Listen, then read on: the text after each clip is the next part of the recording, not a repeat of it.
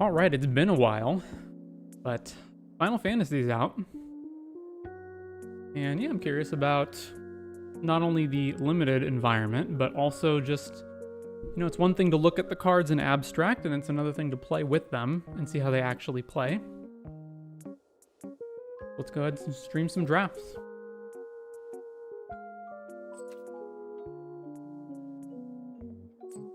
So what do we have? So Azorius is artifacts, Demir is control, Rakdos is aggro, specifically with the Gutter Snipe mages, Gruul's landfall, Selesnya go wide, Orzhov's aristocrats with artifacts and creatures, Izzet is big non-creatures, whatever that means, Bulgari graveyard, Boris equipment, and Simic town ramp. All right then.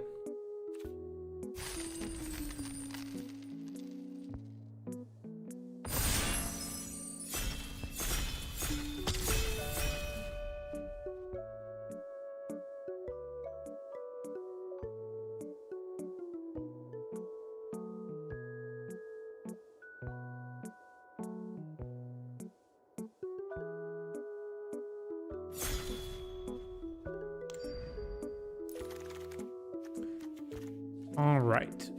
So what is this guy? Unova Ancient Calamity. At the beginning of combat, put a number of counters equal to its power and up to one other target creature. It becomes a mutant whenever mutant you control dies during your turn. You draw cards equal to its power. So it is only a 1/5, but if you get anything that's bigger than it, there's also Primal Garuda, which seems good. This is the first draft I'm doing, by the way, so obviously card evaluations are not going to be great. Whenever enters or attacks, reveal 2. A 8 to flip it into a 7/7. That takes an extra turn. I think the meta still stinks. If you're talking about standard, then yes, that is correct.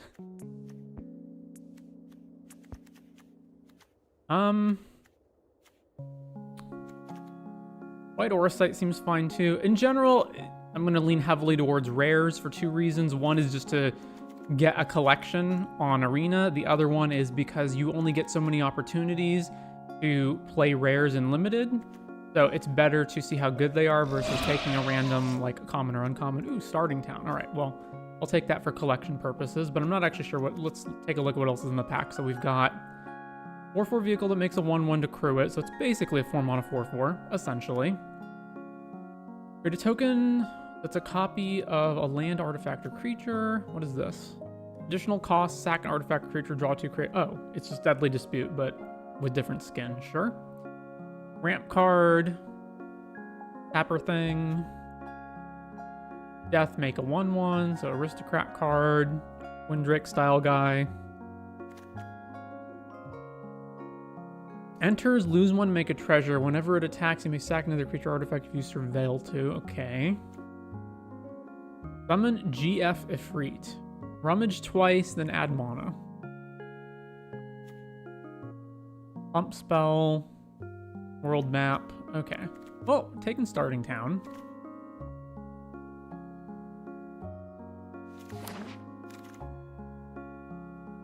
Okay, battle menu. Create a 2/2 or pump toughness or kill something big or gain life. So mostly make a 2/2 or kill something big. Chocobo. Probably decent. And it's in our colors. When attacks deal damage equal to the number of equipped creatures you control the defending player. Capital City. Create 3 1/1s or tap 3 things and stun them, but at sorcery speed. Ice magic. Flying Death Touch, sack another creature, artifact, draw a card. Seems like pretty good if you're in the aristocrat deck. Laughing Mad. I mean, with Beavers, not sure how good this is. And then Blitzball also seems decent. I'm not sure what we're going to go, but I'll just take the green card to stick in colors. Back when Geneva, we were so winning. I don't know, is Geneva much better than I think it is? I guess we'll see. Ramp card, another one of these guys. Lion's Heart. Deal 2 damage to any target, and you can equip it to stuff. Well, that does go with Geneva, because it pumps it. Not our town, in the wrong colors. What is Monk's Fist? +1 and is a monk in addition to its other types. And it has job select, so that's a better pump, question mark, than Lionheart, presumably. What does Magic Pot do? Die, make a treasure, exile target card from a graveyard. Okay, no. Target creature that was dealt damage this turn, exile up to 2 cards from a graveyard. That seems okay. Lion is removal. It is removal. We got the red chocobo thing. What does this do? The 3/3 with reach. Oh. Yeah, I'll take that over the other one. Phoenix down. Saga dude in Selesnya. I do have Starting Town to fix a little. +1 counter on each lore removed. What else is in the pack? Whenever another creature you control enters, this creature gets +1. Summon Fat Chocobo. You create the 2/2 Chocobo token, and then creatures you control gain trample after that. This also gets back Geneva, which is pretty cool. But I think if we're going to take a white card, may as well just take Garnet.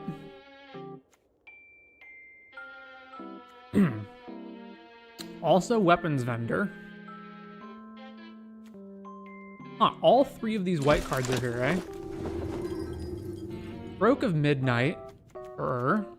What else? Tap guy, and then stuff that's off color. There's a pump spell.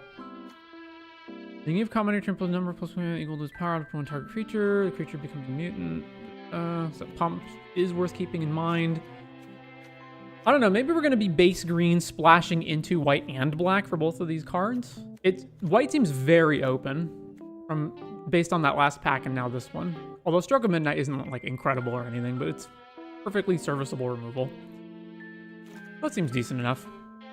Like that. So from the set review that we did, it seems like the main things that we're seeing, at least in terms of price differentials at the moment, are Knights of Round and Yuna became a lot more expensive. Although that, again, could just be like pre-sale, whatnot. Okay, so there's this thing. Other permanents have the ability to tap. I don't really see why that would be useful. There's also White Aura Sight, which is just an O-ring, basically. That also ramps us, I guess. That's fine. There's also this black creature. Although, given where we're at right now, I'm more likely to want to make Geneva the splash.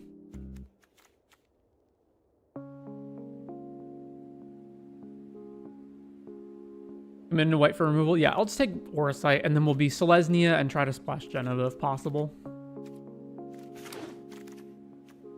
Magitech Infantry gets +1 as long as you control an artifact. Search the library for card in Magitech Infantry. What is this? A Weapons Vendor. For target artifact, enchantment, or creature with flying. What is this? 2/2 Chocobo thing with flashback. All right. This is like the higher upside card if we get a bunch of equipment. It also replaces itself. I'm not sure how good these landfall birds are.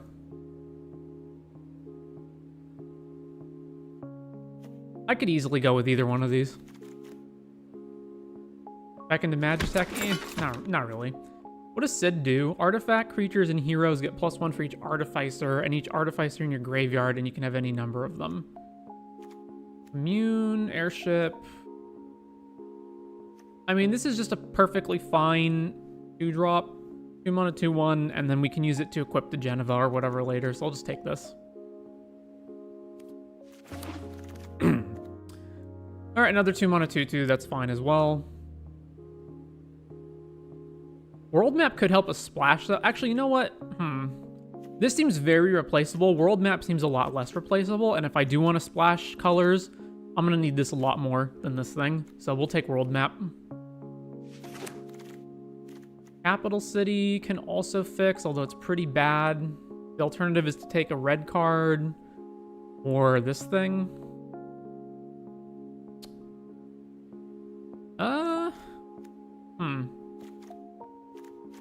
I think it's incredibly unlikely that I play that, so take that. Magic Pot, probably don't want it. +2/+2, if you control 3 more creatures, it gets +4. That is okay. There's also the town to... I'll just take the town to flash if possible. Although I doubt we're going to pick up blue, but, you know, whatever. Ooh, Cloud. And summon Bahamut? Well, getting to 9 seems pretty tough. much more likely that this is going to be useful, especially because like we already have equipment. The 2-mana 2/1 that goes and grabs another card out of our deck.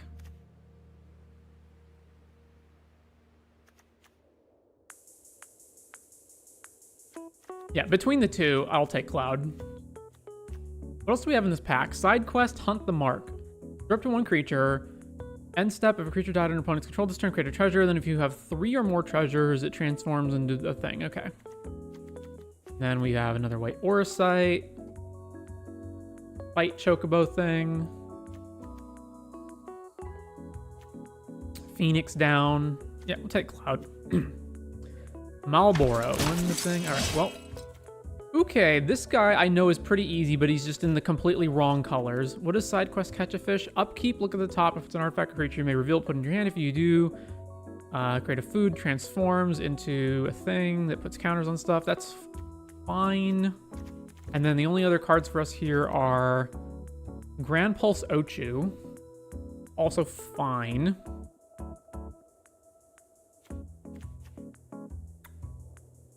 Kind of a Rainbow Land. Alright. What is this guy? Menace, another creature art of... Okay, so aristocrats, dude. Yeah, we'll take side quest catch a fish. This card does seem very good, though. It's just we're not in... Like, it's 2 different splash colors. Like, there's probably no way. Okay, Serapharin.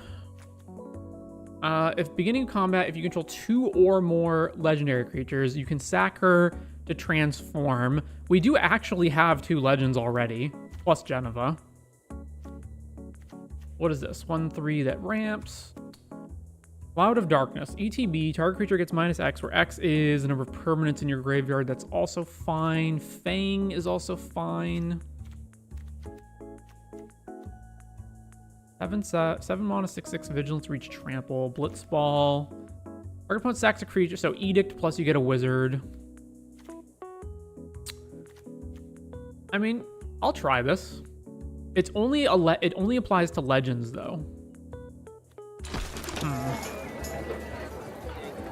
Golbez, clad in darkness. What is this? Whenever another creature dies or oh, it's Sir Conrad. Okay. Torgal is also legend. That's probably better for our colors. It also helps us splash into things. So it's a legend that is cheap. That's in one of our primary colors. Helps us like ramp immediately into Geneva, for example. Limit Break. What is this guy? 3/1/3 Flying Vigilance. As long as you control 2 or more artifacts, this creature gets +2/0. Okay. Emperor of Palamecia. I know I'm obviously not going to take this. I just need to familiarize myself with the cards. Torgal's amazing. Seems pretty good. He applies to humans, right? What is this? Oh, I know this card's great, right? Hexproof Indestructible for 2 mana. It's Hexproof Indestructible, gain 3. And for 5, all your stuff is Hexproof and Indestructible. And you gain 6. So just a really solid combat trick. What is this? Light up the stage. Omega. I could actually splash that. There's another white Auracite. And this is a 4 mana 4. There's a lot of 4 mana 4/4s in this set, aren't there? 7 or more lands gets +2. During my 2 pre-release, normal and 2-headed giant, I opened up literally every single Grixis legend. Kuja was honestly the best one of them. I do imagine it is. Okay. Balthier and Fran. What does this do? Oh, and there's another one over here. Hang on. So I'll just... +1. Vehicles get +1, have vigilance and reach. Whenever a vehicle crewed by him attacks, if it's the first combat phase, you can pay 3 if you do... there's an additional combat. Okay, and then what does this guy do? Enters, you create a 1/1 legend. That actually helps for our legend count. Whenever it attacks another target creature you control, gets +1 for each creature you control. Okay, I mean, there's a lot here. We'll just take this one. Okay, we've got Town Greeter, Instant Ramen. Not taking that. Not taking the Edict. Whenever an artifact you control enters, put a +1 counter. Okay, yeah. So we'll take Town Greeter. I don't know if we have any graveyard synergies at the moment, but it's just a perfectly serviceable 2-drop. Yeah, I don't think we have a single graveyard thing, but that's fine. More of this garbage. What is this guy? The Death Touch dude. We've got Blitzball world map. I don't think we want 2 world maps. Each permanent in your graveyard. That does help slightly. Makes Town Greeter better. I don't know. If we did take another world map, we could splash more stuff, but I think what we have right now is fine. I want to have like a reasonable curve. Phoenix down. 2-1. Flash color card. And another world map. How many non-creatures do I have at the moment? 8. Although one of those is like job select. 2 of those is job select, so that's not exactly accurate. Okay, yeah, that's fine. Another one of these, okay.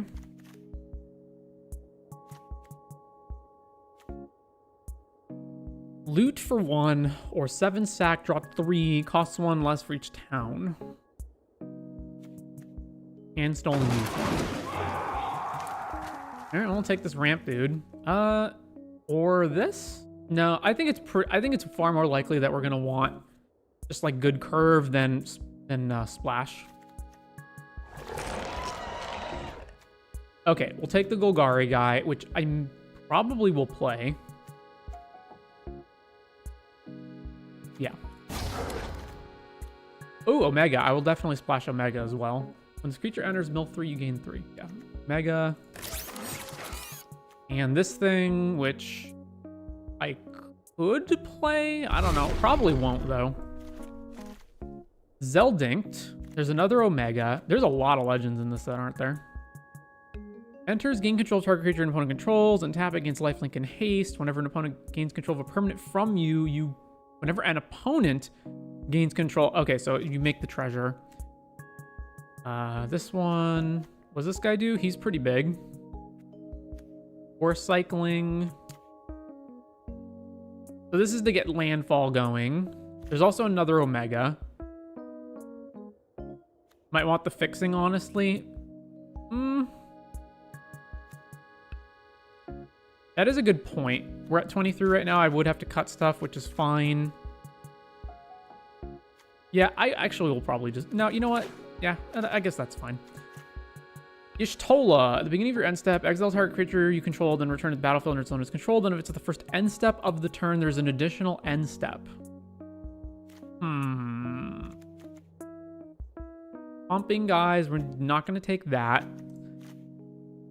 Landfall, whenever land you control enters, put a +1 counter on target creature you control. 7 mana, it becomes a 7/7 permanently. Okay, that's fine. Summon Chocomog is also fine. We don't have any sagas for Garnet yet, do we?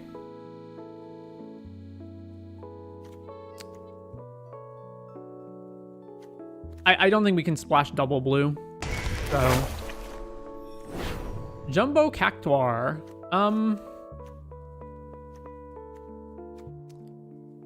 Yeah, not particularly good. What does Dragonlance do? +1/0 and has flying. This is fine. Create a landfall bird with flashback. What is this? The 3/1/1s. Your target non-land permanent. Costs 2 less if it targets a tapped creature. How much actual removal do we have? Because we might just need that.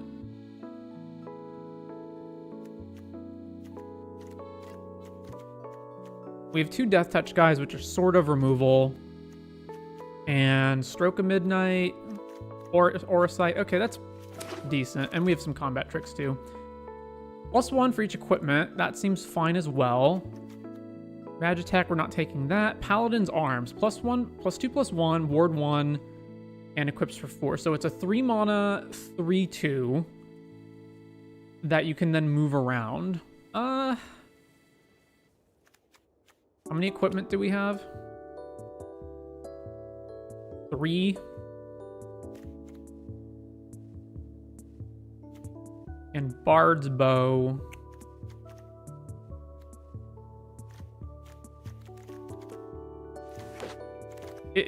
All of those were kind of mid.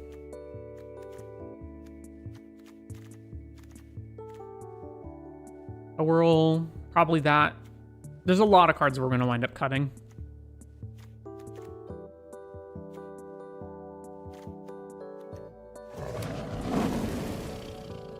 Nyx Bloom Ancient, eh? I don't actually know if that's good. That's actually probably just worse than Omega. One more tokens would be created. You also make a frog. How many things do we have that make tokens? Probably like almost nothing, right? Side quest makes a food. There's some hero cards. I think we just take Omega. Another side quest, catch a fish. There's also white orosite. I mean, these are both ramp. This is removal. This is card advantage.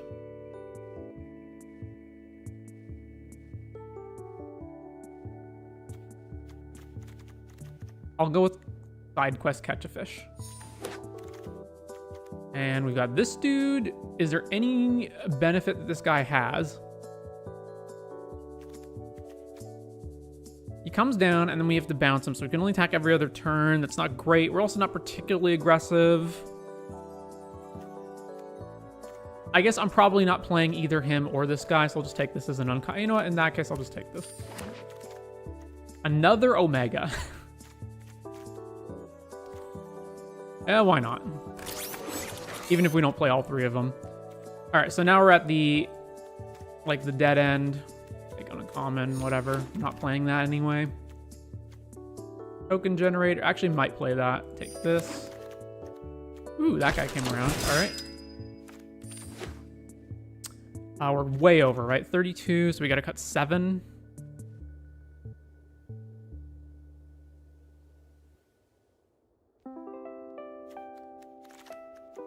All right. We're splashing blue, so we're primarily Selesnya, but we're splashing black for Geneva and blue, and this other guy, Cloud of Darkness, and blue for Omega. Okay, so first of all, this is wrong.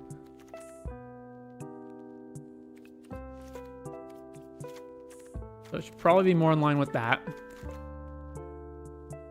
7, 8, 9, 15, 16, 17. And that means we have 7 green, 7 white. Starting town counts as 1 for each. And we've got 1 island and 1 swamp that we can fetch off world map. So that's our lands. It is pretty awkward that we only have basically 8 lands that produce white for like double white for Cloud, but that's okay. I'm not sure how good Omega is. Let's play 2 of them and not all 3. What else do we got to cut? We're 8 over. So, okay. We have 13 non-creatures. However, among those, 4 of them are job select equipment. So it's really more like we have 9.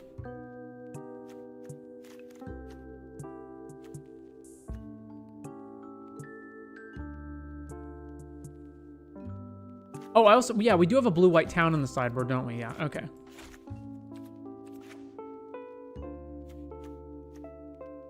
That helps. Although I imagine by the time we get all the way up here, probably not going to be an issue, but still fine. I guess, okay, so what's the likelihood that by the time we get here, we will have either naturally drawn our island or found world map to go find it? I'm not sure. Also, Torgold produces blue. Okay. We can easily cut this one of this guy at least, and then Phoenix Down might go. You're paying 3 to get something back, which if it's like Geneva, that seems pretty good, but the rest of our creatures are not so great to get back. This also gets back artifact. No, it's just creatures. We can easily cut the airship. That can go. How many legends do we have? We've got Adalbert, Cloud, Orgel, Garnet, and Geneva. So we've got 5 other legends. Oh, and Renoa. And Omega, but that's super expensive. Although if we can flip this, it does make Omega cheaper.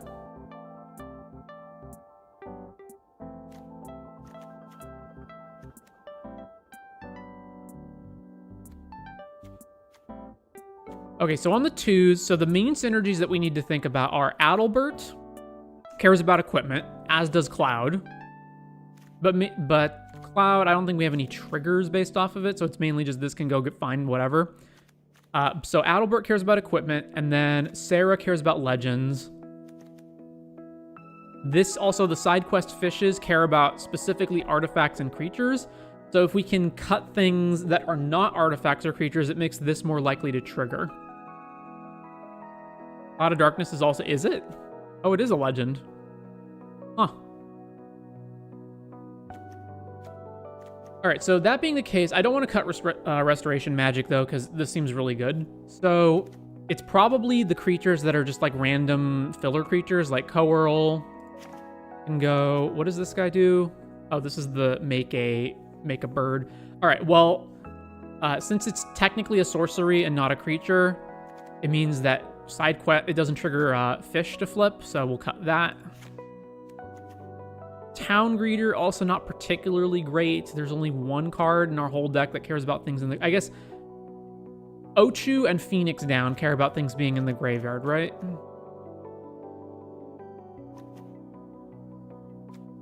And Monk's Fist is also pretty mediocre. However, it also is an equipment for Adalbert. It's an equipment for Geneva to make it bigger. So, but it is like the worst equipment that we have. I am kind of disappointed that I only picked up a single Saga for Garnet. That's okay. Remove a lore counter for each number of Sagas. Put a +1 counter on Garnet for each lore counter removed. 4 over right now. I could cut another Ochu because we've got plenty of creatures. I could also cut... I'm actually probably going to do...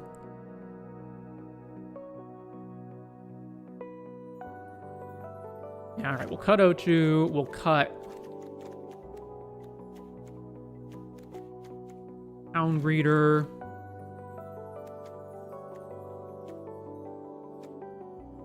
We got 2 Bard's Bows, Monk Fist, and Dragoon's Lance. Those are our equipment. Foresight.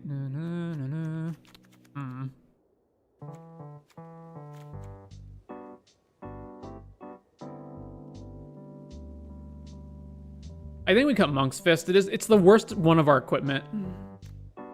It also isn't a good curve with Adalbert because we want to play Adalbert and then an equipment. Could also cut Weapons Vendor. So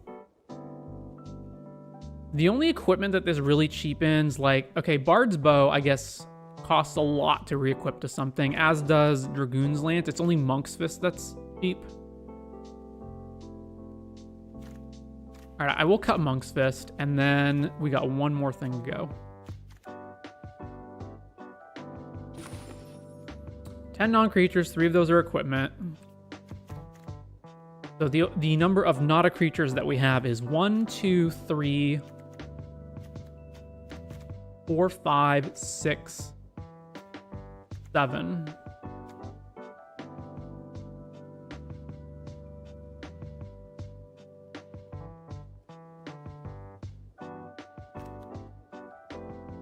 Other creatures get +1/+0.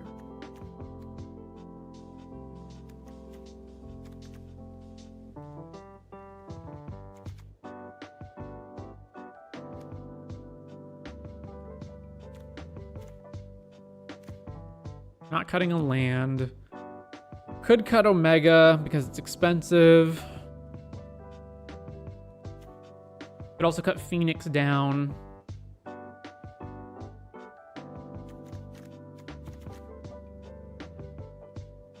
How many skeletons, spirits, or zombies are even in this set?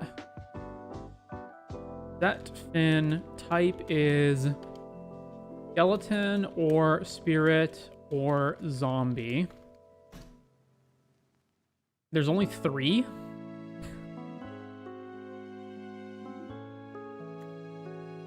Skeleton, spirit, zombie. There's Exdeath, Gutrub Forayer, and Seymour Flux. So this second ability basically just doesn't come up in limited, so it's how badly do you want this effect?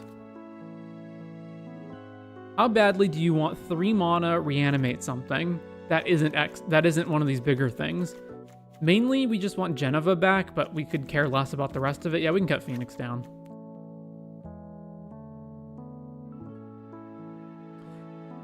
So the total number of things that do not trigger side quests to catch a fish to flip are all of our lands, and then we have 2 instants and 3 enchantments, which also don't count, but it wouldn't count itself. So assuming you have it in play, then that's basically 2, 4, 21. So it's a little worse than a 50-50 shot that it flips every turn. And it doesn't need to flip immediately, so as long as you get it to flip eventually, that's fine. This is probably like secretly not actually a 3-drop. Because you never want to play like 3 mana catch a fish, and then if it doesn't flip next turn, you've done nothing. But regardless, this seems fine. We're at 17 lands, right? Yeah, okay. If this deck is bad anywhere, I would assume it's in one of 2 ways. Either the format is a lot grindier than I expect, in which case 3 Omegas is fine, or it's a lot faster, in which case I should switch to like the Death Touch guys and more 2-drops. But this seems fine. Let's go with this.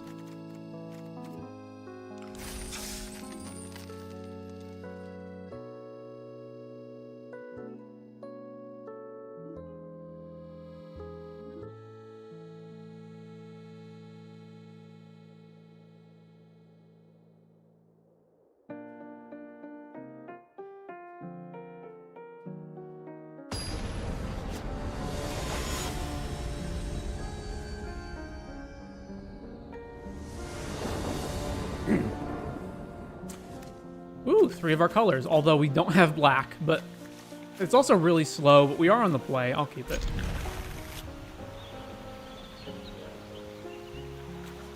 You get the card, right? You may reveal it and put it in your hand. Okay, so we're probably playing Catch a Fish first, unless we need to block really badly. All right, well, Bard's Bow is an actual creature, so that's coming out next.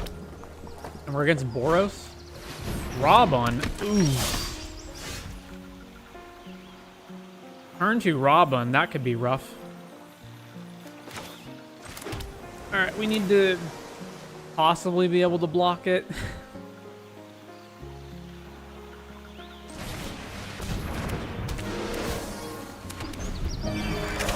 Alright, are we screwed?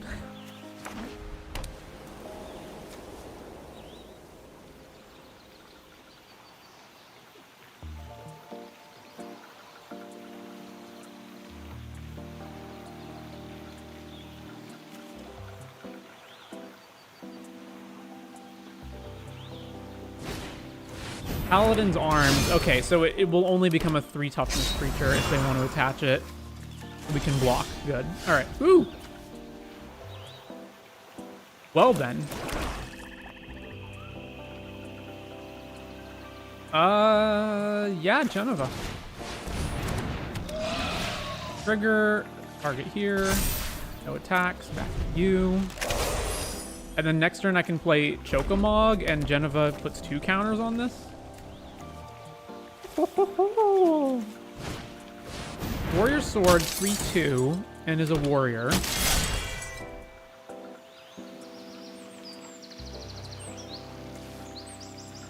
if they move this over, it's a 4 toughness, and we can still block and kill it.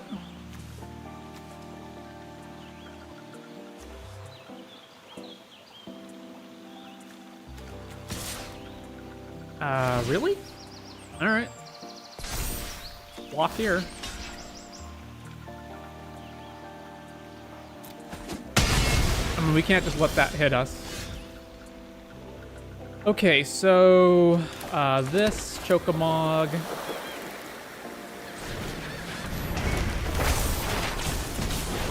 Trigger, counters here, even though this is going to die later, but what can you do? Am I attacking? Because I'm not blocking with it, probably. That's fine. We can probably just win the long game. The next turn I can play Catch a Fish plus Garnet, and then we can keep Chocomog around forever, and we can make Garnet enormous.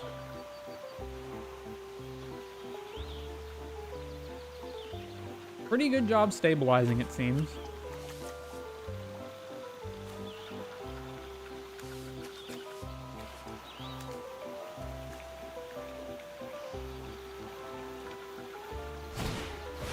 Magitech armor, okay.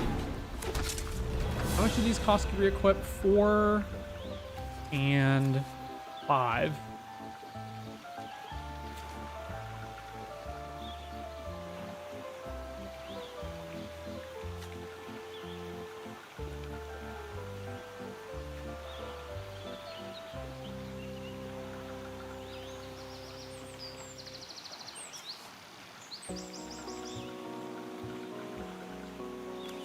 I mean, he just doesn't have any good attacks, so you should really just pass. Yeah, alright. Trigger.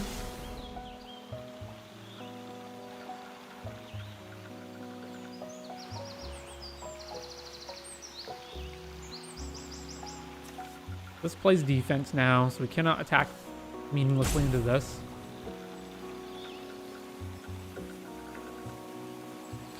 So our turn is going to be Garnet, catch a fish. Geneva triggers, put 2 counters on Garnet. It becomes a 4/4 with lifelink. And then after that, the following turn, it's going to become a 7/6 with lifelink and remove a counter from Chocomog.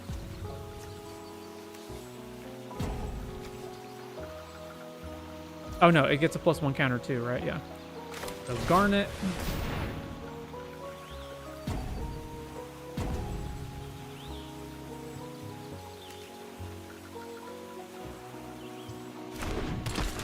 Play catch a fish.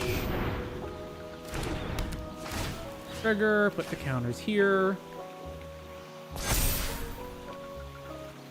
Attacks. 5, then 2 counters, 7, then remove a counter, so it's an 8/7 next turn, which means they could multi-block to kill it, but that's pretty bad for them. Magitech Infantry. Queen, what is this? Queen Brawn. Prowess, whenever it attacks, you make a black wizard. Okay. Catch a fish. What are we getting?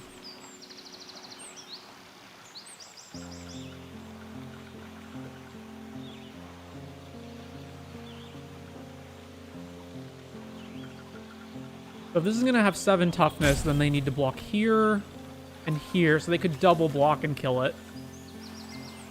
But what can we do? If we wait, then this is going to run out of counters.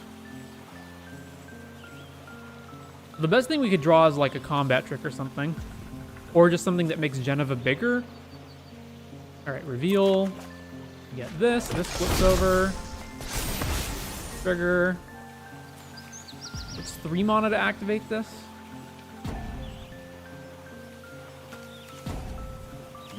Put a counter on each creature you control. Okay. I could also just straight up play Omega and tap this guy down, and then, 3, 4, 5, 6, 7, 8. They'd have to triple block Garnet.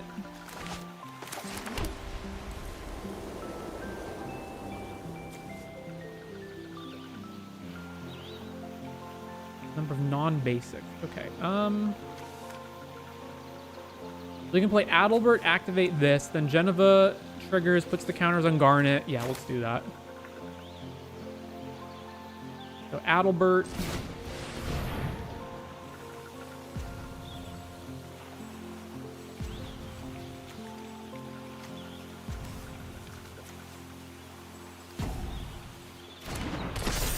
Then activate this.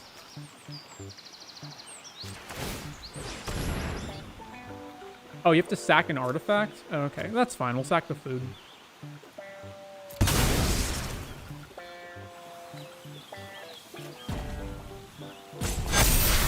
Counters. Geneva puts the things here. Then we swing here. Trigger. Move the counter from this. Now it's a 10-9. So they have to triple block it and lose a bunch of guys on their board, and then we're still in great shape. Block, block, And then block with Magitech, presumably. Yep. All right.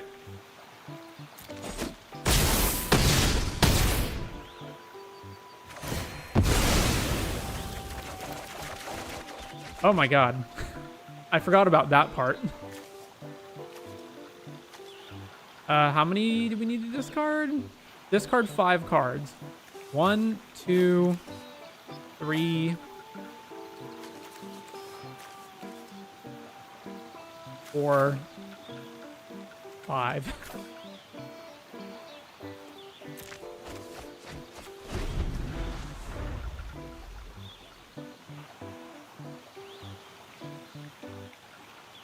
This is my first time drafting the set, so I will forget a lot of these abilities. Is Chocomog a mutant? No, Geneva makes the thing a mutant when you target it. Chocomog is... Oh, it is a mutant. Yeah. Oh, no, it just makes it... Whatever it targets, it makes a mutant permanently. So it doesn't run out at the end of turn. So yeah, they're pretty fucked, because now we're going to go land Omega, tap your biggest blocker. Watch out so you don't deck yourself. Yeah, I'm at 16 cards.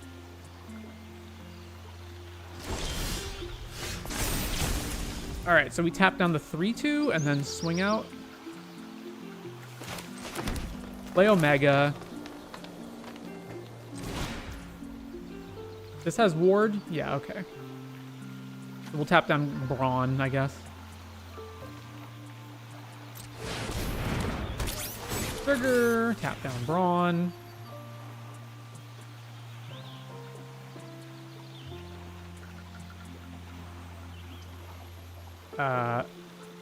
Isn't that it? Tap up to 1? Yeah. Submit. Go to combat.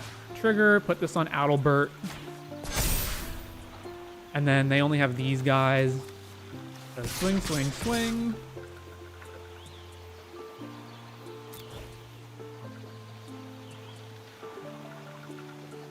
They can't even kill any of our guys in combat based on what they have on their board.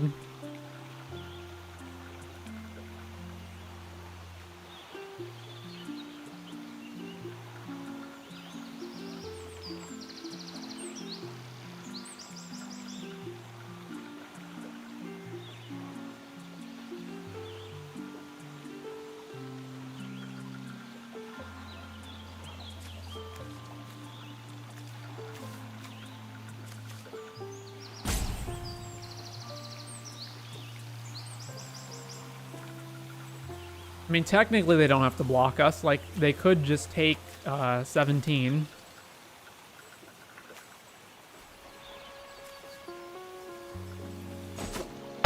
Yep.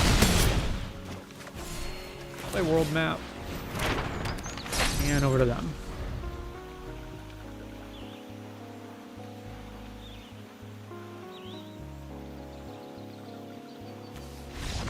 Mm-hmm. All right, so that went pretty well.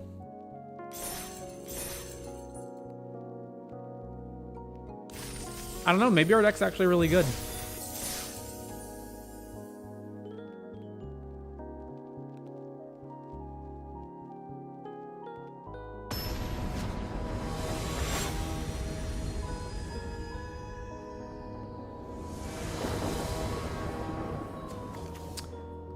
We don't have green, however, we do have 3 out of our 4 colors, and we've got stuff to play as well, so this is okay.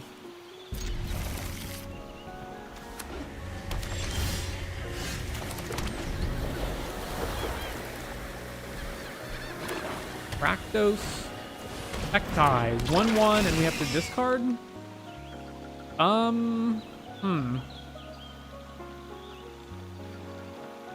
I guess I just discard the card I can't play.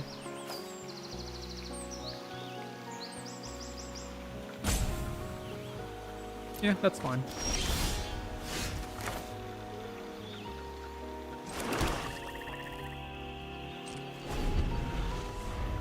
Where can I get this game? This is Magic the Gathering Arena.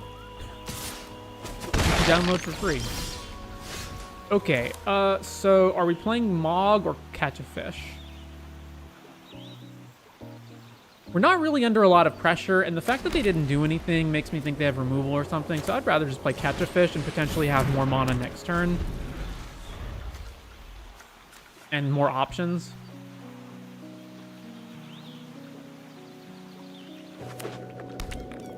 Blue from Crossroads Village. They still haven't done anything. All right, reveal that.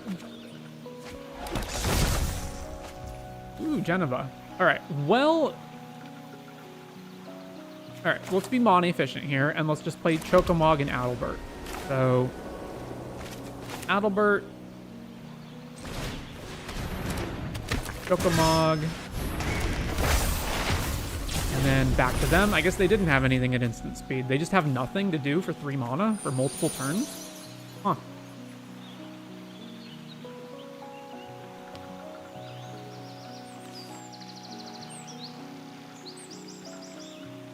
It's so weird that these have legendary names, but they're not legendary. Lock Coal. Death Touch Lifelink. Whenever it deals combat, loot. So we have to trade. Actually, we don't have to trade because... Oh, I know. I don't have green mana. Right. So I can indestructible whatever they block with.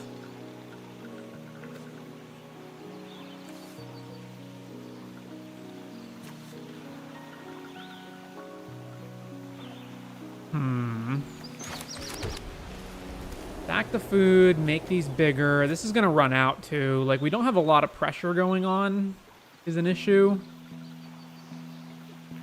I think I just attack... No, if I just attack with this and they just block with Heck Dies, that's the issue, right? So this costs 5 total to save both of them. All right, let's just go to combat, swing, and then if they go block here, we just save both of them. Block there, but they're not doing anything else. All right, well...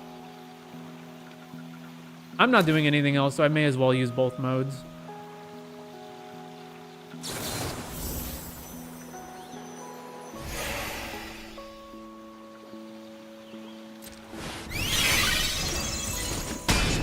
All right. Well, we're at 27. They do get a loot in.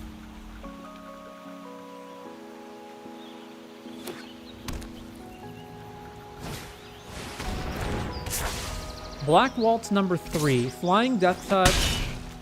Whenever you cast a non-creature, it deals 2 damage to each opponent.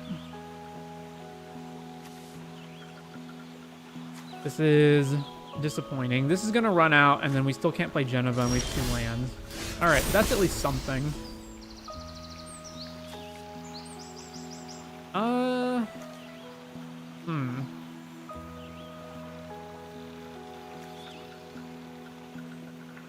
We go Dragoon's Lance, then activate this and attack. Yeah, that's fine. What'd they discard? Oh.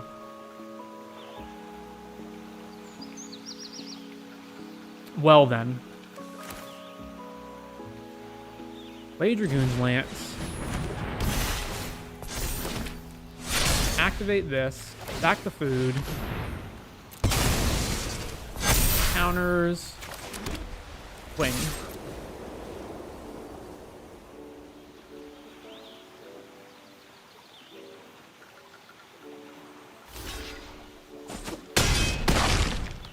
Alright, so trade, take some damage. The problem is, like, all of our guys, like, this is going to run out, and then we just don't have anything going for us.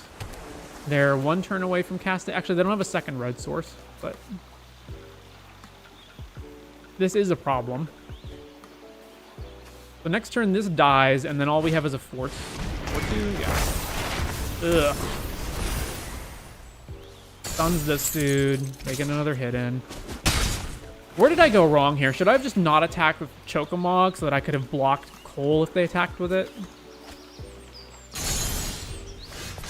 Well, we finally drew green. Finally. Probably way too late. The 5 toughness creature, so it will actually survive Nibble. Oh, wait, no. Does the creature deal the damage? The creature deals the damage, so the Death Touch will kill our guys. Well, we just can't beat that if they do it, so whatever.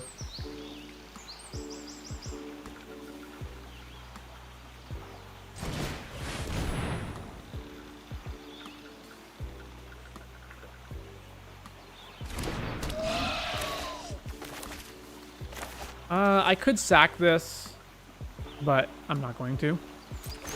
Trigger, put it here. I think we're gonna lose. Oh yeah, and then this stuns this.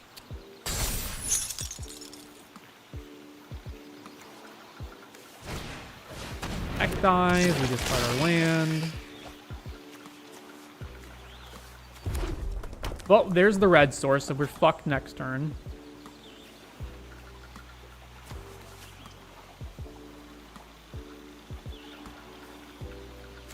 Oh boy. Yeah, I don't see a way for us out of this. I'd have to draw a removal for Lock Hole. I guess if we draw Aura Sight, we could exile Lock Hole.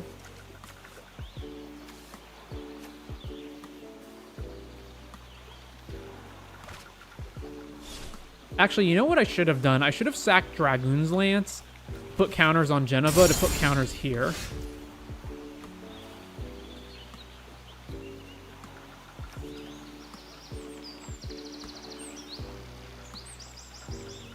The problem is next turn they just cast this and we lose all of our guys, so... I guess I just get in as much damage as possible right now. Now they're at 19. There's no way we can win this. I guess I just don't do that. Yeah, all right, combat. Put the counter here.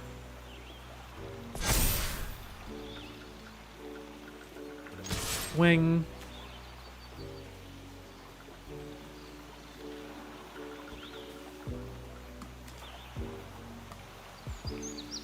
I guess I could have just not attacked to not give them an extra card, maybe. I don't know. I can't imagine we're getting out of this game. What would I have to do? I'd have to draw like runner Omegas.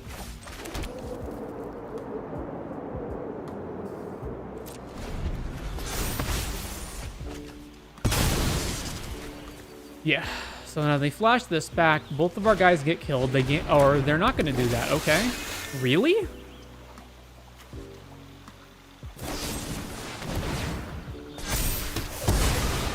Oh, there goes Geneva anyway. Now they can just keep this in their back pocket if I do get out of hand. They're not going to attack with Lock Hole. Why the fuck not? Can I tap down? No, I can't tap down lands, darn. Well, I kind of have to force them to do it, right? Maybe because non-creature spell for this 4 mana was spent on it. Put a +1 counter on this creature. It can't be blocked. All right, combat, swing, play Omega.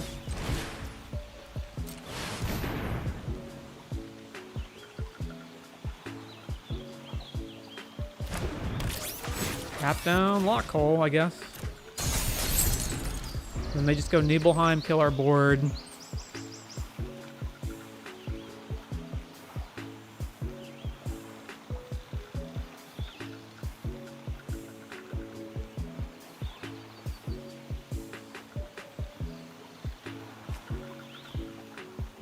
Library for Mountain, put it in your hand, create a Chocobo token, sure.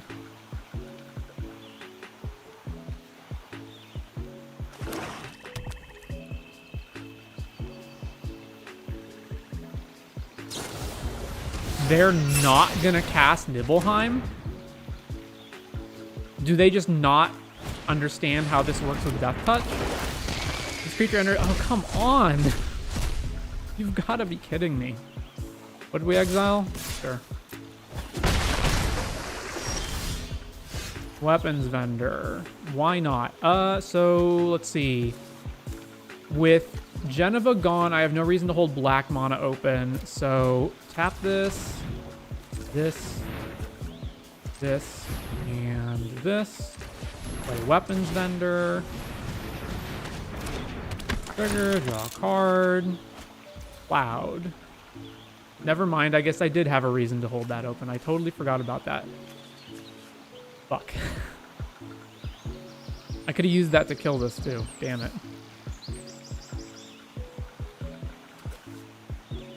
Well, go to combat, not using this. Swing. I guess I'll do this next turn. The 3/3.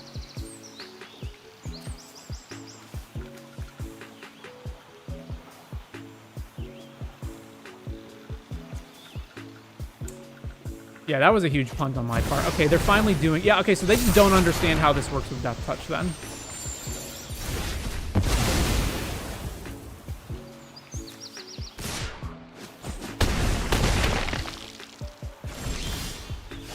Ooh, Bard's Bow. Oh, I can't play both of them in the same turn, though. This is 4 to equip, so it's...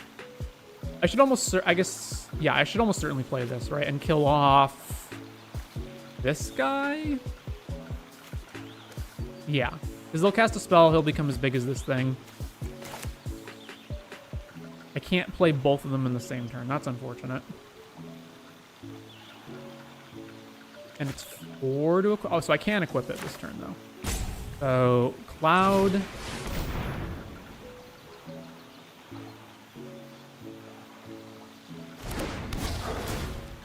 Kill this dude, and then equip here. Can't believe you're drafting this set. Have you accepted Universes Beyond? No, I think Universes Beyond is a terrible thing, and I've gone beyond. So my original thought process of it was originally like, I don't mind stuff like Lord of the Rings or whatever that's like, you know, in the same kind of fantasy vein, and that the stuff that's annoying and eye-rolling is the, like, you know, My Little Pony, SpongeBob, like the stuff that's just completely off track. What does this do? Tap it. Doesn't untap, and its activated abilities can't be activated. F. But now I see any Universes Beyond product as, even if any individual one of them is fine, in quotes, it props up the entire ecosystem of Universes Beyond. So accepting one of them means accepting all of them. What does this guy do? Add blue or red. Spend it only on non-creatures. Whenever you cast non-creature, if at least 4 was spent on it, this gets +1 counter. And then if it has 3 or more counters, transform it. Okay. Well, that sucks. Okay, we play this guy, and then we've got to move this in order to just block Malboro.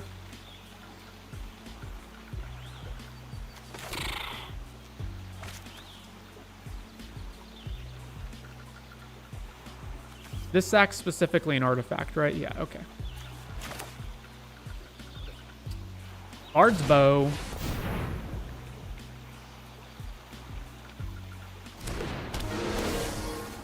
Make the guy, move it over here. Play this. I agree, yeah. That's the problem, is it's me and a lot of other people, at least me in the past, have looked at it as, oh, well, who cares about, you know, Lord of the Rings? Like, Lord of the Rings is a popular IP. It's like, you know, it's a good thing to add. It's Magic adjacent-ish. Like, you could imagine this being one of the planes in the multiverse of Magic. But when you accept one, you have to accept all of them. Oh, for God's sake. Oh, we're going to die, right? He just plays another non-creature. And then we take lethal. Yeah. Man, I thought I did a pretty good job of recovering from that. I guess no. So, if I'd played this correctly, would that have fixed anything? So I could have tapped out for Cloud of Darkness on one turn, and that would have meant that I could have killed something one turn faster. I don't think it would have changed anything in the end, but I did screw up.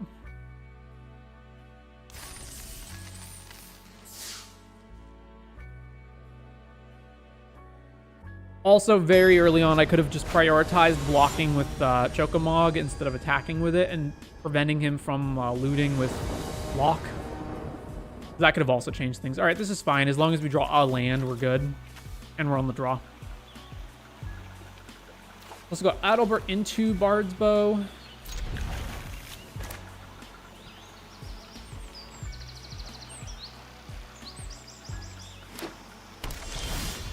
All right, we did draw a land. Play Adalbert.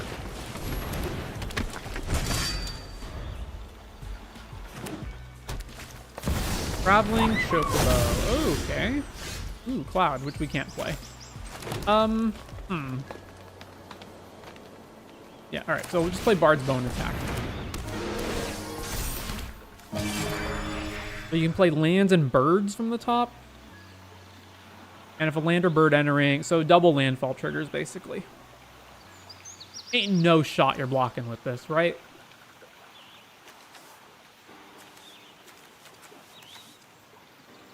I mean, I would take that. I would absolutely take that trade, but there's no shot, right? Yeah, okay.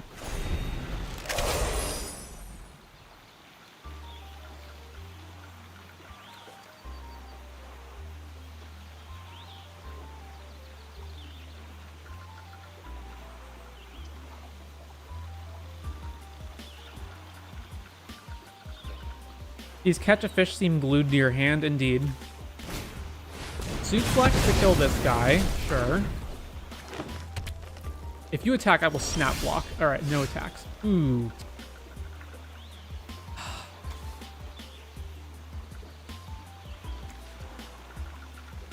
I probably do have to force. I don't imagine I can sit here.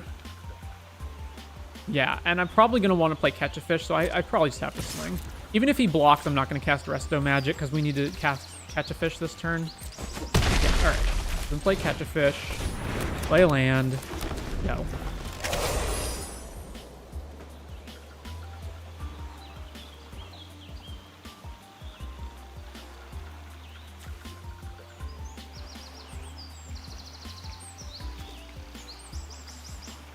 So right now, the card advantage is on his side by being able to play lands off the top. So I need to pressure him.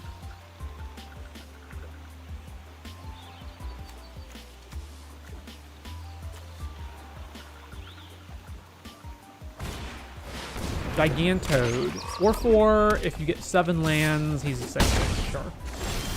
Trigger. Alright. Well, that kind of sucks. Oh well.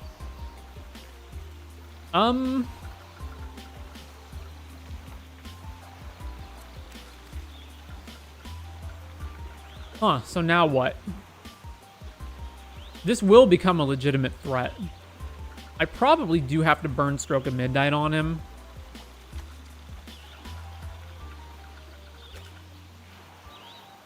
So the only question is, do I want to keep attack? Do I want to do it now and keep attacking?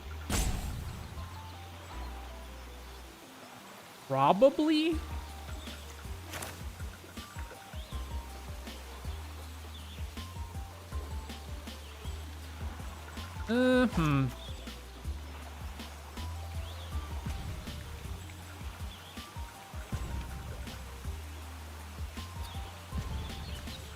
You know what? I'll pass. I don't feel like I'm in a position right now to actually pressure him enough to make that matter. I would think I would rather just block the Chocobo, potentially, if they attack with it, or just, like, make it so that they don't want to attack with the Chocobo, and then I'll just broke this. Rydia. Whenever a land you control enters, you may rummage. X tapped. Return target saga with Mono Valley X from your river to the battlefield with finality on it, which they don't have. That's fine. And then this double triggers it. Man, I might want to just kill this, actually, but... discards this guy, sure.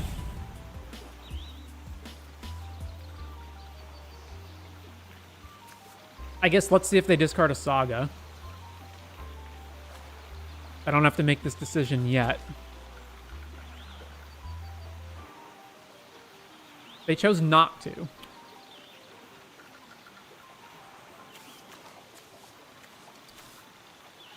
That's pretty good synergy. I imagine this is attacking me now. Yeah, alright.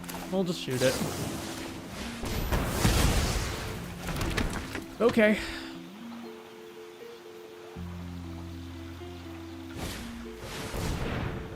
And yeah. Man, these are just not triggering. And we drew a fucking forest. God damn it, man. Okay, so... oh, and they can flash this back? Jeez.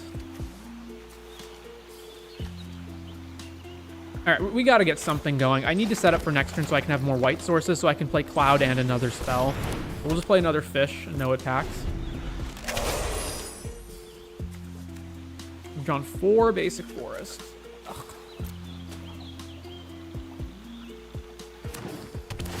Landfall triggers. This thing triggers as well. Discarded Finn the Fangbearer and didn't discard again, even though they put a land in their hand. Duplex, 4, 7, 8, 9. What does this do? Are we joking? Are you fucking kidding me? Okay.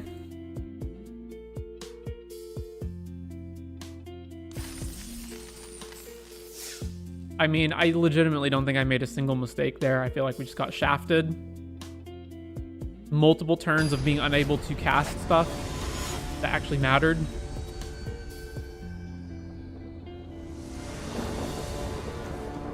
Okay. Oh, right. So we have no green. We have all of our other colors in no green, and we have 3 green cards in our hand, and 2 of those are 7 drops. All right, mulligan. Okay, good enough. Keep. What am I binning? Man, we're going to have to take a bunch of damage here. We're probably winning off of Omega, so let's put Dragoon's Lance back. Although that's really helpful with Omega. Yeah, okay, unfortunate. Let's just put this back. All right, starting town, go. And we'll play Torgal. So this is humans count? I actually don't know how many creatures in our... Well, okay, we'll play that after Torgal. So, land, Torgal, take the damage. The next turn we go Gubu plus Cloud, or no, I go Cloud plus... Oh, they have their own Torgal. All right. So we play Cloud. Does this have any other relevant abilities? No, okay. Play this, play Cloud. It's your first human. Grabbing...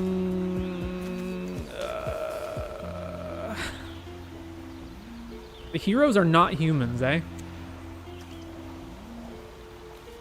I probably want the Lance. Let's grab the Lance, and then let's play Gobu.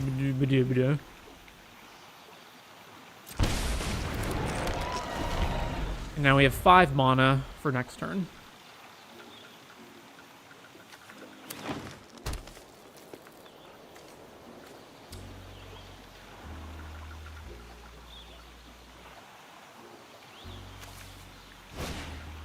Garnet. Sure. And this thing.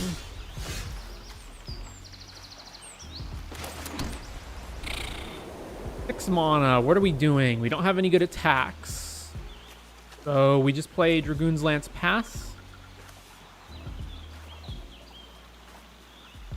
And then we can only cast one side of this. Sucks. Because we can't cast the tier 3 mode. But we can't just not put things into play. I'm assuming I'm going to use Cloud to block this if they attack with it. Although I doubt they will.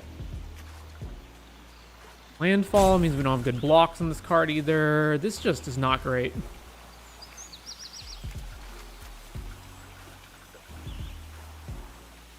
Alright, play... Dragoon's Lance.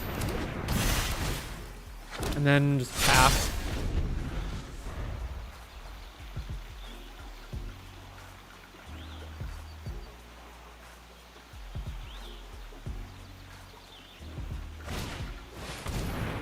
Make another Chocobo, sure. Landfall, Summon Fenrir.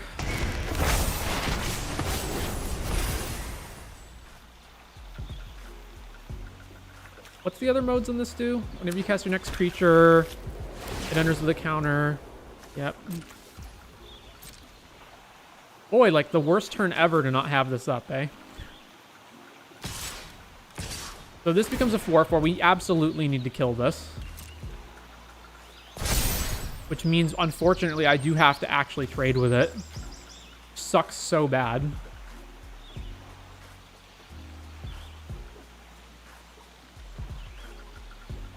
Oh, okay, so what are we doing? We're going... This block's here, these 2 block here. They prioritize Cloud or Gubo first? I don't know.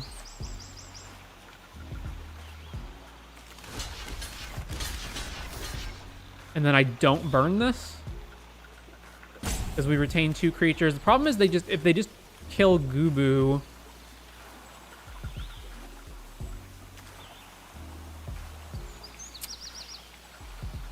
I think I just don't burn the trick yet. Yeah. Just not burn the trick yet.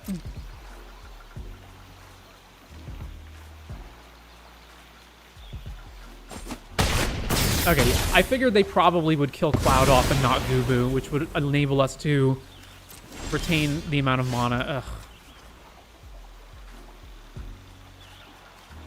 Alright, so we got Omega next turn. So this turn we need to hold up. We need to have Resto Magic to save both of our guys in combat. Alright. And then next turn we can play Omega. So it's the next creature enters with counters on it, and then draw a card if you control a creature with the greatest power, or tied.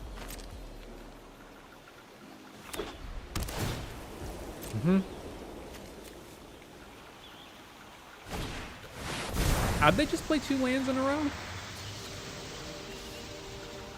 Oh, because they removed the counter off of it last turn, right? Okay. They're just going to swing with that. Well, I don't think I can wait.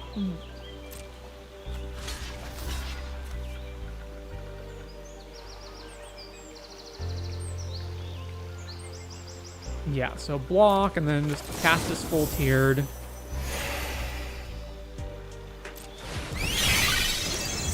Gain as much life. So kill that off. Ooh, alright, yeah. So this taps down Fenrir, like who cares? I guess we just tap down Torgal, right?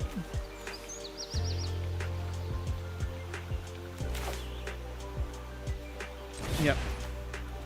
Auto pay. Keep Torgal tapped. +1 counters coming up next. Zidane. You've got to be kidding. Are you fucking kidding me? 8, 10, what are we doing? Oh, and a tapper so that he's useless outside of this turn. Oh my god, alright.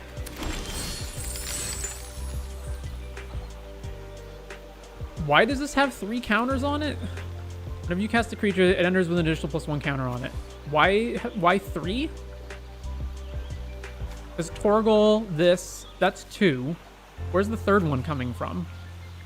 Oh, for each dog or wolf, not just one of itself. And Fenrir's a wolf. Holy shit, man.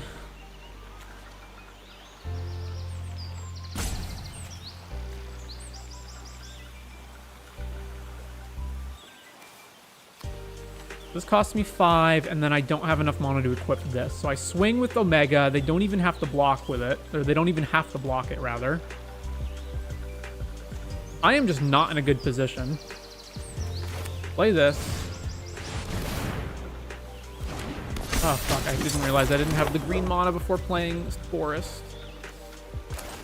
Meaning I tapped this guy down. Yeah, there's just no reason to attack. We're just so far behind them.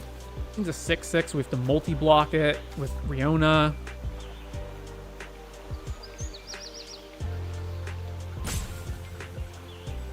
Yeah, no attacks. Draw a card if you control the creature with the greatest power, which they don't. Oh, come on! Just non-stop, constantly has whatever they need every turn.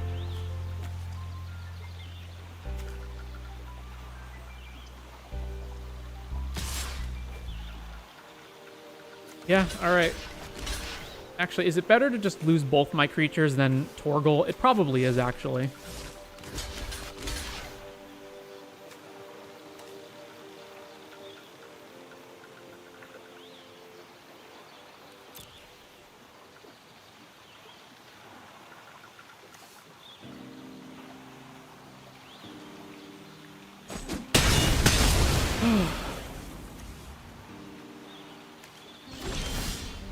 And we're drawing nothing. All right, move this over here. Yep, taps it down. Sure. Go.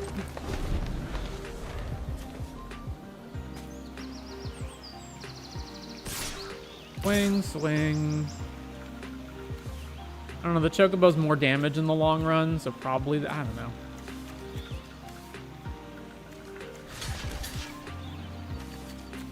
I mean, if I just never find another creature to deal with, block the Chocobo.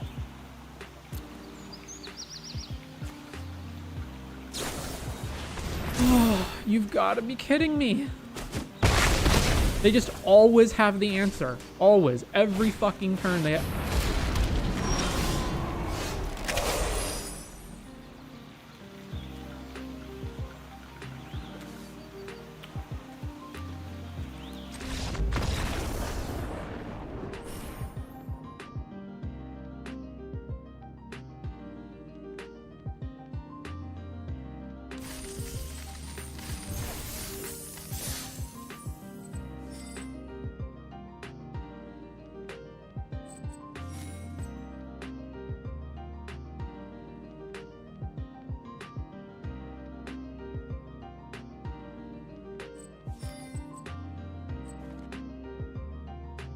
All right, so this format sucks. No, so that was only one, obviously. We could have, it just could be, you know, RNG bullshit.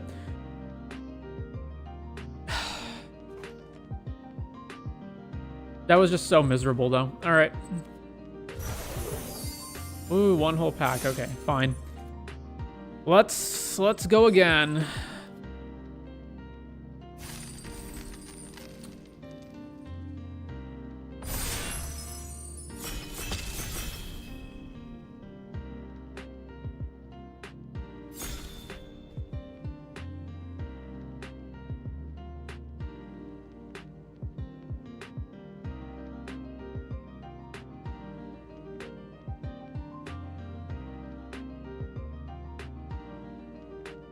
You know, there's this concept in airlines where they will intentionally make regular airline seat, like regular airplane seats, annoying on purpose. But, you know, you think the idea is, well, they're trying to save as much money on room and whatever as possible, and that is true. But there is also a concept where they will intentionally make the experience of flying annoying for people so that it incentivizes them to upgrade to a first class ticket, right? And but you can't make it too annoying or else people won't fly. So they try to make it just annoying enough to incentivize people to upgrade their ticket to a more expensive ticket, but without dissuading more people to just not fly at all. And I feel like that's kind of just what Magic is, but how the gameplay works as opposed to anything else. Where that first draft was just fucking miserable. We had just multiple matches where couldn't cast anything or like couldn't cast anything relevant, just had cards stuck in our hand, constantly drawing lands. Opponents always have whatever answer they need. But it's the kind of thing, it's like, well, but that's the game you bought the ticket to. Like, and if you're not going to accept it, then you need to stop playing. All right, so Summon Primal Odin was obviously the first pick here. So what's the second pick? Fenrir can help us get here. It's also another Saga. What's the black card? Aristocrats type card. There's the town ramp thing. Make a 3/3, then if the spell was cast from a graveyard, put 2 counters on it. Okay, yeah, it's fine. Ice Flan. Enters, tap a thing, stun it. I mean, yeah, we'll just take Fenrir, right? This thing, I guess, also technically ramps you as well. And filters through cards. But between the two of them, I think I would rather just have Fenrir. It more immediately ramps you. It also can draw a card on the last mode.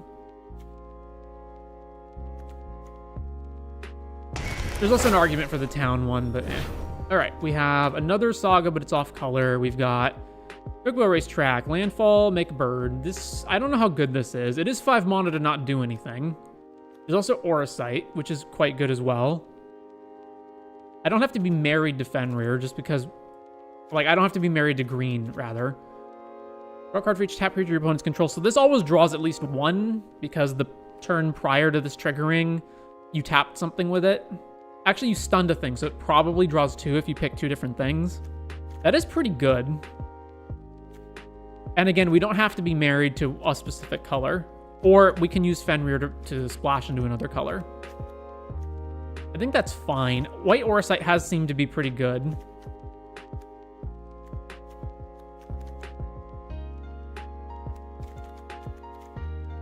Yeah, we'll take Shiva. Alright, Reno and Rude. Deal combat damage to a player. Exile the top card of the player's library. Then be second another creature artifact. When you do, you can play the exiled card. And what else do we have? Clash of the Acons. Target creature, you control fight something, or remove a lore counter from a saga, or put a lore counter on a saga. That's whatever. Paladin's Arms. Whenever this attacks, untap an attacker. It's a 2-mana 2/1, okay. So pseudo-vigilance, basically.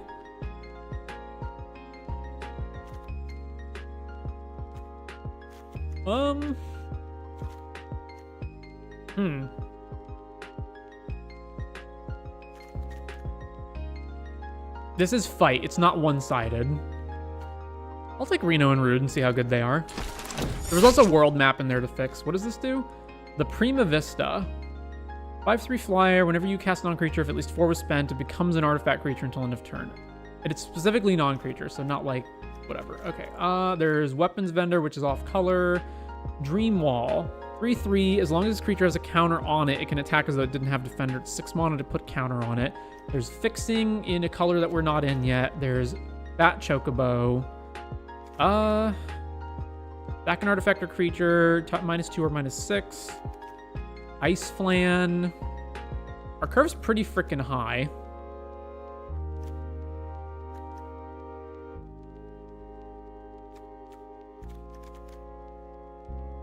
I don't know. I really debated between those. Okay, another this dude. Looter. Blue-red creature. That's probably too late to take this. Another off-color duel. Chocobo Kick. Target creature you control deals damage equals power target creature an opponent controls. This spell was kicked. It deals twice that much. Kicking is bouncing a land. That is actually removal. What does this do? Another creature enters +1. Fight On. Return 2 creatures from your graveyard to your hand. That's actually pretty good with sagas. There's also Black Mage's Rod. But you have to cast non-creatures.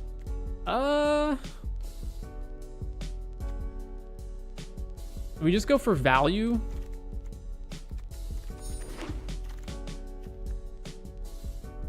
Create a 3/3. Malboro. Each opponent discards, loses 2, exiles 3 cards. It is 6 mana. It is also swamp cycling if we're missing black. Choose one. Something that was dealt damage. 3 mana 3/2. I like that this gets flashback, so it's 2 creatures in 1. The first one's whatever. 4 mana 3/3 is pretty bad though.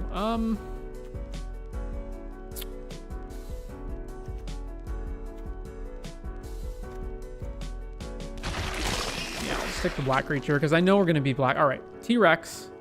It's good. It has forest cycling, kind of thing we need. 7 or more lands, it gets +3/0. That's all. This creature's also fine, but I think we're probably going to be Golgari. I also would much rather have this card over this card. Another world map here, eh?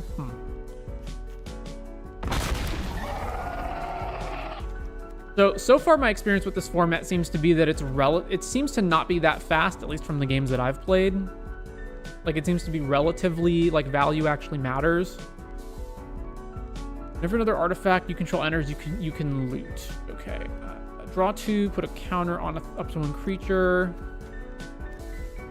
What does this do? When this creature dies, make a treasure. Let's just take the Death Toucher, because it allows us to survive for longer. Okay. There's a dual land. Probably want that. There is also Travel the World, but...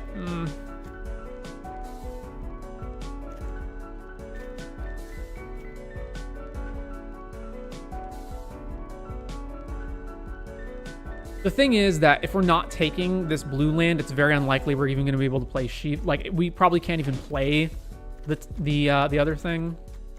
What does this one do? Mill 2, then you may sack a land. Hang on. Mill 2, then you may sack a land. When you do, return another permanent from your graveyard to your hand. Okay, I would rather just take the Death Toucher to survive. Yeah, I think what we're shaping up for is a bigger value deck. So if we can take these cheaper, like these trade with stuff cards, then that's good. What does this do? Another big thing. Or this card, that's fine. I guess the prevalence of summon creatures and job select equipment means that this is much better than it normally would be. Both of these wheeled from the pack, eh? I think Ice Flan is the better one of these. It's also island cycling, which will help cast our blue spells. I'm probably not going to play this, but we'll take it. Summon Girlfriend Cerberus. Probably can't take that. So what else do we have? Create 2 2/2s. If the spell's cast from your graveyard, instead create X of those tokens, where X is the number of creatures in your graveyard. Okay, that seems pretty good. What is this? Then the Fang Bearer. This horse shit. Card's also really good.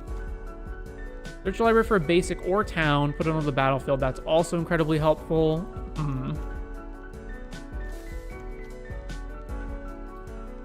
Flash Narcolepsy.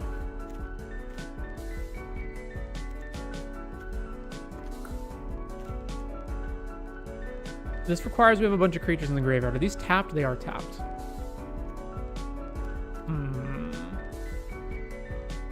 These are all really good. I think I would rather take the ramp spell because it's more likely that I will one of the two of those cards than the ramp spell. And also we can just find a bunch of expensive good stuff. Astrologian's Planisphere. Whenever you cast non-creature, it gets, or draw the third card. So cast non-creature gets +1 counter. Probably can't cast this early. What does this side quest do? Whenever this enchantment enters, draw 3, ditch 2. Then if there's 8 or more cards in your graveyard, it transforms into a vehicle, which is fine. Oh, it's 4 mana though?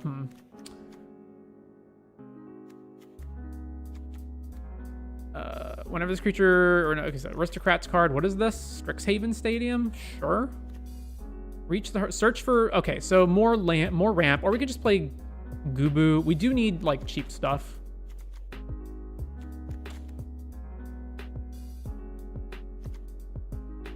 I think I would rather have ramp and early, like, good blockers into big, expensive stuff.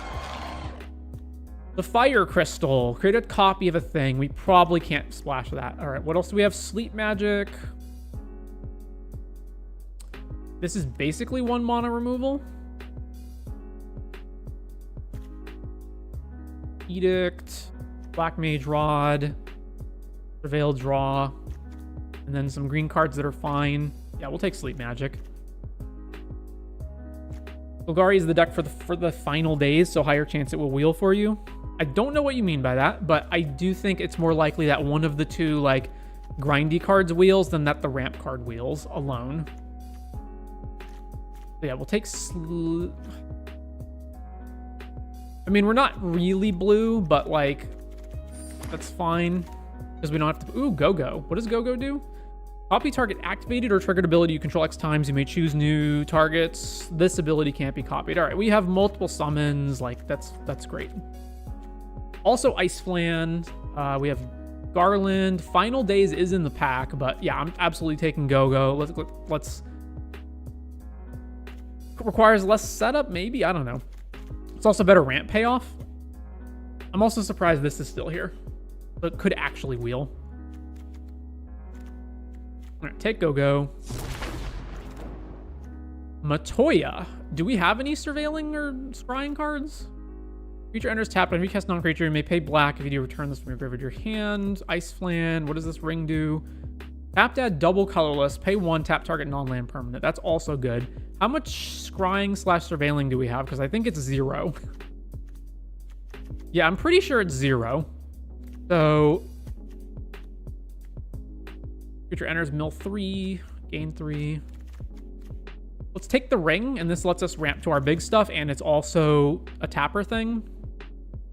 Target non-land permanent. Yeah, all right, take the ring.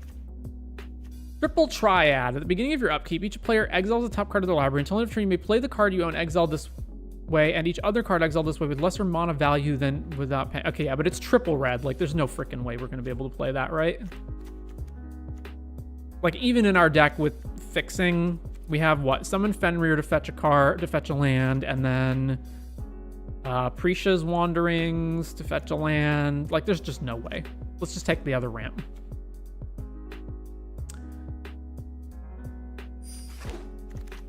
Okay, Memories Returning. That's a great ramp payoff because it lets us draw a bunch of cards. Yeah.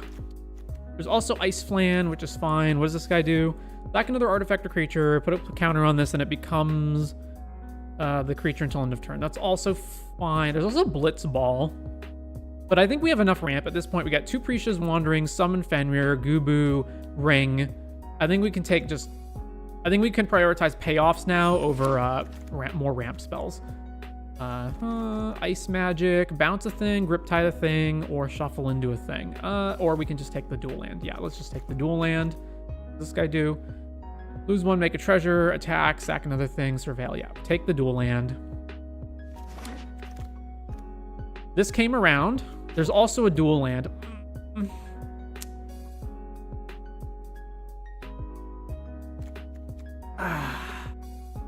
I don't feel like we're going to be winning with +3s. Turning 2 permanents is fine. Yeah, it's pretty close. I'll take this one. All right, Strixhaven Stadium. This only produces colorless, right? Put a +1 counter on this artifact. Whenever another creature deals combat damage to you, remove a point counter whenever creature... What happens if you get 10, they lose? Yeah, that's not happening. So yeah, I guess we just take Black Mage's Rod. Have a cheaper early thing. All right, here's another Black Mage's Rod. Sure.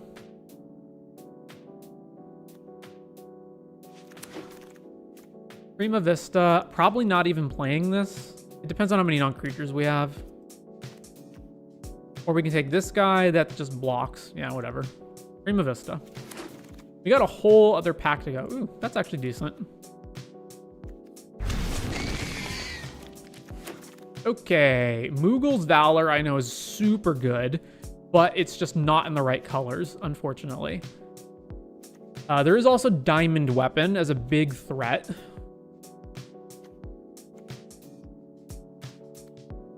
Return target creature, so this is a reanimation spell. Then we've got more ramp and Aura Sight. While I can prioritize payoffs, I do not think I can prioritize payoffs of any color. Especially this being double white. If it was a single white, I would take it.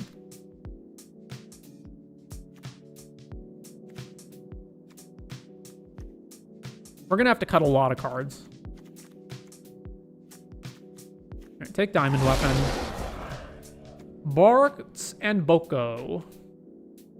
Each other bird deals damage. Okay, I don't think we have a single other bird.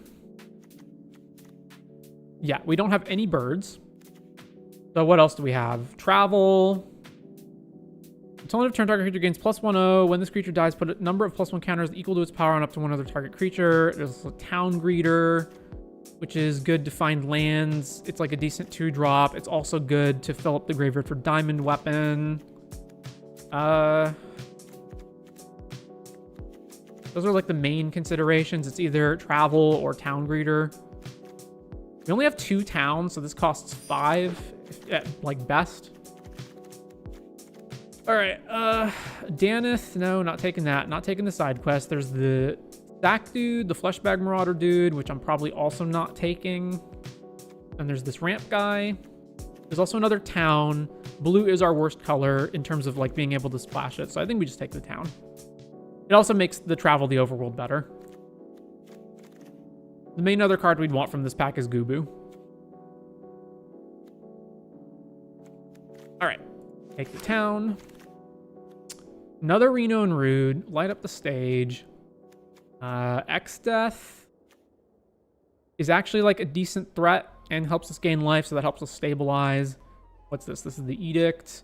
And then there's the Landfall Bird, which is also decent. But between those, I think I would take X-Death.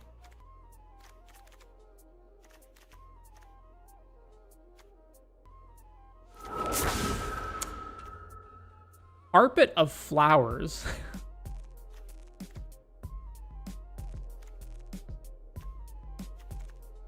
Okay, well, we'll never main deck this, and we're playing a best of one format at the moment, so this is basically useless.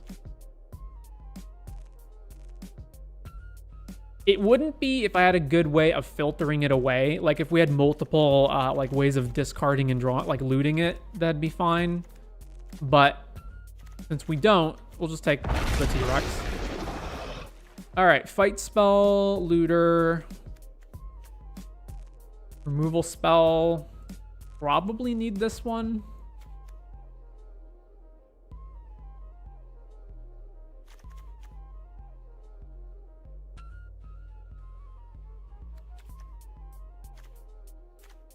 Or this one, because it cycles.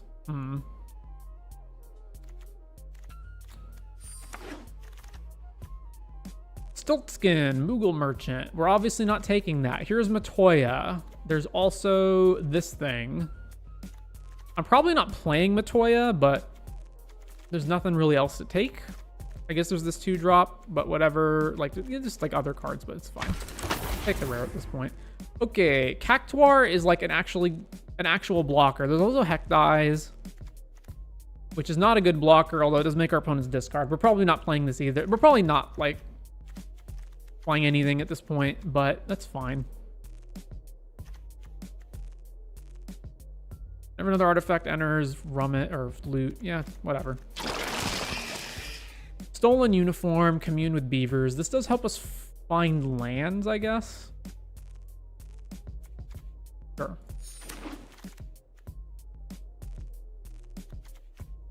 Dreams of Laguna.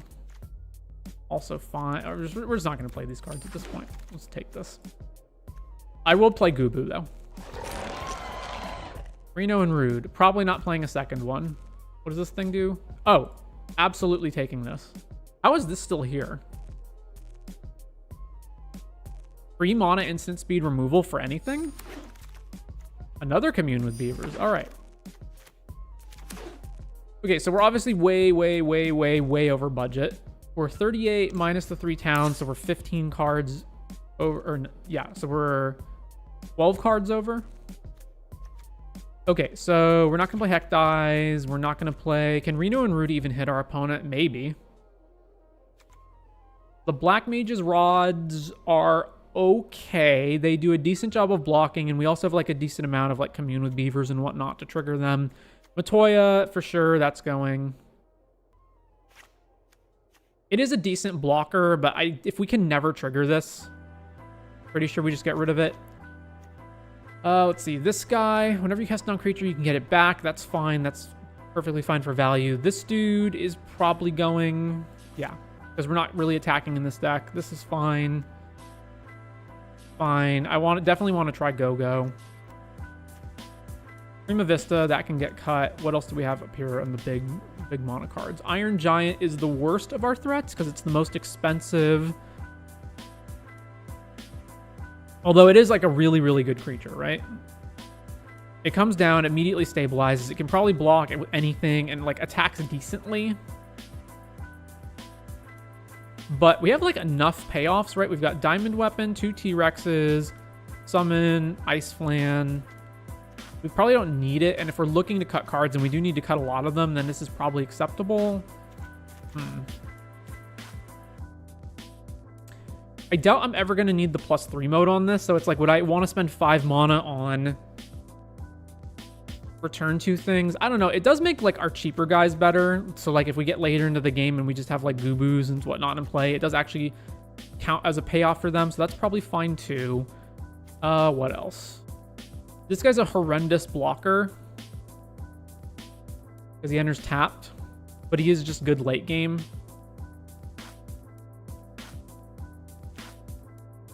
These guys get better in multiples. We have 17 lands, right? Yeah, okay. So 8 cuts. That's a lot of cuts.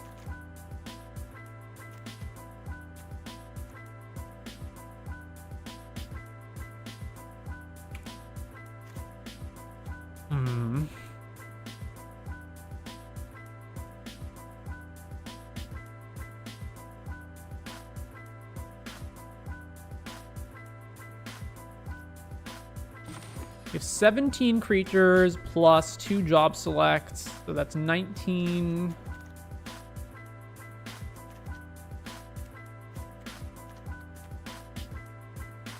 Yeah, all right, we just got to cut things, so...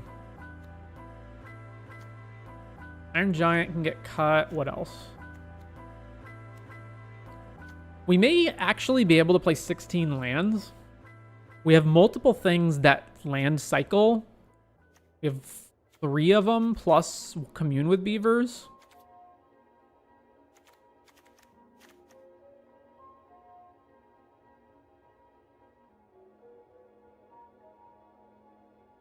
If that's the case, we only need to cut 6 cards. That's still a lot of cards.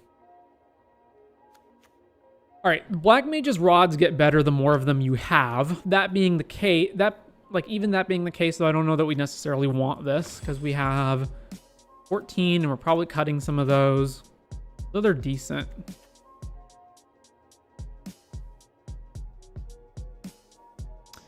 You have to, so you don't get the thing for free. This isn't like a Ragavan. You actually do have to sack stuff. And we kind of don't want to... I mean, I guess like the job selects represent 2 different things that we can sack to them, but then we have to keep Black Mage's Rod in the deck.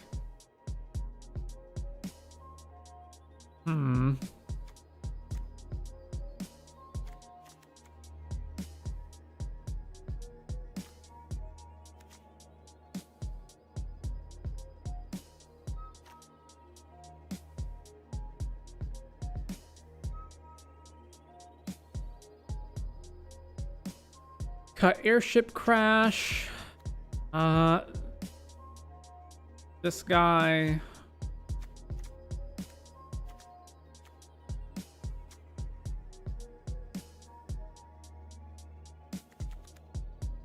Probably Reno and Rude and a Rod.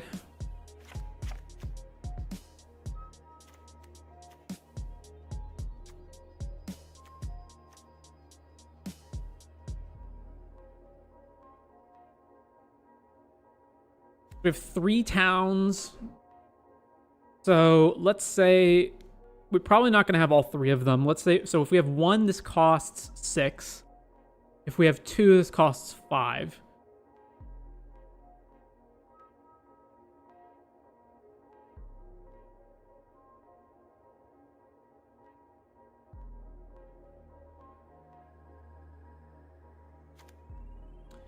If I go down to 16 lands, what's my actual count? All right, so I don't need blue until turn 3. So blue's obviously the least important.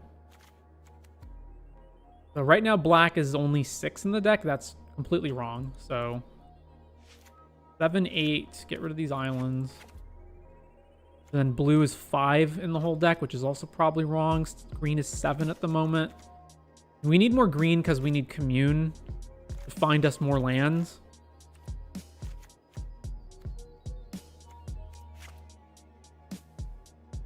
I don't like not having the second island, though, because that means, let's say we're missing 2 islands, which we need for memories and summon Shiva and whatnot, and we have basic land searching. I want to be able to find the second basic island, so probably something like this. So that means we have 7 black sources, 8 green sources, and 5 blue sources. You do have 2 Precious Wandering, so you having the towns is a bit higher. You are right. Yeah, so finding the towns is easier.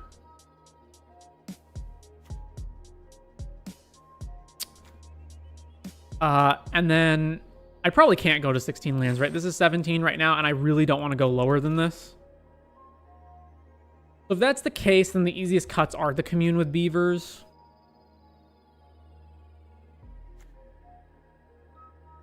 Let's see. I don't know. Black Mage's Rod's probably just not very good in this deck.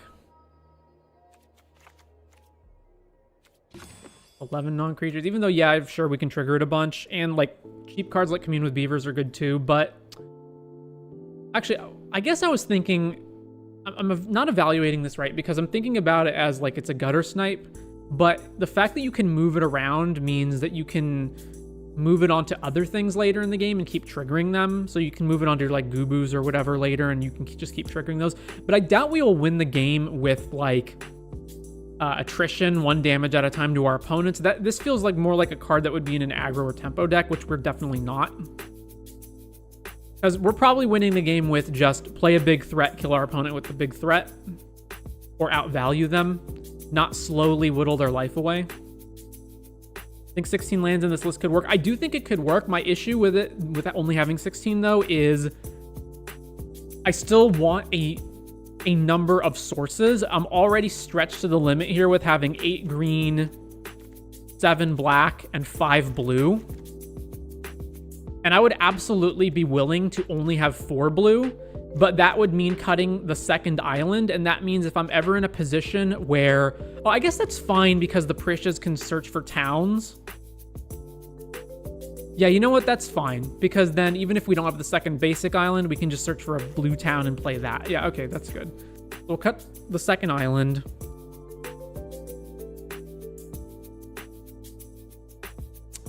And then we need one more cut.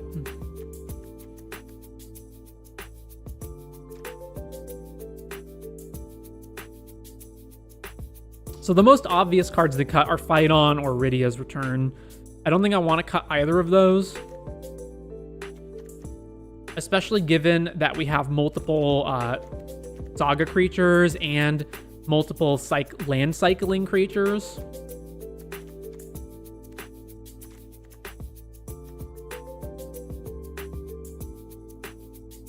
What are the odds that these brick, by the way? We have 17 lands. Actually, so what can they not hit?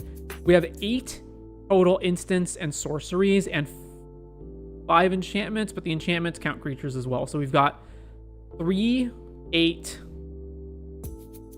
plus so auras, just like sleep magic. So there's 1, 2, 3.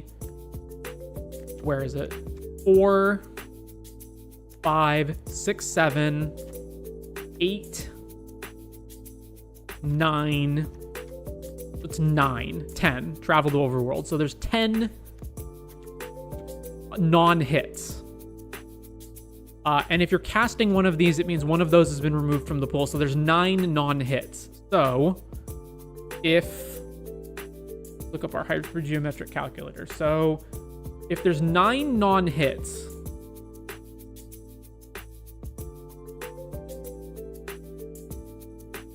Oh, they changed the way how this works, eh? Okay. We've got our 40 card deck. We've got, I guess so, we have 9 non-hits, which means we have 31 hits. We're going to see 3 cards. However, that's not exactly accurate because it doesn't take into account what we've already drawn. So, for example, if we're even playing Commune with Beavers, it means we have at least 1 land in play.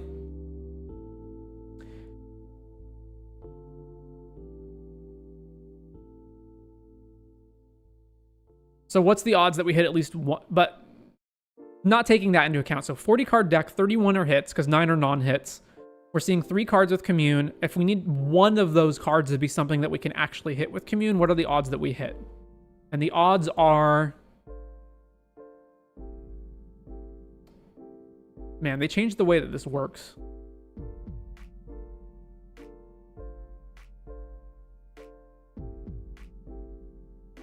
Now it's harder to read. Is this true? 12%? That does not seem correct.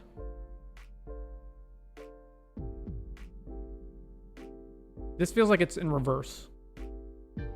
Number of success in population 31, sample size 3. That would mean that it's flipped. That would mean it's 88% to hit.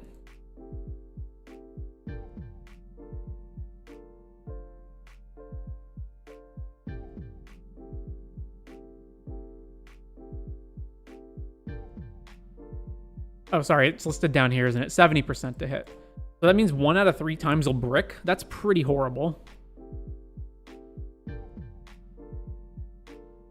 You don't have protections for your big beaters, so you need a way to get them back once they're removed. I took that and also just the number of things we're going to naturally be putting in the graveyard anyway. But I guess, what do we have as far as removal goes? We've got Sleep Magic, Stuck in Summoner's Sanctum. The Death Touchers are sort of removal. Ring of Lucy is also kind of removal.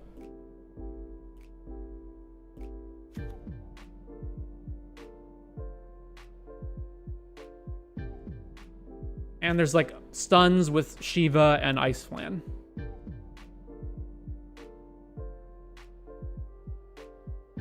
So one more thing has to be cut, and we can't cut a land because we're at 16 already. So the most obvious cards to cut at this point are either Fight On, Rydia's Return, Travel / Memories Returning, or Go-Go. Go-Go's a decent blocker. How many things does this trigger off of? So you're copying the ability, right? Triggered, activated, or triggered ability. So X can't be 0. Yeah, okay. So you can't double your mana. You can double tap. You can, or I guess not just double, you can multiply. You can multiplicatively tap, probably not paying more than this or this because it's so expensive.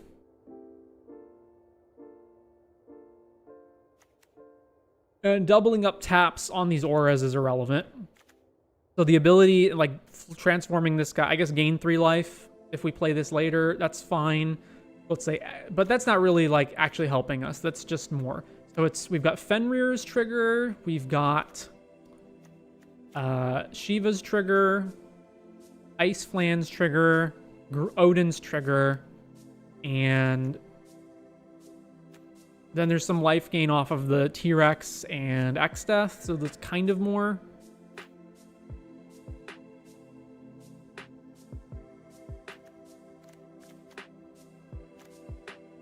I think that's still fine. I at least want to test it, if nothing else. All right, what's the cut? This is 4 mana, draw 3, basically. And this is 5 to 6 mana, draw 4.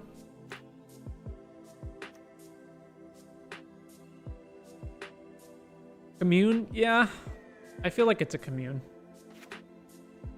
But then the problem is cutting commune is like, then you have less lands, basically, effectively.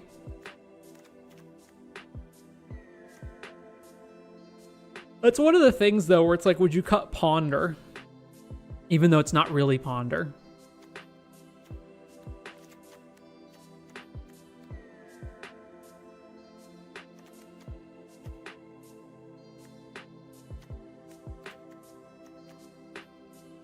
Ring jumps is from 4 to 6, which means we can immediately play all these threats. And it's pseudo removal.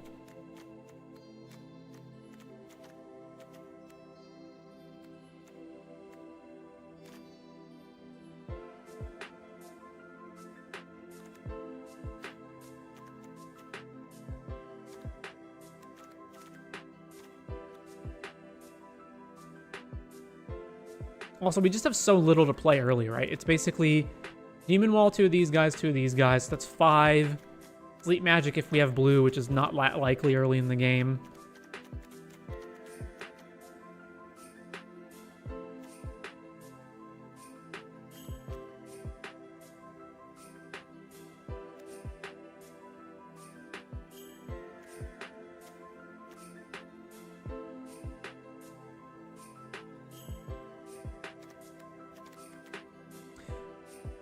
I really don't want to cut anything.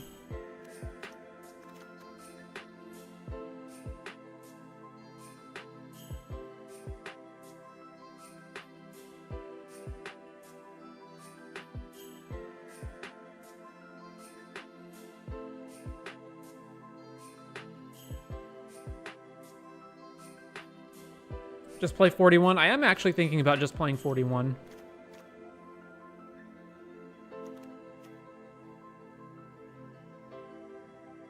With 16 lands, but with 2 communes. What's our actual color breakdown? Like, how many black cards do we actually have? Demon Wall, so 1, 2, which we don't, this is not really a 3-drop. So 1, 2, like, you don't need to play this. 1, 2, maybe we can go, yeah, 1 less swamp, 1 more forests, that we're always hitting commune with beavers and ramp spells. Yeah, that seems better.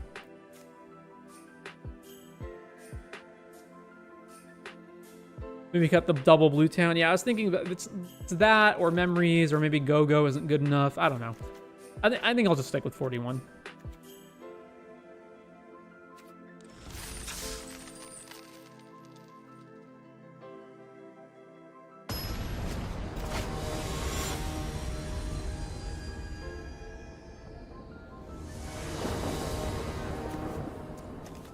Okay, well, we've got all of our colors. Seems decent.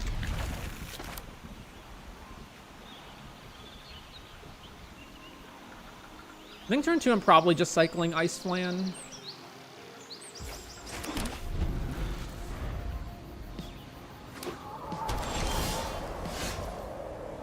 I'm really surprised that these guys are basic land cycling instead of just like town cyclers.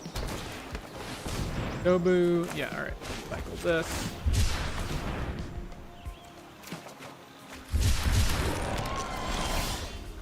I could tap this to stop them from ramping, but I don't, that's fine, well, whatever. You can ramp.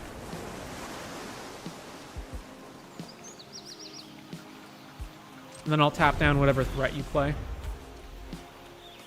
then we play Ring. And then what?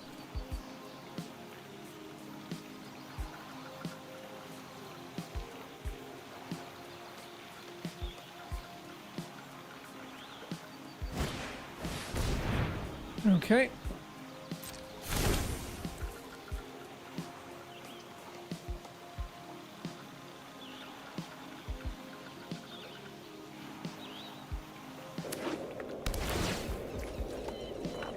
Oh, you're missing land. Well, no, you're not missing lands. Am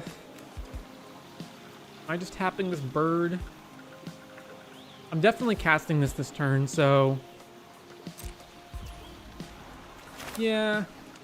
I don't value this 3/2 bird that much, I guess. Let's tap this guy. Why not?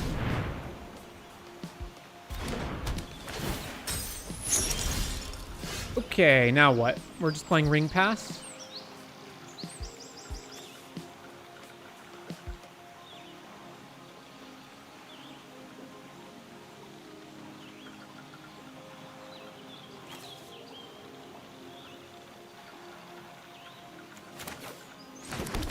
Yeah, Ring Pass.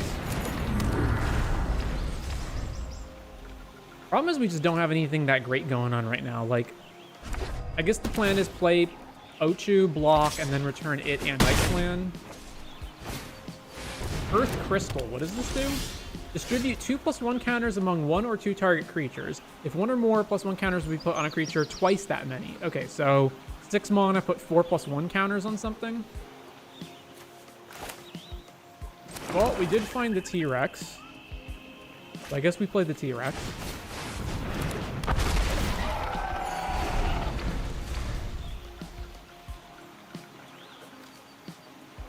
Greens cost less.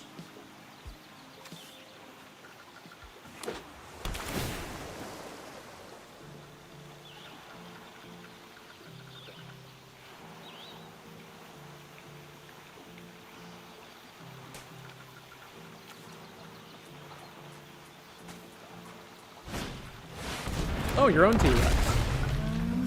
All right. Well, combat, swing. All right, that's fine. So then, fight on. Don't tap my green source. This one, and then, yeah, okay. So this one, fight on, get both of these.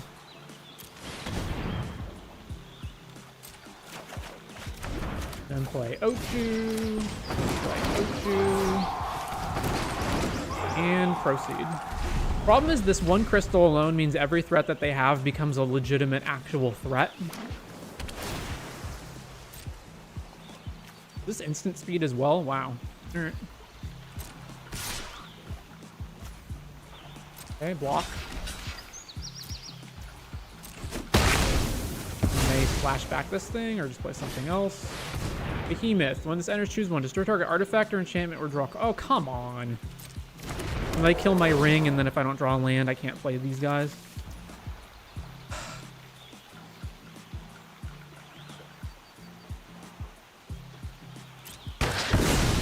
And it has trample. So if I don't cycle right now, and I fail to draw land next turn, then I'm pretty fucked. I don't know. I don't think I can outrace this.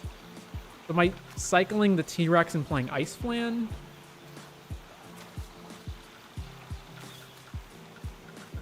Each permanent in your graveyard. I guess so. Then we'll get this back later.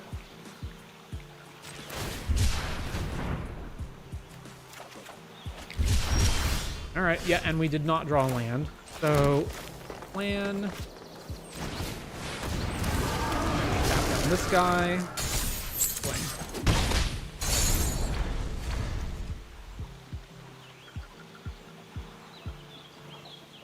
So we're playing the Sultai ramp deck versus their Sultai ramp deck, except they have better payoffs. Amazing.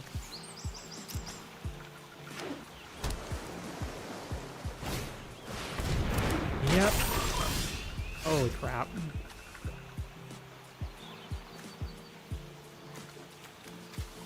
Really don't want to just get this Death Touch guy back, but what else can I do?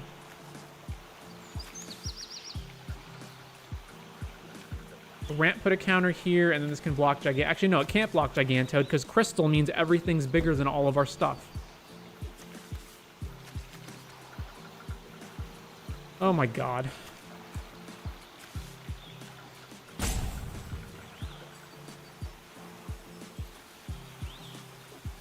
I probably need 2 Death Touchers in play to kill both of these guys, right? So we go Rydia's, return both creatures, put the Death Toucher in play, pass.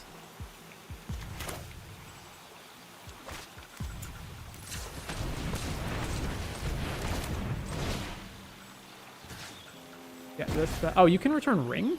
Okay, well, we're not returning Ring anyway. And Death Toucher.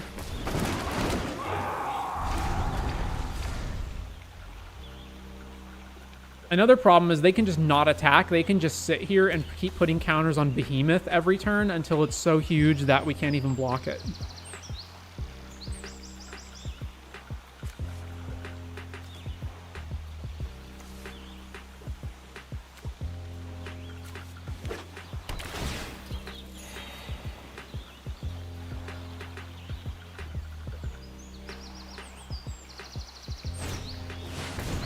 Uh-huh.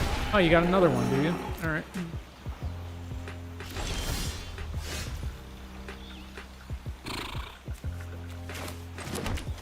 Definitely playing this. Actually, am I? Yeah, I guess I am playing this. Okay. And this is instant speed as well, so I can't even, like, block in combat and then... Outside of the Death Touchers. The Death Touchers are the only things holding their team back right now. And both these have Trample.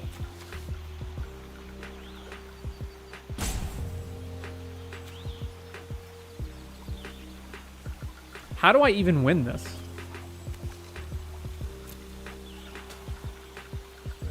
I've got what? I've got Sleep Magic for the Behemoth. One of their Trample guys. And then what?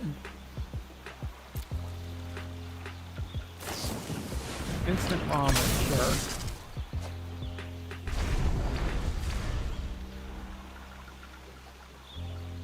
Apparently really should not have wasted this on Gubu.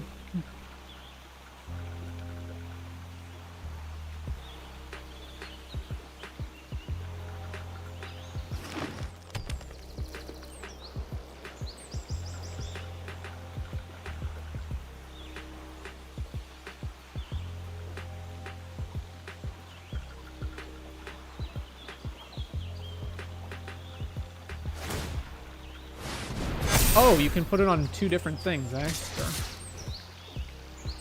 All right, block, block.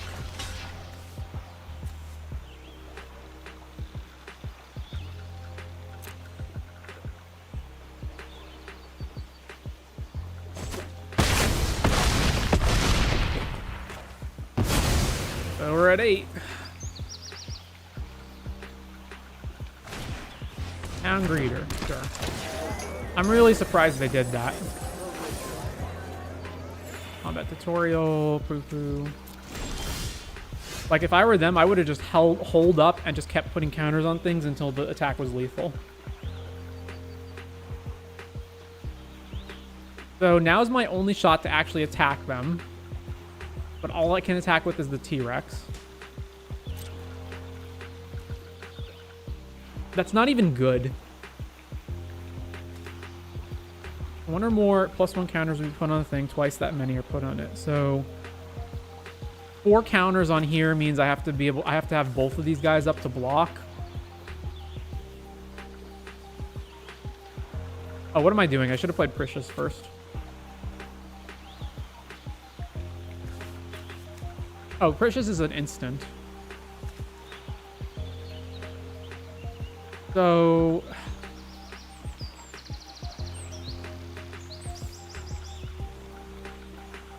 yeah, I guess swing with the T-Rex and let's see if they block it, which I highly doubt. They're at 29 and they, yeah, okay.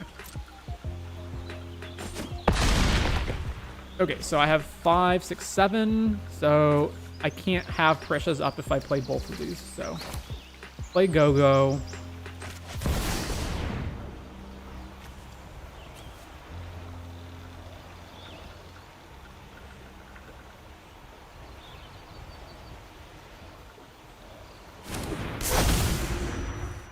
I guess we just pass. Comes in taps, yeah. Okay.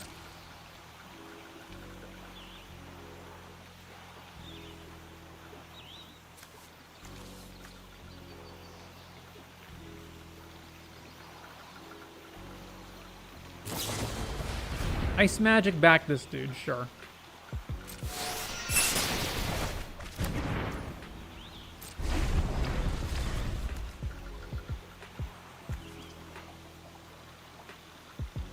The problem is I have to block this now.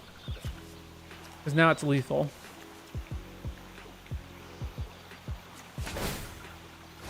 I don't know why he's activating this at sorcery speed. Yeah, I have to block this, and I have to lose my guy in combat. Boy, that fucking sucks. Alright. Block here. Take 3.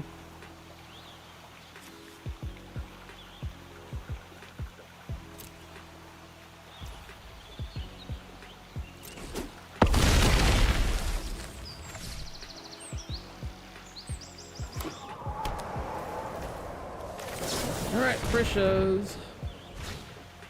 Go find this other town. I have a lot of green sources already, so let's grab this one. Target my T-Rex. Another T-Rex is good. So this can be 12-12. Fuck me, man.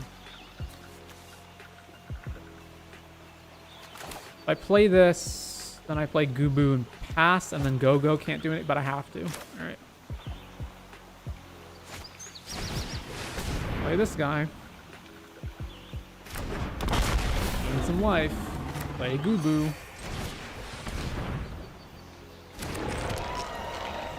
No attacks.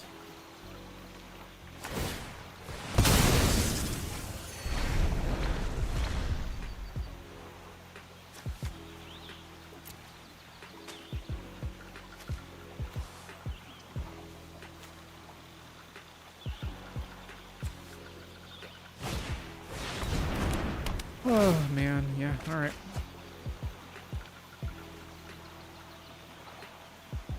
Oh, it becomes a flying vehicle as well, so I'm dead in 1 turn, for sure. Because they can go crew, put 4 counters on it, you lose.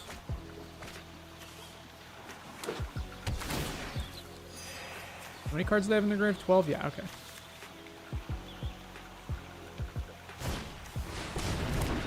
Wandering Minstrel. Combat if you control 5 or more towns, which... Do they? 1, 2... Oh, they have 6, yeah.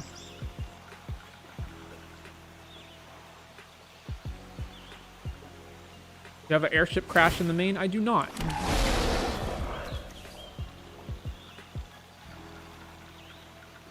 They have 2, 3... They have 1 short of activating the Earth Crystal now? Okay.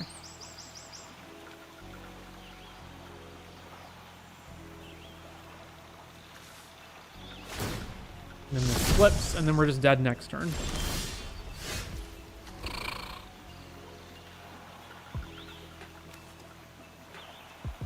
Yeah, all right. We just can never beat Earth Crystal. Can never beat Earth Crystal.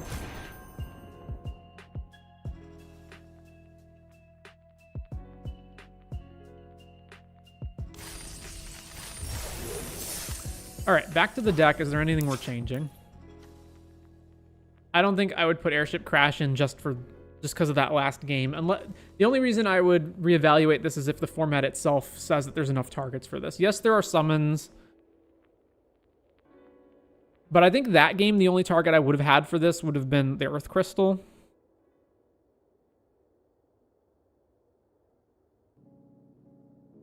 We also just, again, we had Memories returning and Travel the Overworld to, like, try to get out of that, to, like, draw more cards. We never found either of those.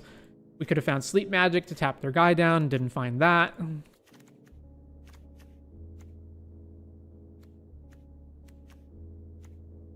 Primal Odin would have also killed their guy. Never found that card. Diamond Weapon would have been a way to block without losing our creatures. Didn't find that card. Maybe the Looter?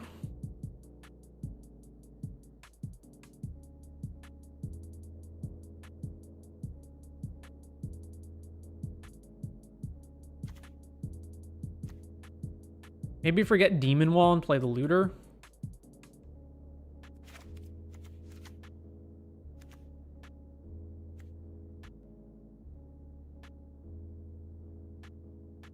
I think I actually have more blue than black, don't I? Yeah, okay. So 3, 5, and this is 6. So now 5 and 5.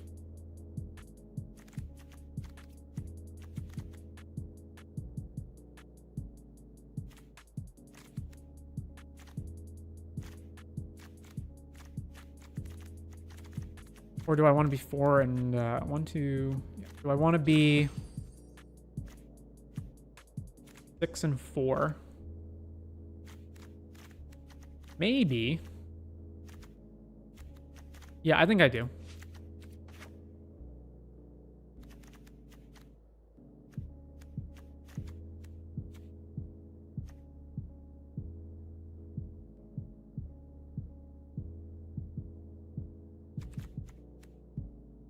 All right, let's go with that.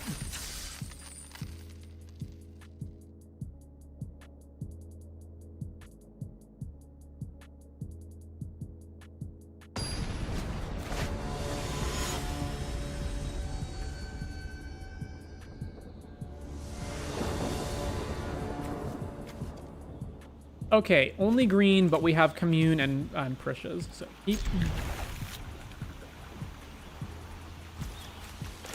Play Ochu.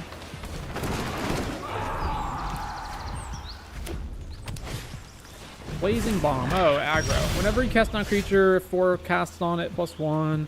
Select this creature, deal damage equal to its power to target creature. Okay, well.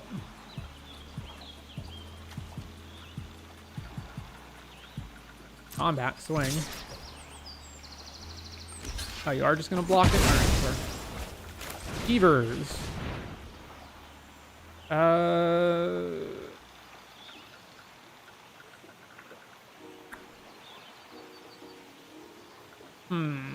I probably want blue for Shiva, so...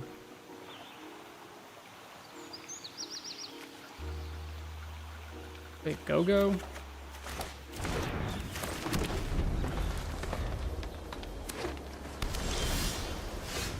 Four forests. All right, play Fenrir.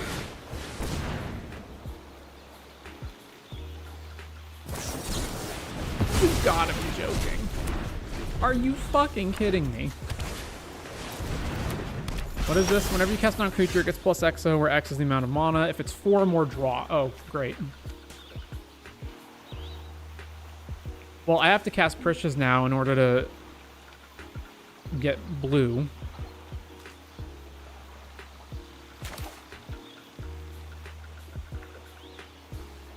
Yeah. All right, go find the blue-black town. Play a land, go.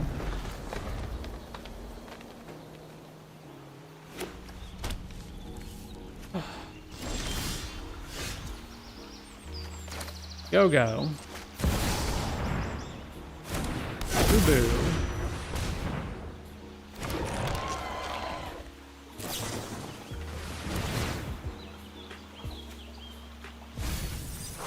Oh, flashback on this triggers this. Awesome. Can't play anything because we only have a single blue source. So awesome. And this does nothing and this does nothing. Great. So we just attack them. Actually, that's not even good because this gets plus X. So we have no attacks. All right, so we just can't do shit. All right. Awesome. Boo boo. We're going to lose to syncopate. Uh-huh.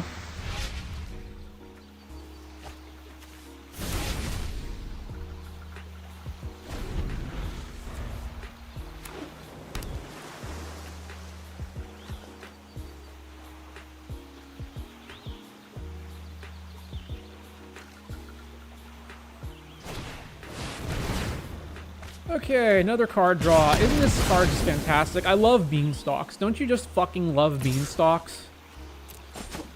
Let's just have infinite beanstalks. Okay, fucking finally.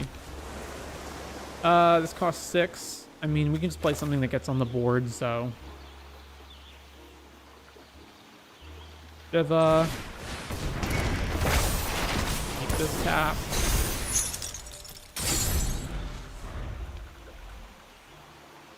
Well, this one at least requires you to spend the mana for it to draw a card. I mean, yes. But I just hate draw. I just hate the way they're designed cards nowadays. Everything has to be a fucking draw engine. So,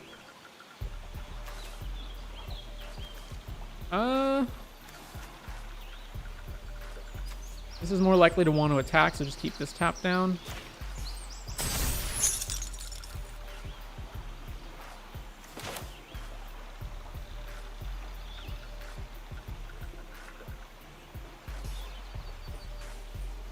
Travel.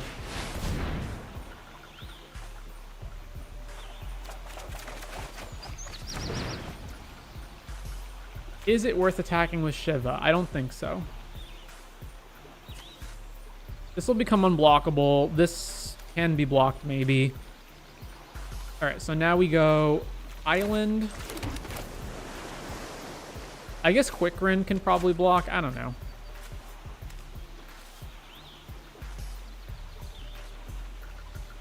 Combat. Going with Shiva.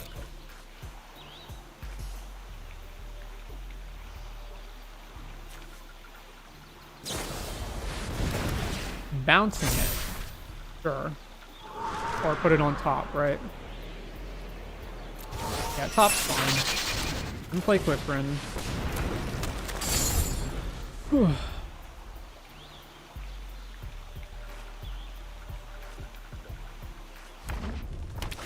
The last turn you can attack with her. Yeah, but I was thinking, do I want her to block? Like, it's not going to be able to block this, probably. Esperamu. Okay, great. Now this guy gets killed and they attack us for 5. Oh my god. And we have 3 lands in our hand. Wait. We drew 3 lands and a 1/4 off of our town? Fucking hell. What's the next mode? Wizards get +1/0, which it is, and that's it. I guess we just keep Shantoto tapped.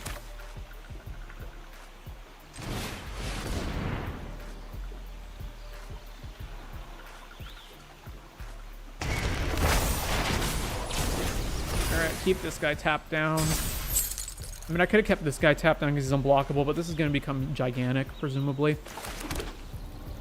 Oh my god.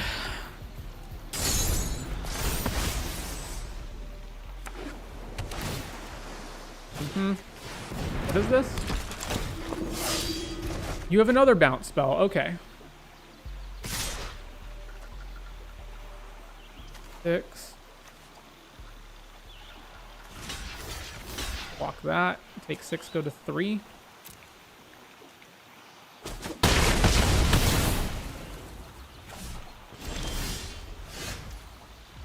Oh my fucking god. All right.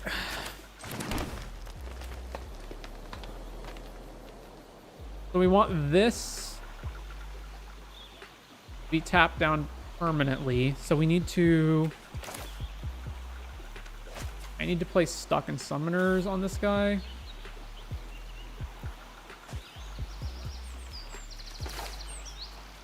Oh, I actually have to keep this guy tapped or we're just dead, right? Yeah. The other side of this dude, target creature can't be blocked this turn. Yeah, so both of these have to get tapped down.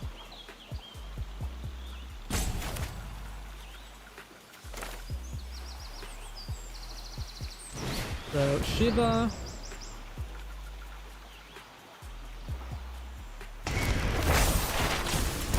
Tap him. It says flash, so we'll just wait. They're gonna flash back this thing and draw a card.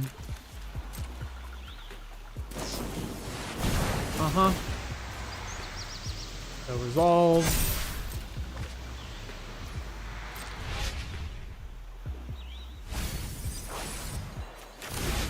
Then why did it not let me cast this during his end step? I don't know.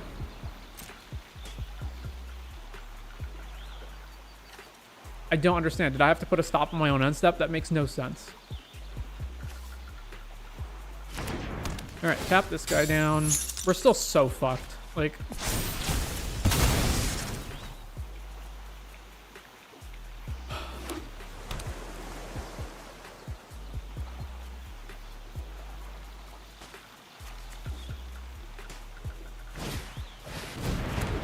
when you do what? Oh, cast the thing from the graveyard, dude.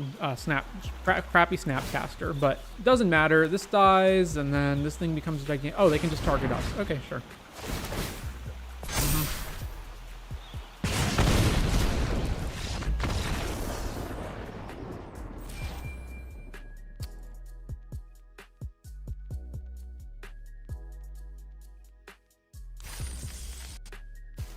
What the fuck is happening? It seems like all of our opponents' decks are just insane. They're like crazy. Like the card quality is insane. They have insane synergies. What the fuck? And we're just drawing garbage.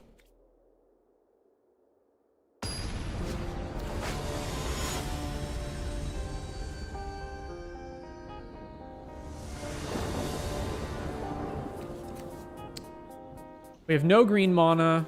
We do have Ice Flan to get another land. This seems not good. Also, both of these enter tapped.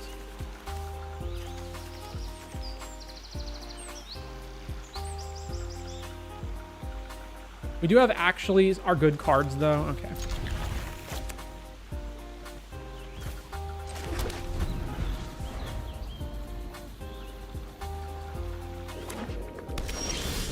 Well, didn't draw an untapped land. Oh well.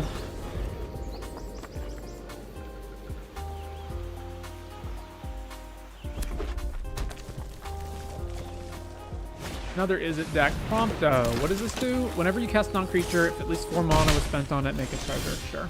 Still haven't drawn a land. Island. Play Island.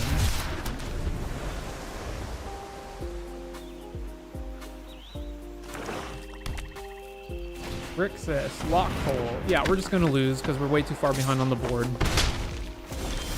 Finally a land. Okay, what are we doing with this? I could play Ring and then not do anything, and then play Summon, kill this guy.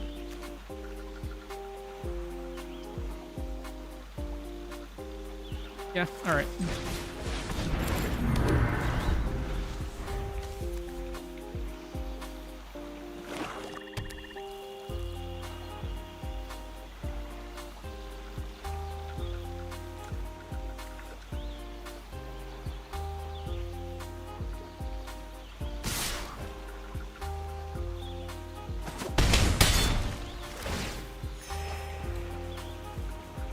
Discarding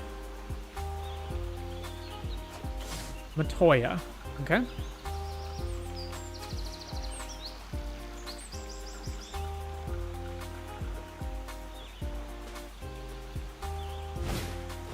Blitzball. Undercity, when it dies, make a treasure. Okay. So play this, play Odin. this dude.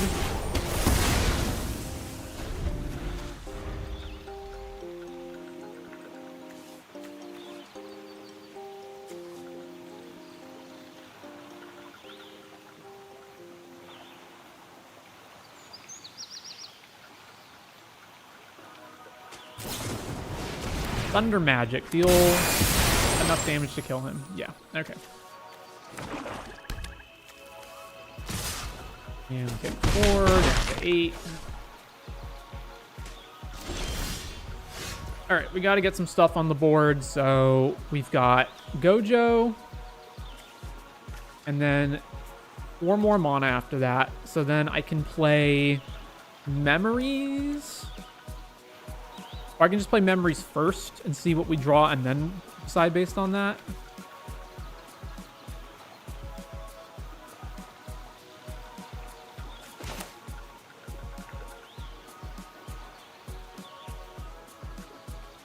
Or I can just go Gojo, Gubu, pass, right?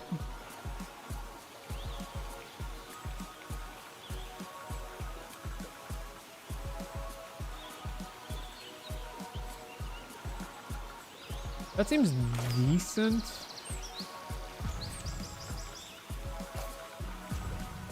All right, go.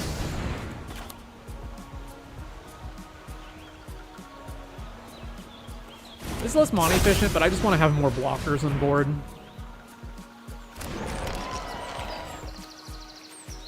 What's the condition for Blitzball? Activate if an opponent is dealt combat damage by legend. Okay.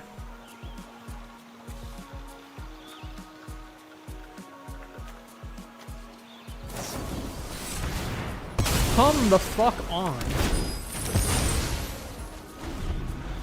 Alright. 2 cards left in their hand.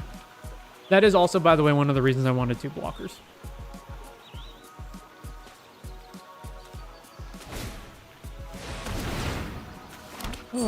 Graveyard count is 5. This will bring them up to 7. And then they can sack Blitzball and transform it.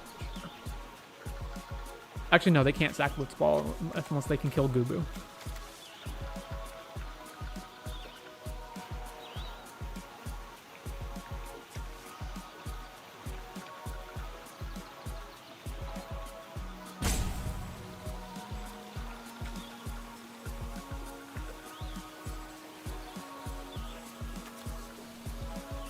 This is death in 2 turns if they do manage to flip it, though. And something we have no answer for at the moment. Actually, we have no answer, period, right? Sleep Magic. They discarded Esperamu. Really?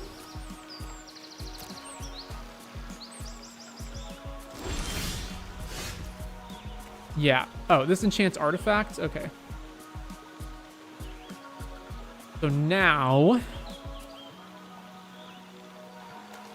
we play Memories Returning.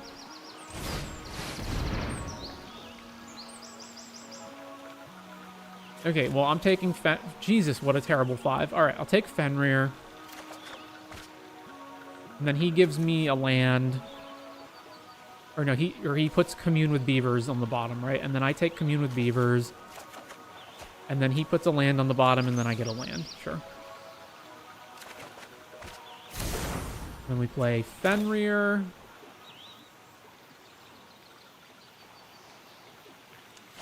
I guess I play this first. I don't know. I guess I play Commune with Beaver. No, because we want to threat with it. Yeah, okay. So we play Fenrir and Swamp and pass, right? So Swamp, Fenrir. No, actually, I can't do that. I need to be able to tap this step. Oh, no, this trigger's on the end step. So I don't need to tap it down yet.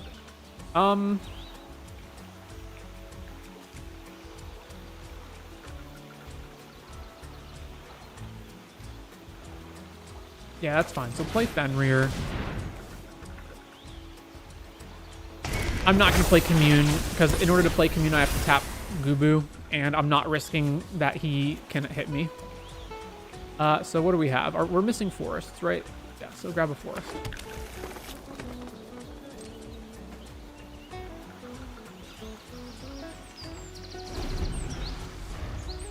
Crap, always happened to me in Tarkir, draft a killer deck and get wrecked by random BS. Yeah, it's been pretty frustrating today. Oh, flying and death touch. Oh, and he shocks me every time he casts anything. That's amazing. Just get rid of abilities. That's activated abilities can't be activated. So no, it doesn't actually deal with it. So we're dead to this thing.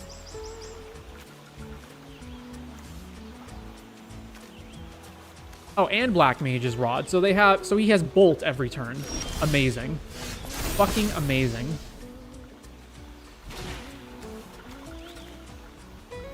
So literally 2 of any non-creature spell and I just lose the game. Also this flies, which I can't deal with right now either. For fuck's sake. I mean, I guess I can tap it down, but that's not permanently answering the issue. All right, let's play this because it makes travel cheaper. I guess I can tap, well, I'm paying life to tap it anyway, so that's irrelevant. All right, so colorless, travel, draw 4 cards. We need to find something that gains life, like one of our dinosaurs. Okay, apparently we're just never going to draw anything. Holy fuck.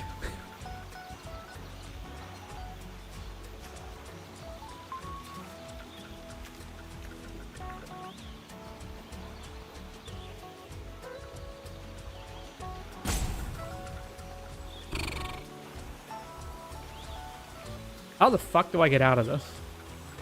Tap this guy down so that we don't take 2 in the air and then cast Prishas. I'm at 6 mana right now, so even if I commune, I still don't find the dinosaur. Or I still can't cast the dinosaur, rather, so yeah, I guess we just fucking pass.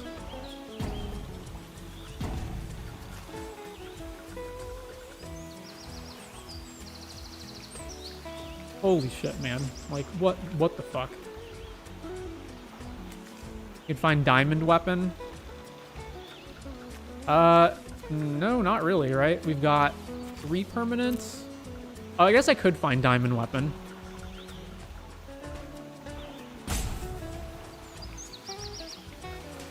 But if I don't find Diamond Weapon, then so the problem is then I can't double play these spells.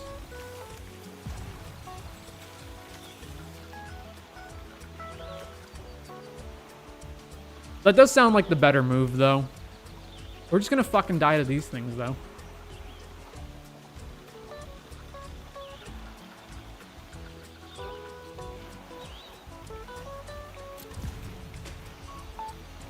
I mean, so this gets me 1 card. Fuck it, whatever. Commune with beavers. 1, 2, 3, 4, 5. Yeah.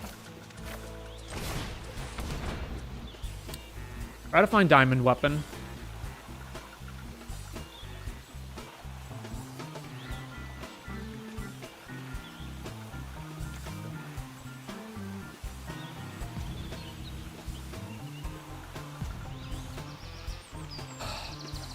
Nope.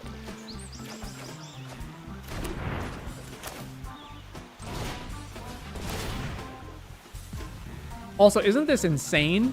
We've been through 23 cards, and we haven't found any of our threats except Iceflan that we cycled earlier.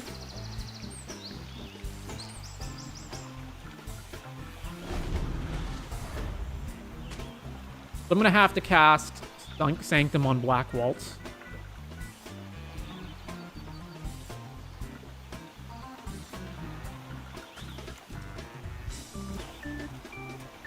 Yep. Cast here.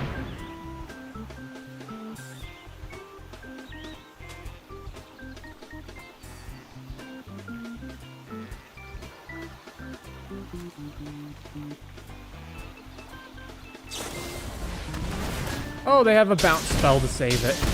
Awesome.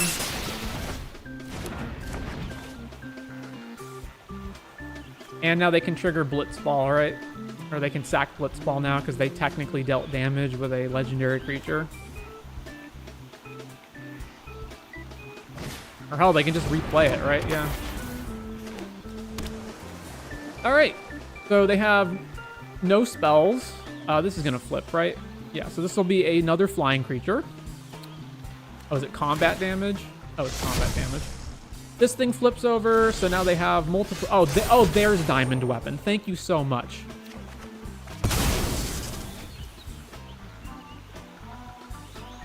Any non-creature kills us, right?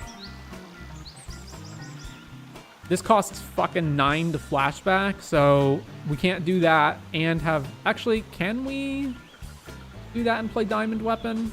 Hang on. I haven't played a land yet, right? So it's 2, 4, 6, 7, 8, 9, 10, 11, 12. We've got 12 mana. Diamond Weapon costs 4.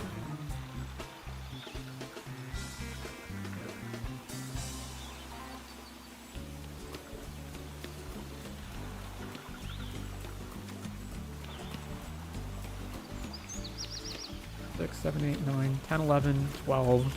No, we're short.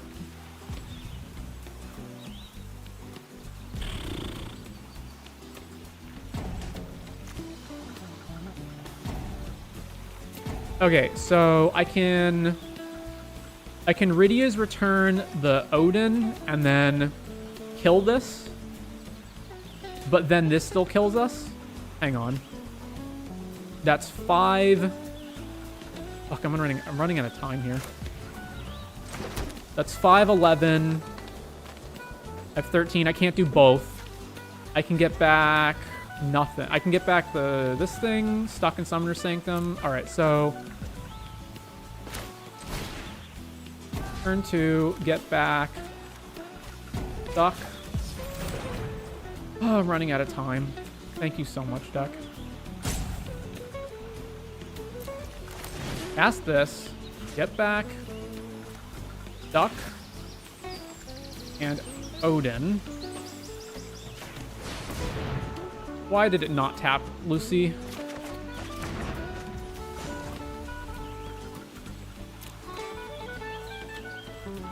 The 1, 2, so 3 mana for this.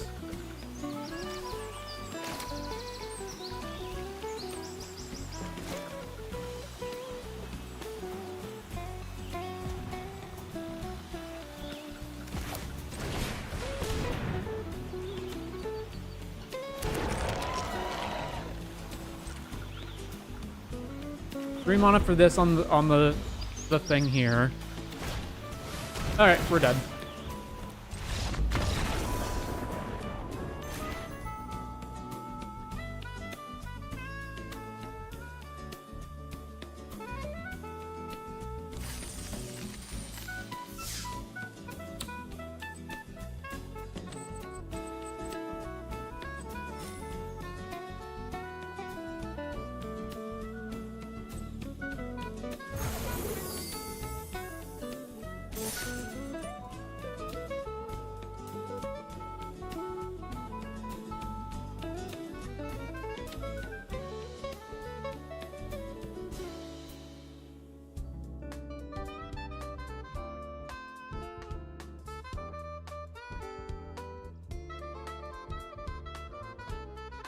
I don't understand why Arena uses a timer, whereas Moto uses a chess clock. Like, why do we have two different things? The chess clock is way better because there's going to be plenty of times where you play relatively quickly early in the game because there's not that many decisions to make. It's just like play land, play creature, whatever. But then later in the game, you will have turns where you go like, okay,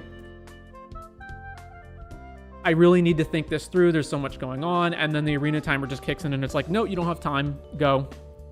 Which is technically closer to real life, because in real life, you only have, so much time before a judge will tell you, like, you have to make a play. But then why have we turned it into two different timings, depending on which client you're on?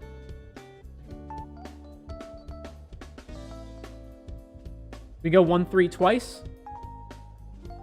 Correction, sir. We went 1-3 and then 0-3. I won 0 games this draft.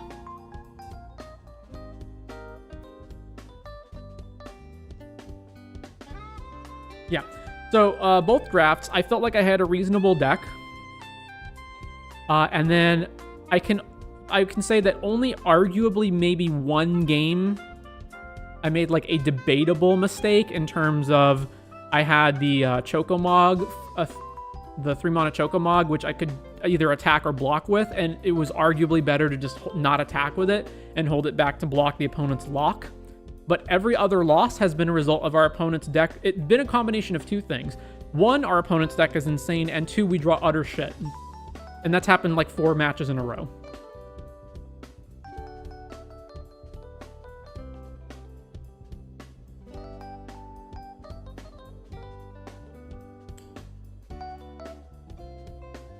Oh, cool. My opponent has an answer for every single thing I have and is perfectly on curve with a 4-color deck. Awesome. Yeah, basically. Like in that game, for example, so... Oh, it's not going to let me look at my deck? Okay. So, in our deck, I had 2 of the dinosaurs, Diamond Weapon, Ice Flan, Primal Odin, and I think those are like the 5 big threats we had in that deck. And we went through 23 cards. We drew over 23 cards without finding them. We had like the turn where it's like, okay, I really need to draw Diamond Weapon here so that I can block their thing. We communed with beavers, went through 3 cards, didn't find the Diamond Weapon, and then drew the Diamond Weapon next turn, right? Or we would cast Memories Returning, and we would hit like 2 lands, commune with beavers, and summon Fenrir, right? So just nothing of any value. I would play a creature, and then my opponent would bounce it. And then I would replay the creature, and my opponent would bounce it. And then I would replay the creature, and my opponent would kill it. Like, so... At this point, you could just say, skill issue, I've only played, you know, this limited format twice, right? We just did 2 drafts. That's been my only experience with this limited format. Maybe I'm making suboptimal drafting or deck building decisions because I'm just not experienced with the format enough, and I need to value certain cards higher or lower than I currently am, or maybe certain color combinations are better or worse. Maybe the format is faster or slower than I think it is, things like that. But playing 5 to 6 matches where, or I guess no, we won 1, so 7 matches. Playing 7 matches where the overwhelming majority of them are, you just get stomped through RNG, through no fault of your own, and it doesn't feel like, oh, I drafted a bad deck, so this is probably not going to work out. Or, you know, it just feels like putting money into a vending machine and then the vending machine pays you nothing out. It's like, am I going to go again with my 1,500 gems now? Like, how many times are we going to do this? Do I play a 3rd draft, just like 3rd times the charm? So like the bonus sheet ruins this format as a whole too. I don't really agree with that. But again, I've only played twice, so who knows? It takes up an hour of your time. Okay, well, I really just want to like get up and walk away and never draft this format again right now. That's what my current feelings are. What's the bonus sheet? It's the Through the Ages reskins that are a bunch of older cards that have Final Fantasy art on them. Here, I'll bring it up. I didn't realize that those were part of the limited format. Scryfall, that... What is it called? Because Finn is Final Fantasy. Through the Ages is FCA. So this is the bonus sheet. So as you can see, it's older cards that have new art and different names, but the original card is whatever it is. So Adeline, SRAM, Counterspell is Wild Rose Rebellion, etc. I've had to fight through Bolas' Citadel and Yogg due to the sheet. It's ridiculous. I generally like bonus sheets for limited, but yes, it is total horseshit if you've got like crazy bombs. Yeah, this is the bonus sheet. I think these bonus sheet cards look terrible.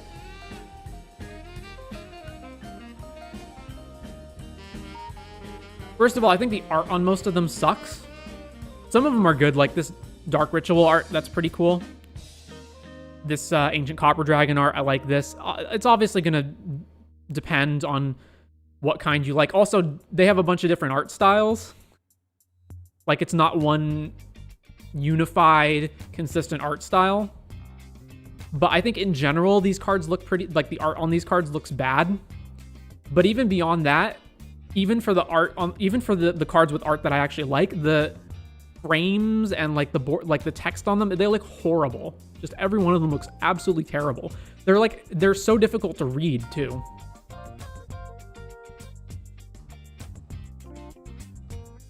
Surely Lightning Bolt is great and limited as well. Probably, but not like amazing. The CGI ones are really bad. So that's the thing, like, is this actually a screen cap from the game, or is it art that just looks like that? Either way, it looks awful, but the Squall is so ugly. Which one? Yeah, this one.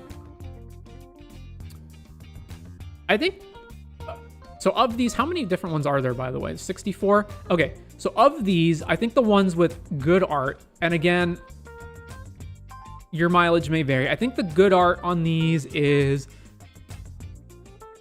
Okay, so there's stuff like this. The Wild... Let me get a bigger picture of this. Like the Wild Rose Rebellion. So like, I don't think this art is bad, but this style doesn't appeal to me. But there is art that I think is genuinely bad. But of the art that I like, I think the Dark Ritual looks good. The Ancient Copper Dragon looks good. A lot of these also have the problem of they don't have a background. Like, it's just the character and there's no background. It's just blank white. So the Dark Ritual, the Ancient Copper Dragon,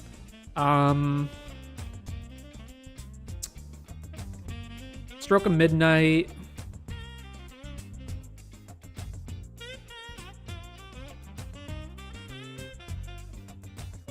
the Carpet of Flowers,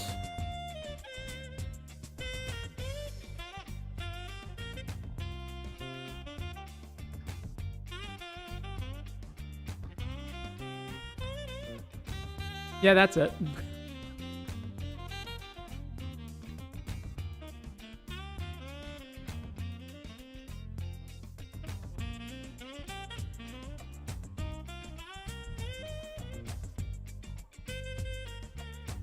Which of these cards would actually be like horrible to play against in limited? Adeline, SRAM would be insane in this set with all the job select equipment. Urza,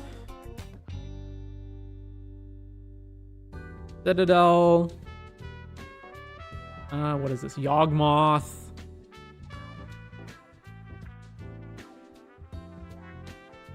Orpharos. Yeah, that would be really tough to beat. What else?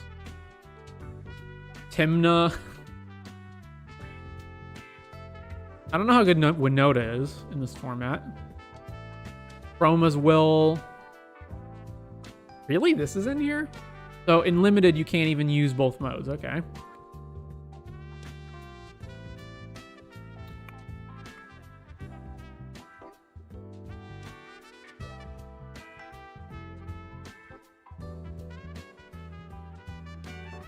Gix.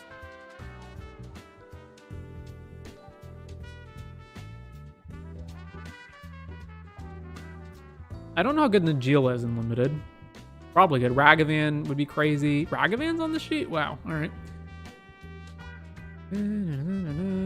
Prime time is good, but if there's not like specifically amazing lands you can get with it, it's not like too bad. Atraxa's on the sheet? Jeez.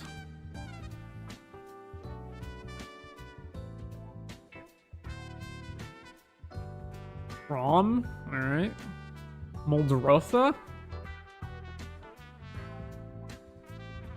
Oh, they've got a bunch of the partner commanders too. Okay. What else? Is that basically it?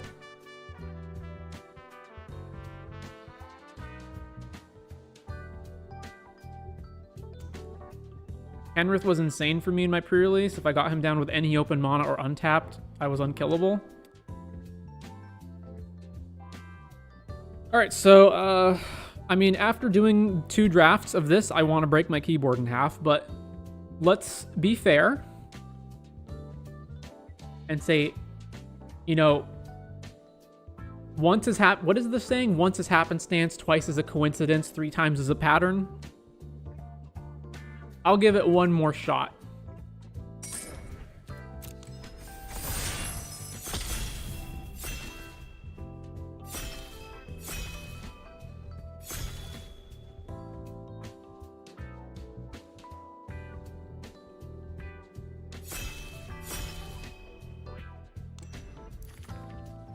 Okay, we've got Matoya, which doesn't seem that good. There's Ultros Obnoxious Octopus. Whenever you cast non-creature, 4 mono is spent on it, stun something. Whenever you cast non-creature, if 8 mono is spent, put 8+ counters on this. That seems unlikely.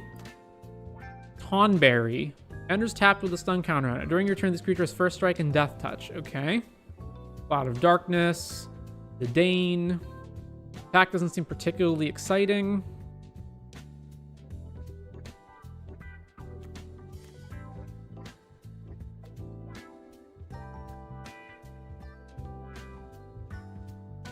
If I have Matoya first, can I build around it? That Finn says Surveil or Scries or Scry. There are 12 cards in the set that say Scry or Surveil. 5 of them are rares though. And some of them aren't even in the same colors. But whatever. Let's just try it. There's nothing else in this pack that's like amazing or whatever. Prima Vista. Poison the Waters. Samurai, Trample, Haste. So it's a 3/3 with Haste and Trample. Okay. Whenever an artifact you control enters, put a +1 counter, tap something. Flash of Light. Deal damage equal number of creatures you control plus equipment to target creature. Draw 2, counter. 4 is +1, can't block, can't be blocked. Duplex.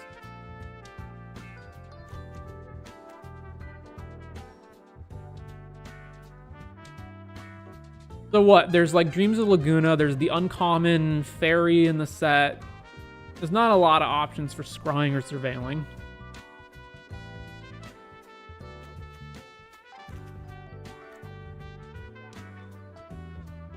LOL, this is the point where I'm like, damn it, why did I start another draft?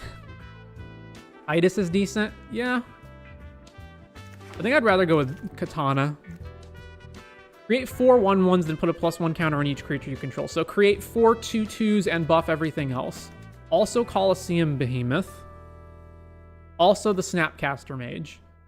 So if I take either of these cards, we're taking a card that's off color and abandoning one of the other colors. I feel like that's better than the Snapcaster Mage. Like either one of these, though. This requires that you have more going on. Whereas this is just like always a good solid threat. The fact that it also just draws you a card is decent too. So I think I'd rather go with that and probably build more towards Gruul Landfall than anything else. What does this do? It makes a black wizard? Sure. Also, Chocobo Kick's good too. Alright, I'll take the green card. Final Days, Sandworm. ETB, destroy a land, control and research for basic, put it into play, tap, then shuffle. Okay, that's actively bad in limited because you're helping to fix them and thinning their deck. I guess you can kill your own thing. Yeah, blow up your own land to do the same. It's a 5/4 with haste. I don't even know how good that is. What else do we have? Blitzball Shot. Oriole, this whatever. Haste Magic. Summon Girlfriend to Freet.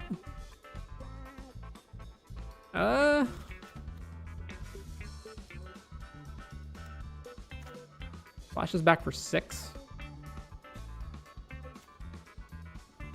I know this is also off color, but I feel like the upside on this card is just way better than the other things. And it's early enough that I can change what I'm picking. All right. Queen Brawn. Ice Flan. This dude. Araman.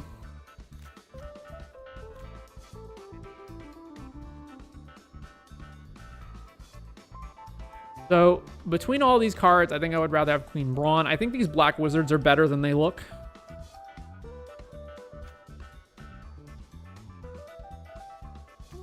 Probably not playing blue, so let's put that over there.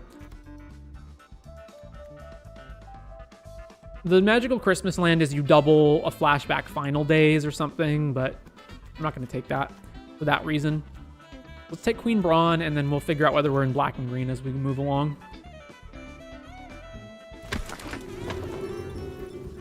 Crystal's Chosen again. There's also Araman, World Map, Cargo ship. Fixing for a color that we're not even in.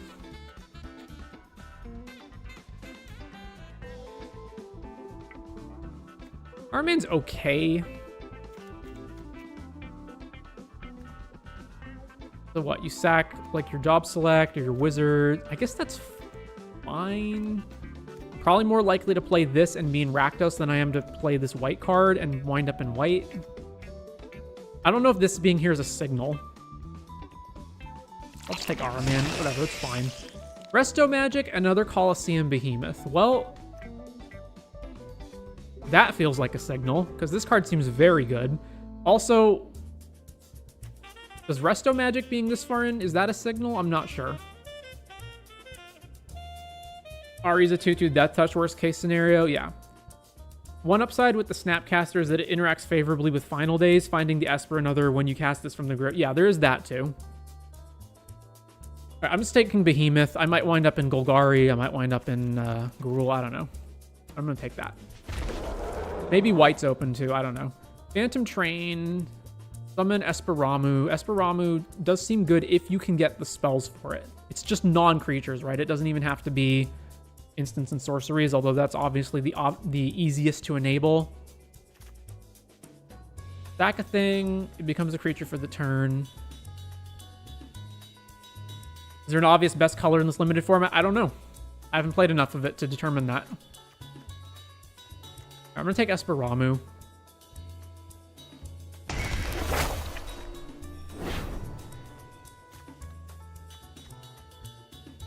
So right now our curve's pretty high, and I also don't even know what colors I'm in. This is just a removal spell, which is okay. This is another pinging creature, so it's kind of like Black Wizards.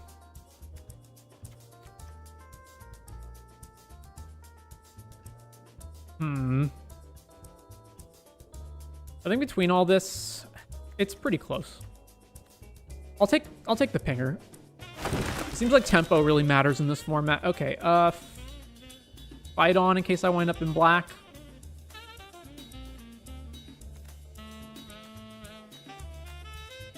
Yeah, sure. All right, another black card. There's this card, which is bad. This card, which is fine, but we already have 2 7-drops if we're in green. I probably wouldn't even play this even if I was in black, unless I would only play this if I had nothing else good. All right, I like this. I don't really like Monk's Fist. I'm far more likely to abandon one of the other colors than green, so I'll just take Blitzball Shot. I feel like white is really good in this. There's plenty of removal, and the 1/3 mana that searches for an equipment each time it attacks. This surveils with Matoya, but we're way off that plan at this point. Memories returning, side quest catch a fish, summon Shiva. Okay, all cards that we can't run.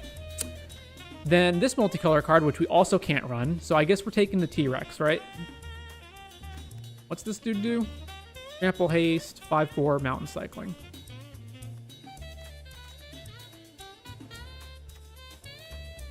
Ice Magic, Weapon Vendor. All right, so we're abandoning all this stuff up here on the top end. And we're just taking the T-Rex. There's also the Edict Wizard. But again, I'm setting my sights on, I'm way more likely to be in green than either of the other 2 colors that we already are. So let's just take green cards if we're in doubt.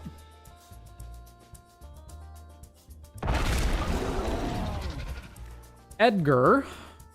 ETB, draw per artifact, and then it's got something to do with coin flipping.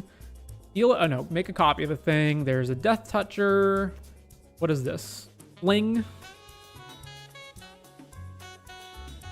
I do like the Fling, considering how big these guys are. We can potentially just kill our opponents with the Fling. Summon Fenrir is also important to get up to how expensive these guys are, which is probably more important. And again, I don't know that for sure that I'm going to be red. So when in doubt, pick these. This guy, you have to be pretty solidly in artifacts. There's an off-color duel, so I'd be perfectly happy to wheel the Death Toucher. Airship Crash would be okay. What does this do? Whenever you attack, target attacking equipped creature gains menace. Self-destruct would be a fine wheel. That'd be a fine wheel once we determine what color we are. All right, if one or more tokens would be made, you also make a frog. I don't know how many things we have that make tokens. There's Garland, there's the T-Rex, Sephiroth's Intervention.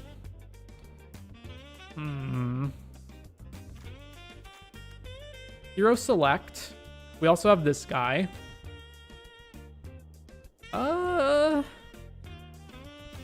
So the thing is that this guy requires a lot more setup. Like, we need to have a deck that has a bunch of things that make tokens in it versus this is just a big threat all the time.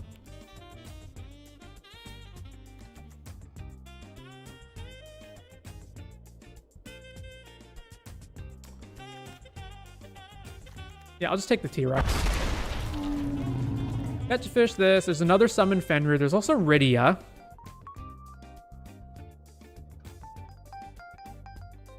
Okay, I feel like... Rydia commits us to red. Summon Fenrir does not. And considering these crazy big threats we have, this I feel like is way less likely to wheel, though. I don't know. It is multicolor. How many picks in are we? Pick 4? It could, but I doubt it.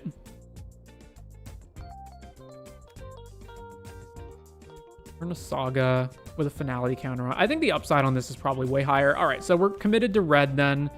Let's cut all these black cards. Another Esperamu is both good and yet another Saga for Rydia. There's also Rydia's Return, which would be solid. This thing's okay. This thing's okay. Definitely not taking these over another Esperamu. So this is specifically non-creatures. So the only non-creatures we have at the moment are Samurai's Katana and Blitzball Shot. I think this needs to deal at least 2 to be worth it. Also, the fact that it cares about wizards means that it's much more of an is-it card, but I guess it pumps these wizard tokens, but that's not much. Fang, which we're not taking at this point. There's Blitzball. There's also Blitzball Shot. We need a legend to have dealt combat damage, so that's Rydia and that's it. Or Queen Brawn. It has to be combat damage specifically. It is just more ramp, though. It does also potentially give us the possibility of between Fenrir. I guess we need that other Fenrir to wheel. Probably not going to. There's also a dual land if we want to play the black cards, but I don't know that we want to play the black cards enough to start taking that kind of thing. Fatal Push. Okay, well, another Behemoth and another Esperamu. Yeah, just give me another gigantic threat. These, I'm not sure they're going to do anything is the problem. Dual land, that's not in colors that we care about. Okay, once we take this, we're probably tapped on big threats. Creature dies, put a number of +1 equal to its power and up to 1 other target creature. Or no, we'll just take Chocobo Kick. Deal damage equal to its power to target creature and opponent controls. If we kicked it by bouncing a land, deals twice that much. Yeah, that's fine. Power equal to the number of creatures you control. Okay, yeah, take Chocobo Kick. Not a single card we can play other than Blitzball Shot. I mean, we can play Ramen, but whatever. We're not playing that. This guy's still here, and Catch a Fish. Maybe Catch a Fish is worse than I thought. I don't know. All right, take Blitzball Shot. So now we basically just need, like, actually good threats. Here's the Death Toucher. We're at 5 non-creatures, one of which is a job select card. So we can take more if we need to, or if we want to. All right, Death Toucher, take it. Airship Crash is the only card we're going to play in this pack, so we'll take that. There's our Blitzball Shot. I don't think I'll play 3 of them. I might, but I'll just cut green off as much as possible. Guys, fine.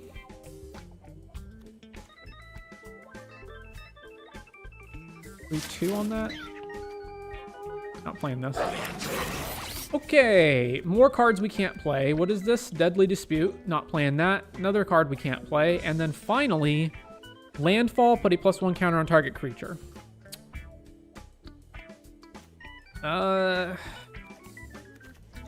Man, this sucks for us.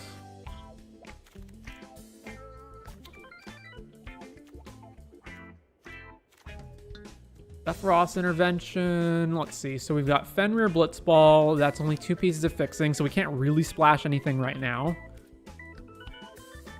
There's the land if we want to splash blue, which I don't.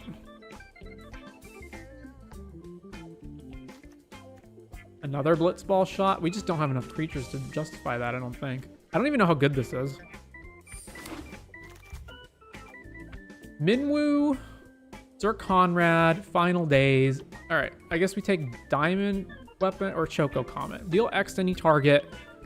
Create a bird. Okay, so at minimum it's a bird, and then later in the game it just fireballs stuff. That seems decent. I don't know if that's better or worse than Diamond Weapon or T-Rex. It is also another spell for Ramu. And it's also something that we can play early or later, depending. I feel like I probably want that more than like the other two.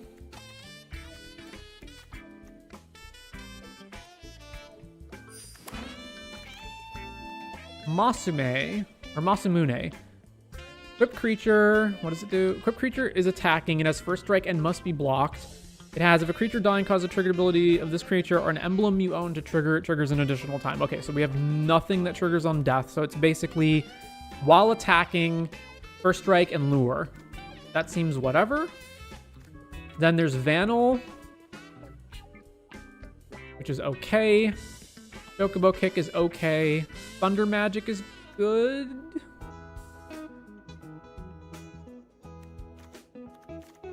I guess Thunder Magic, right?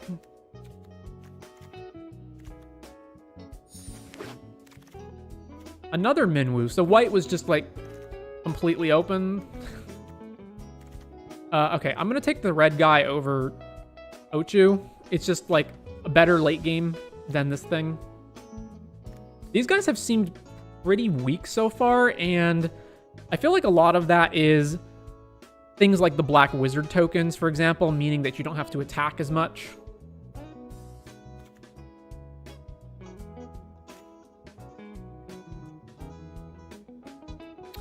I do wish I had more ramp to justify how all these expensive cards. Midgar, Diamond Weapon, Side Quest, Play Blitzball. Combat, target creature gets +2/0. End of combat. If a player was dealt 6 or more combat damage this turn, transform it into a really good equipment, I guess. Man, I want to rare draft this so badly, but we're not going to play it in our deck, so... Diamond Weapon?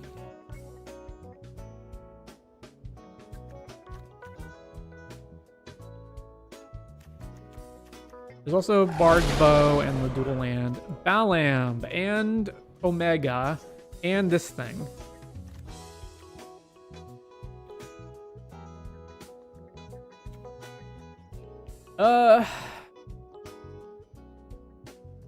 If I ever want to transform this, the only thing that can do that is the Blitzball, so probably not that.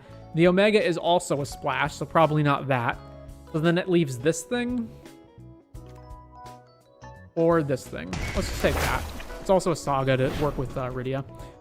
Okay, Bard's Bow to block. Also non-creature spell, so it works with things like Brawn. Sure. Beavers, Prisha's want... Okay, yeah. We want ramp for these big things, so taking the ramp.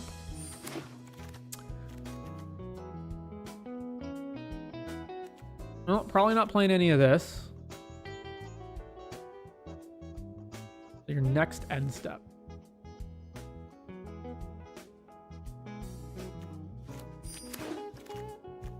Another Diamond Weapon, you say, and another Summon Girlfriend to Freet.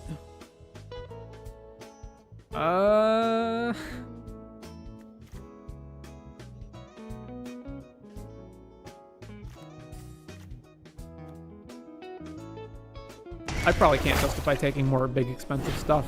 Yeah. Alright, now we're at the none of these cards matter phase. Yeah.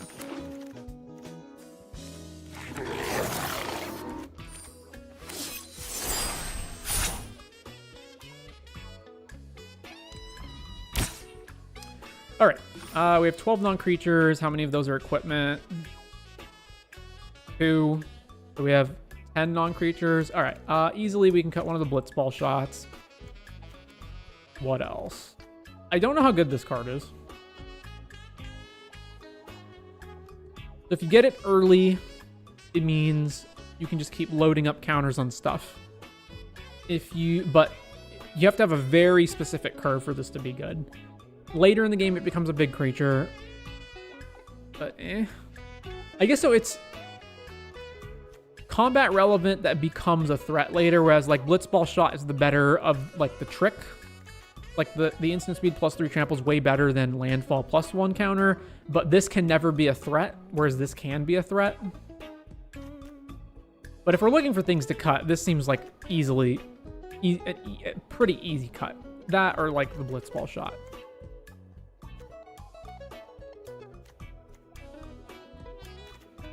And then on 3s, that can go. What does this guy do? Yeah, he's pretty mediocre. He can go. And then the Ramus. Really depends. I guess we'll get rid of Boot Buff. Yeah.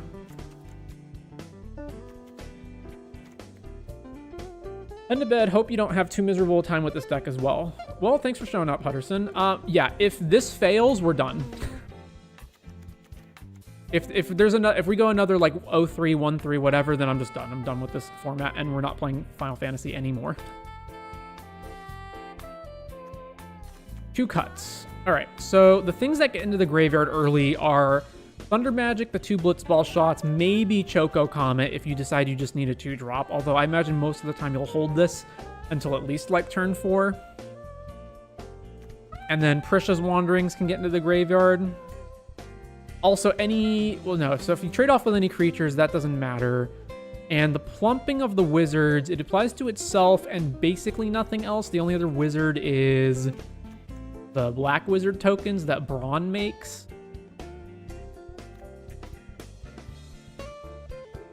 I think I want all of these big drop creatures.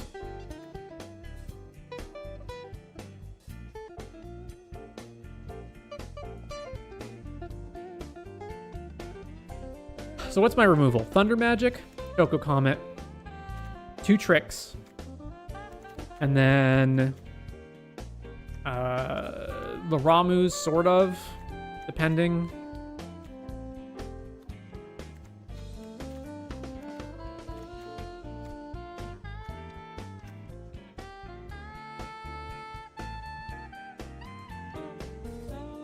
I have been thoroughly unimpressed with these Death Touchers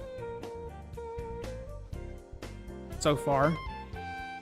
Like, every set always has one of them, or multiple of them a lot of times. But so far, they've kind of just sucked. And it seems like in this format, if you're playing defense, you're losing. So we can cut that, and then what are we at? 15 plus 2 job select, so it's 17 creatures, 7 non-creatures, so 1 more cut. Blitzball Shot's probably the obvious choice. Also, we don't have like a super fast start here. It's also like the worst top deck. Probably that can just go. But then we only have 8 non-creatures in our whole deck for Ramu and Brawn and whatnot. But that's probably okay. Blitzball can only ever trigger... We can only ever activate it if we hit our opponent with Rydia or Brawn, which is pretty unlikely. I guess Diamond Weapon, but pretty unlikely that this ever is sackable. So it's basically just ramp, which is fine. Like, if it didn't have the other ability, if this was just a monolith, we would play it anyway because of all these expensive cards. And then the Land Filler automatically added an additional forest, which is probably correct given that we have 2 ramp spells in green.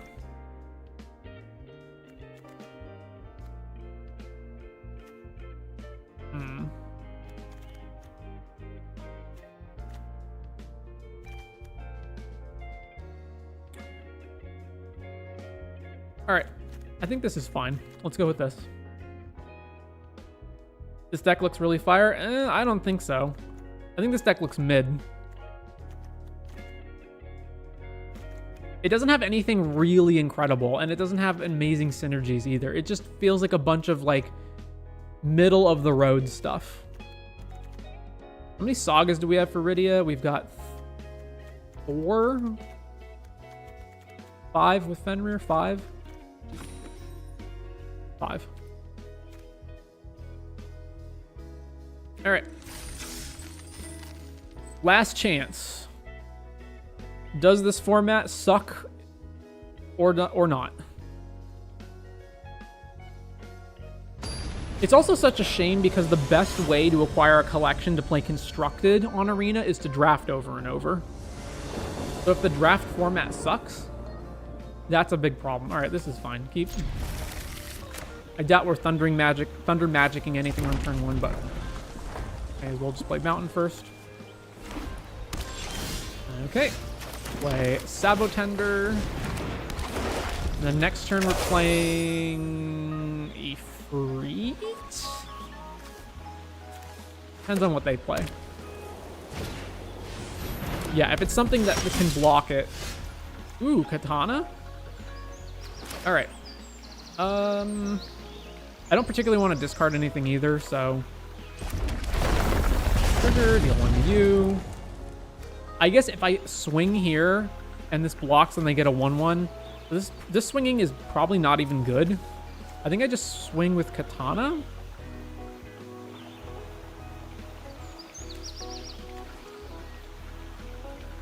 Yeah, all right.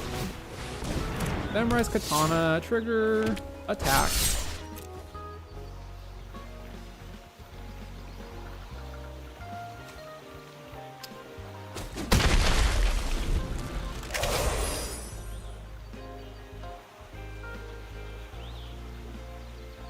Also could have played Bard's Bow and then that with haste, but I want the option to be able to play Ifrit and have something that I'm willing to discard, which in this case would be the Bard, would be one of these two. Hasn't played anything. Okay. So we have Rydia, but can't trigger it, so we're probably just playing Bard's Bow this turn, so combat. Playing here.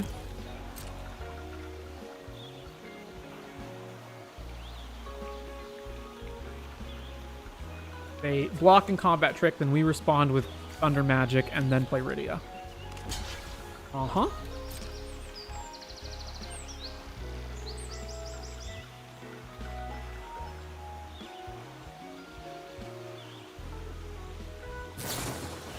Ambrosia to bounce it?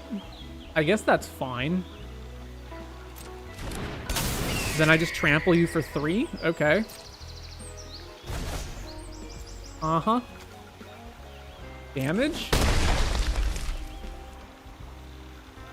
Do I want to shoot this or just play Bard's? I think just Bard's Bow. Like, who cares about this? If they attack us or whatever, that's fine. So that was actually, like, anti-good, what they just did. They should have just not blocked. And then they could have just flashed in Whiteheart.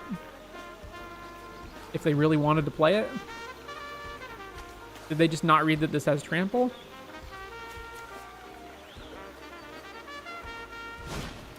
Undercity Rat. Dwarven Capsule Guard. Okay. Ooh. Ooh. Instant speed, put a counter on a thing. Well, they have to double block any of these to kill them regardless. And any way they do that, this doesn't win. It only wins if I Thunder Magic. So, I don't know. Do we just attack and see what happens? We're not attacking with Sabotender, obviously, so let's just go combat. This dies and makes a treasure, so swing here, swing here.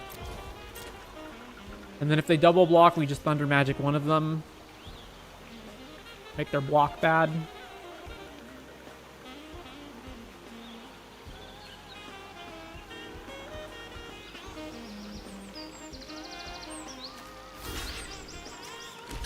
Double blocking there, yeah.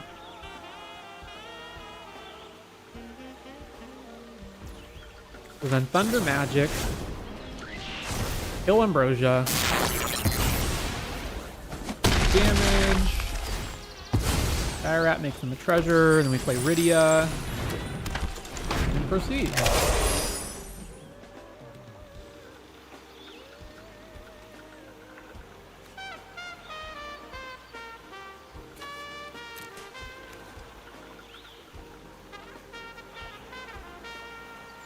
Alright, you now have 5 mana.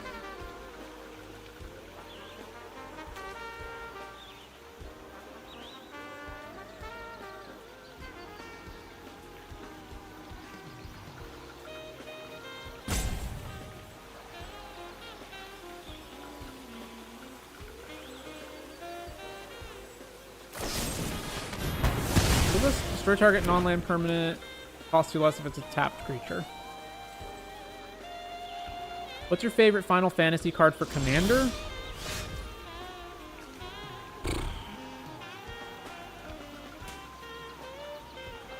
That's like asking, what's my favorite dog poop on the sidewalk to eat?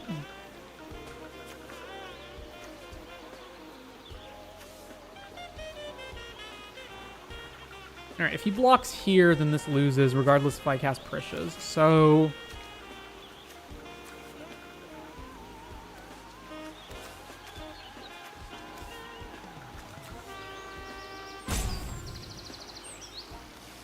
I probably just swing here and here, and then if he blocks this, I cast Prisha. I'm gonna cast Prishes regardless, so yeah, combat.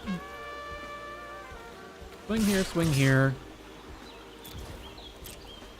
Based on this, he must know that I have a trick, because otherwise... But it's probably confusing, because then why wouldn't I attack with Sabotender, right? Alright, Prishes.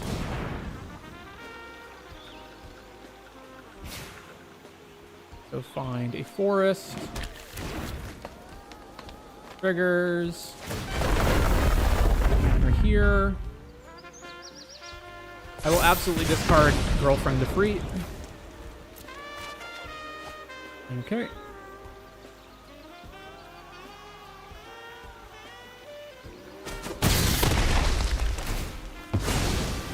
I will give you an actual answer to that, Austin. But I'd have to look at the set. Are we including the commander decks?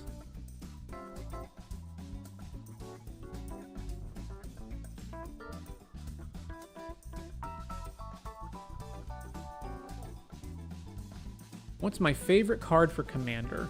Give me a sec.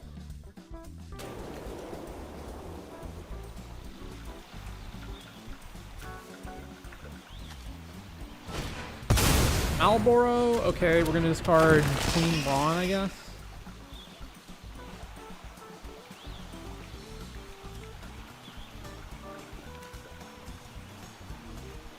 Yeah. Exile 3 lands in a row.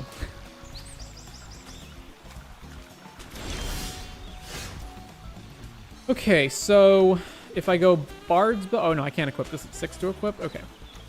We probably just bring back Girlfriend to Free then. This is sorcery, right? Yeah, okay. Bring back Girlfriend to Free, discard this Girlfriend to Free, or do I cycle this, play a land, and then I still have the mana to do it? Yeah, that's probably correct. They're really close to being dead, so... I don't know. If I wait a turn... I just exiled 3 lands in a row, though, so not great odds. All right. Forest cycle. Find a forest. Play a forest. Triggers. Discard this. Blitzball. Activate. X is 3. Bring this back. Trigger. Get rid of Blitzball. Find another land. All right, no attacks. This can attack? Oh. Swing, swing, swing. They get a free block. They go to 2. Nah, that's not worth it. Nope.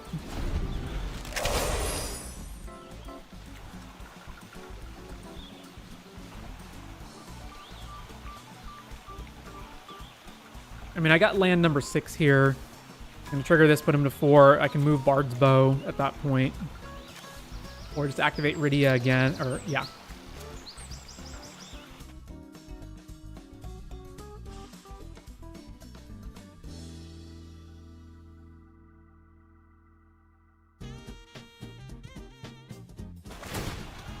You're up to 1 creature.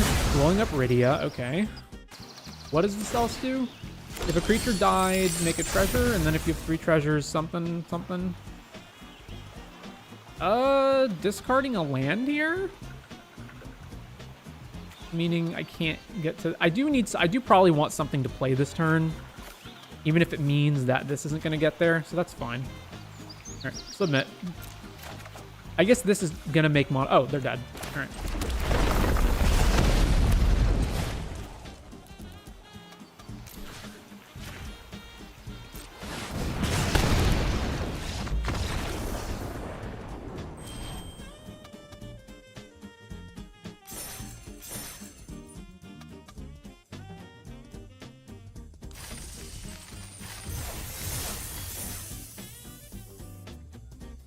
Best card in Final Fantasy IV Commander. Let's see.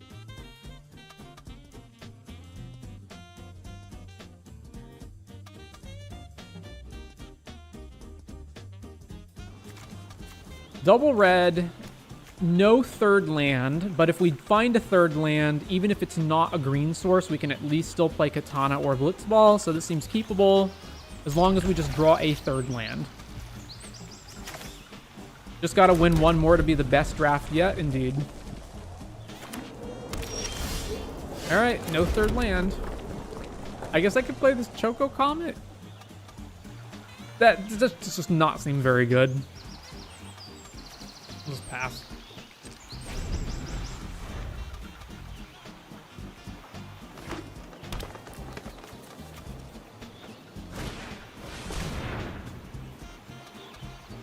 Creature or artifact? So the only choice they have is Behemoth or Blitzball? Oh, no. A free is also a creature. Huh. Yeah, discard a free. Sure. Well, still haven't found it, but we at least found something that cycles for a land. So go grab a forest, play a forest.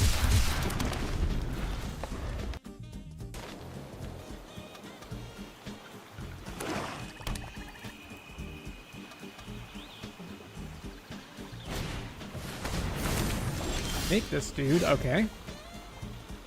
All right, what's the best move? Is it Choco Comet kill this? That's the most money efficient play we have, and then we can go next turn. Ooh, it depends on whether we draw land or not.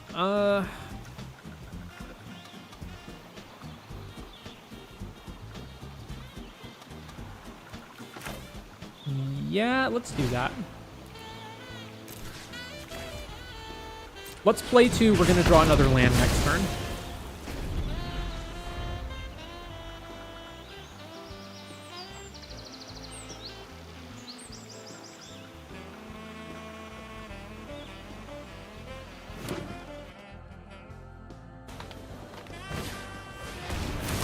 Another one.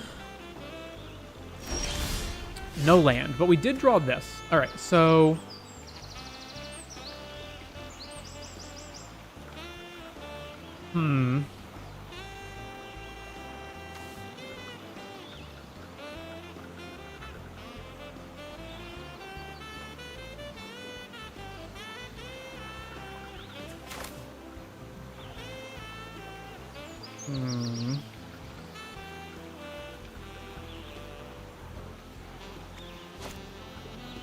Precious is probably better. What if he doesn't block? I'll still Precious regardless. All right, combat. Wing. No blocks. All right, Precious.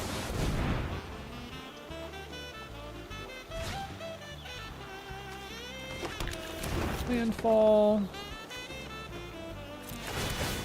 Put the counter there. All right. It's Prisha's rather than Blitzball because it means next turn we can go Blitzball into something that costs more than rather than Prisha's.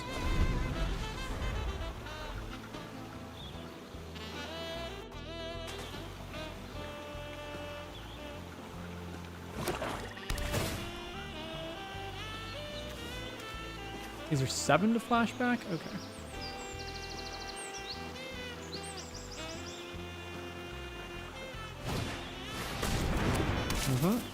Whenever another creature enters, this creature gets +1.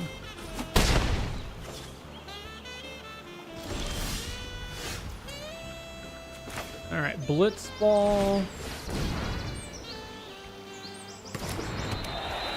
I'm not gonna combat trick. We'll just be mana efficient and play Katana and attack with both. And if they want to trade, whatever, that's fine.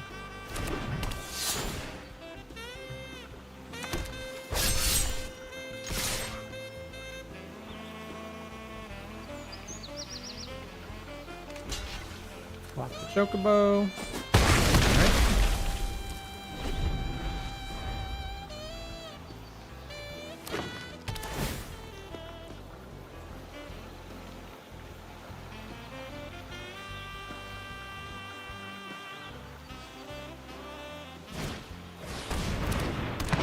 If a creature was dealt damage, kill it. Exile up to 2 cards from a graveyard, sure.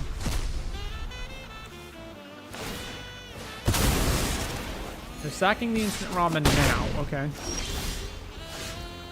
5, 6, 7. Alright, we have Behemoth mana, so...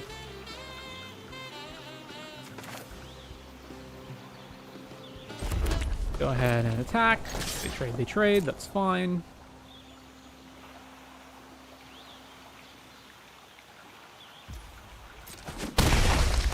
And play Behemoth. Draw a card.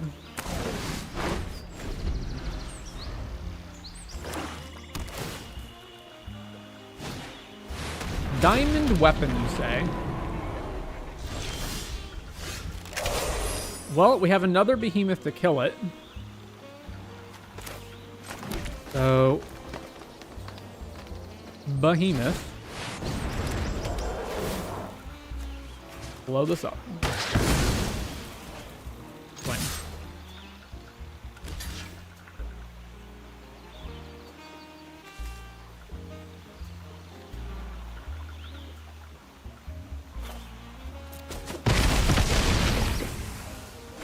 All right, and they're pretty much dead next turn. We have 2 7/7s, and we can even give them we can give one of them trample with this, and then also cast Blitzball Shot. So they seem super dead. Yep. And they've conceded. All right, are we actually doing better this time? Seems like it.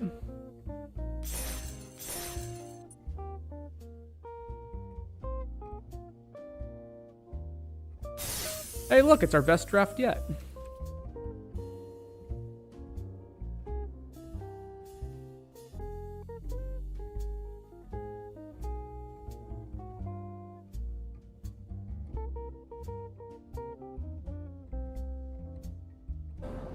No green mana. However, we do have these two...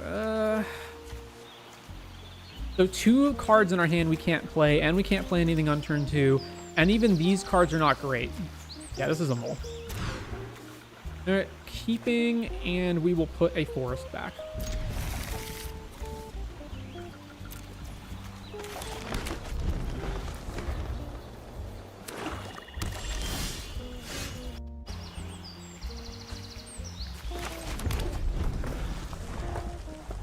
Algorithm said he's about to quit, let him cook. Oh, with this fucking thing. Alright, I feel like I'm just supposed to discard lands.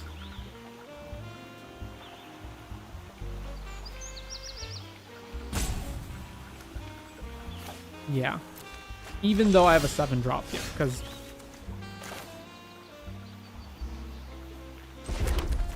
Fenrir... Forest.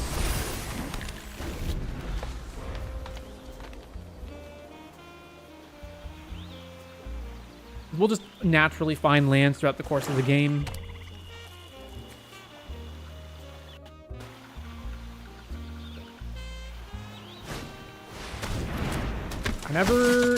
When this enters mill 3, game 3.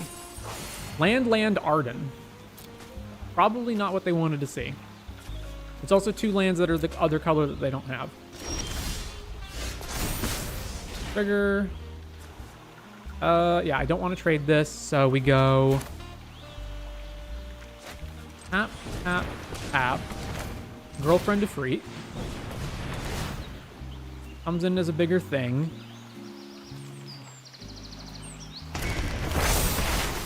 Trigger, discard a land. Ooh, Thunder Magic. Alright, so it's 4 mana to deal 4. Yeah, we're just gonna pass.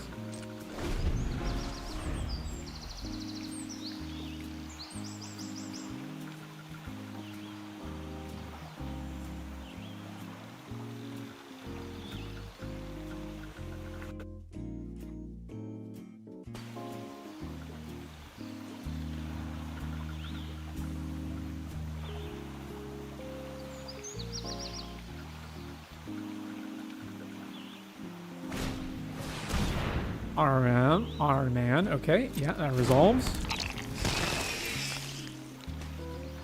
I should probably just be efficient and kill that. No, let's just kill that.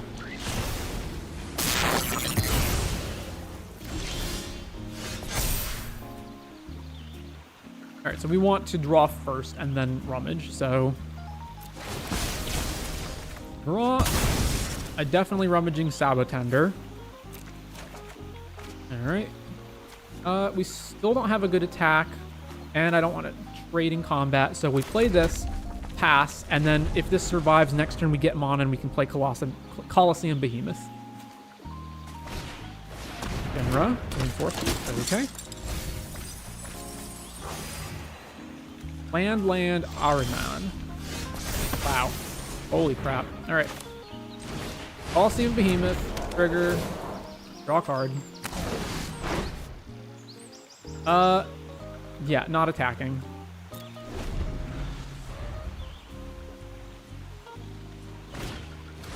Demon Wall. Triggers and makes a mana.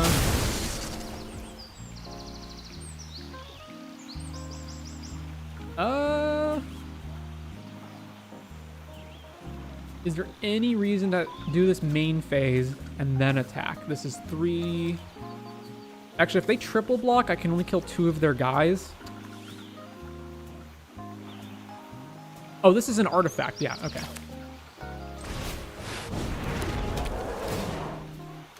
Blow this up.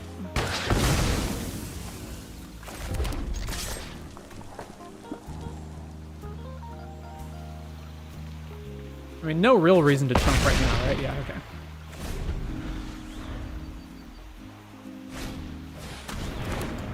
Another Heck dies. Alright, discard Hilgigas.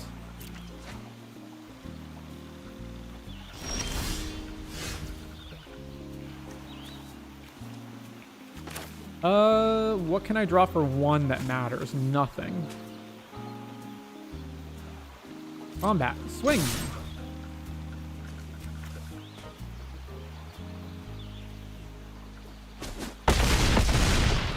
And play another one. Draw a card. I guess I shouldn't have played that land in case my opponent has like another Heck dies or something. Alright, yeah. I mean, they just got stuck with 3 lands for like the whole game and presumably can't play. They're also red, I know, from what they milled over, so they presumably have a bunch of red cards in their hand that they also can't play.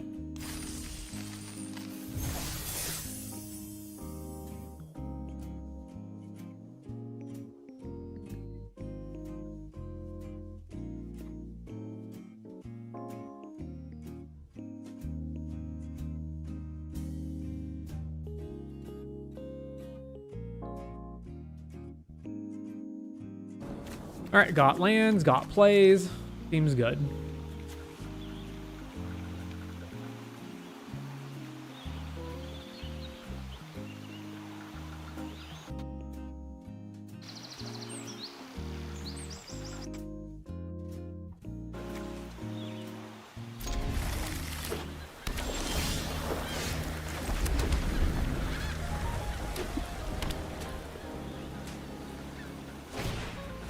Albert, all right, kick that.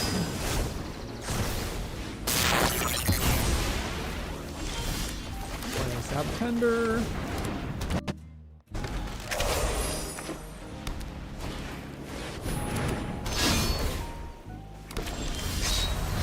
3-2 ward.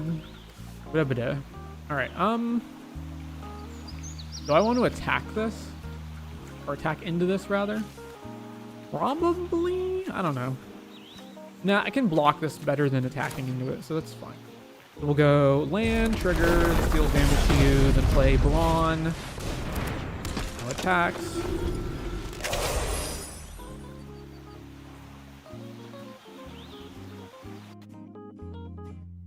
All right, Austin, in your question. So what's my favorite Final Fantasy card? Okay, so for Commander.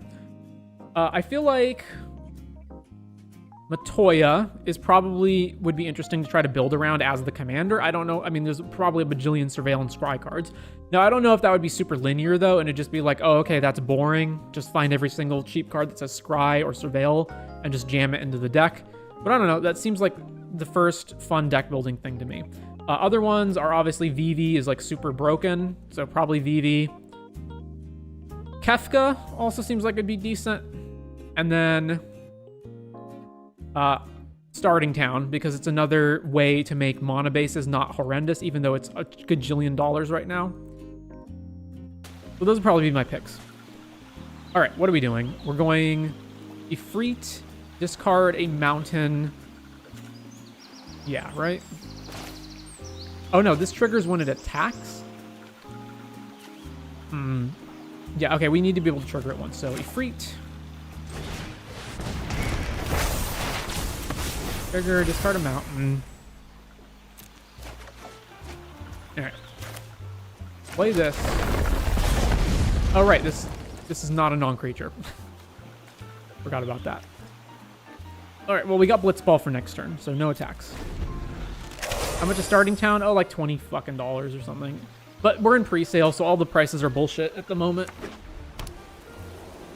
But the problem with it is it's a card that basically every standard player is going to need 4 of. And it's good in Pioneer and maybe no, not Modern.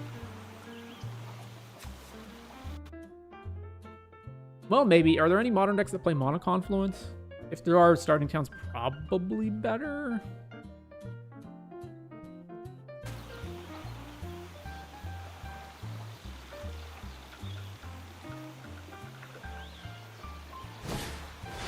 Another Paladin's Arms. The 5/5 when they flash it back. Dwarven Castle card. So they just have infinite defense. What are we blocking with? Probably Queen. I probably just don't block with anything this turn. I don't know. Maybe Sabatender. The value on this card's not going to be great going forward. And we need to not just take damage randomly. Let's just block there. How much is it to equip this? Discard a card. I mean, Bard's Bow is not going to be great. Yeah, we need to hit lands now, so discard Bard's Bow. All right, there's a land. So now we go... So next turn, this gives us Gigas. And then if we get another land, we get to play Behemoth. So we're definitely not attacking. All right, so combat, swing. Trigger, make the wizard. Lock there. Yeah, so then we go Blitzball shot. Triggers, take damage, this guy dies. Simple. And they make a hero, then we play land, and then go. Fate of the Suncrest. Did kill it, sure.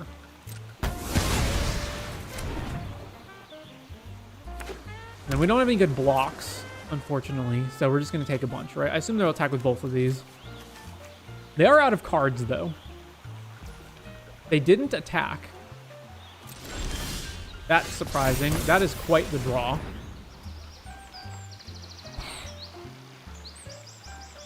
If I play this in attack, they can go block with these two to kill it.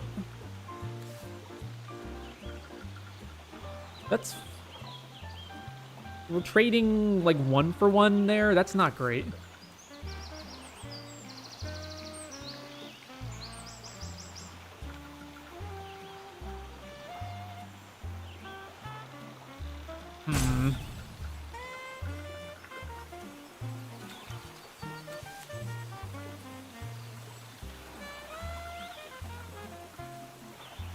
Search for a land, play the land, 3 or 5, Choco, kill this thing. Next turn, have the mana for Behemoth. Yeah, Mountain Cycle. Find a mountain, play this, Choco, 1, 2, 3. Kill this thing. Wizard, kill that, Choco, and pass, and then next turn, so if they flash this back, then we just go Behemoth, kill it. Yeah. Play the land, yeah. Mana. Behemoth. Blow this up. And I'll swing with the Chocobo and have this thing. Is it +2/+1? Now, you know what? I'm not going to. How many non-creatures do we have? 4? Alright. Alright, they've flooded, so now they move this. That's still not even very good for them. So, landfall. Ramu. Kill this thing. It's got ward 1 twice, right? And then we just pay for it. Auto pay, auto pay. Swing.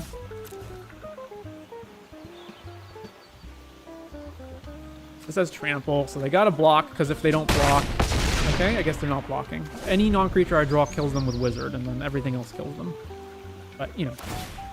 They're not gonna win at this point in the game anyway, so whatever. Is this the first Ramu you've drawn in 4 games? Yes.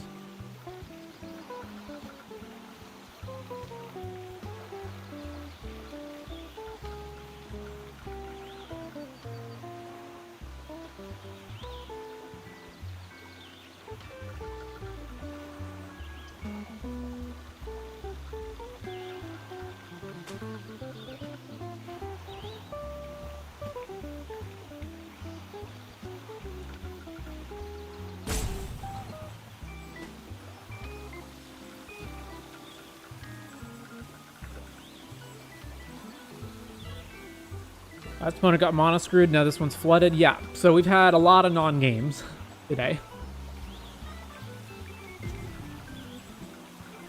I mean, I cannot imagine they survived this. They need to be able to block 3 different creatures, including one that has trample. Yeah. Combat. Swing. Alright, this is a wizard as well, so it also gets +1.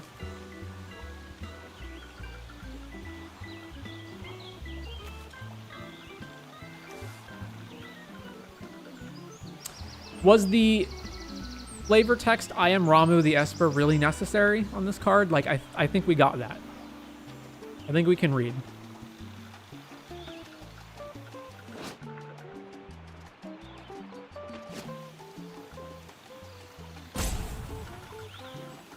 Alright, I mean, there's no way you have anything opponent. At best, you have a removal spell for Behemoth, and then you can block one thing and then die. So what are we doing here?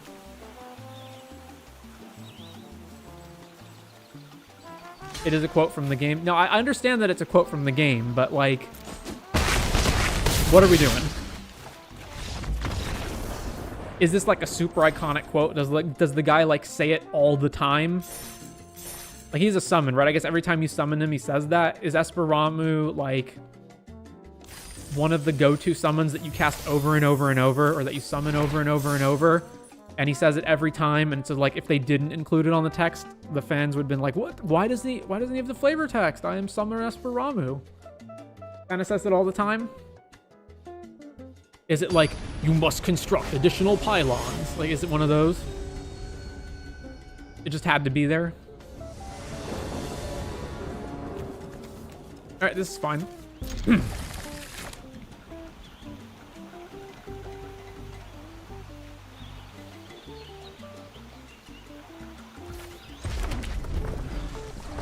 So this format feels like tempo and relevant payoffs matter a lot. Okay, don't have anything to do.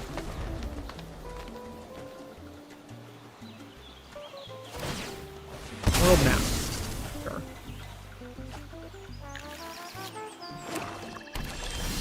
They have a swamp and they fetched another swamp. All right, what are we doing? I guess just Bard's Bow.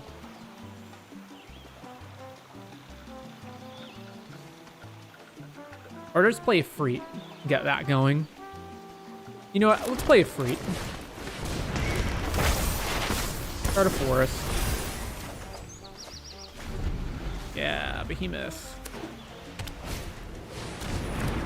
2/4. Whenever it attacks, if you don't control a legendary, then you can. This is 4 mana to kill it. All right, yeah. So we're gonna discard Bard's Bow. Or do I just discard Ramu because I can't even play it?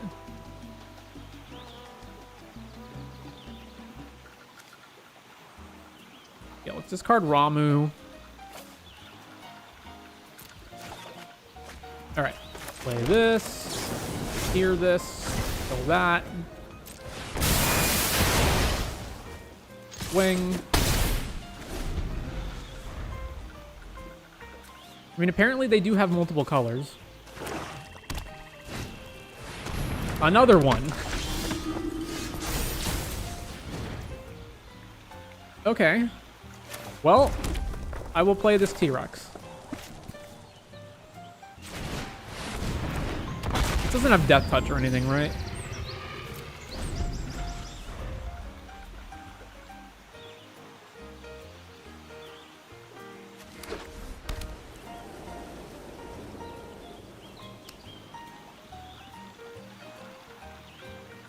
Okay, so I'm not a Final Fantasy fan, so this guy has a dog, but he also has, like, a gigantic gun.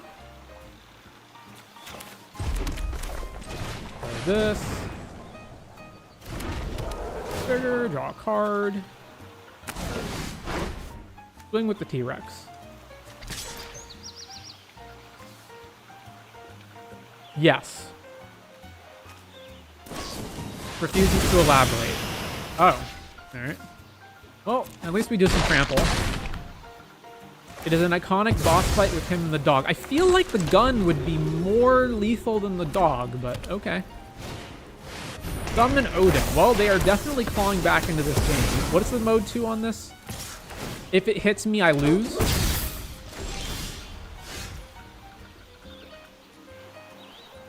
Alright, well, I guess I have to hope that that doesn't happen. So if I play another Behemoth and if they have any removal, then we die. All right. Play the Behemoth. Draw a card. Wait. Oh, it can blow up enchantments, right? This one.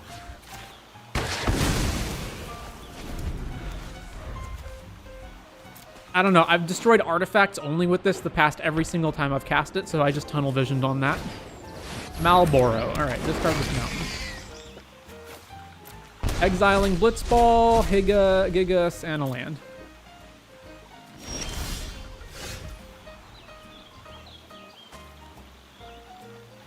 So if I attack right now, they can triple block, and then I only kill 2 creatures, one of which is the dog that they just get another one of.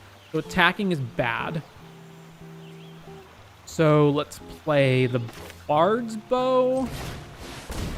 And then they are a black deck, so I should just play this land. In case they have Hex Eyes or another Malboro.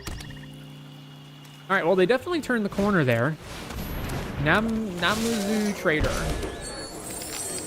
Attack. So they can't attack and make another dog in the same attack. Well then, they're just announcing that they have a combat trick.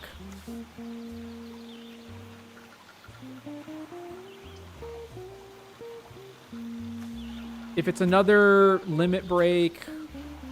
If they have a limit break, then attacking them is bad too. But what am I doing if I'm not attacking, right? I guess I attack and I just see, okay, show me your trick, right? No blocks. And then I at least get trample damage through that turn. We're not drawing anything now. All right, how many lands deep are we? 8, 9, 10, 8, 9, 10, 11. Yeah. I could move the Bard's Bow, and then it would be a 9, 9. It really just depends on what it is.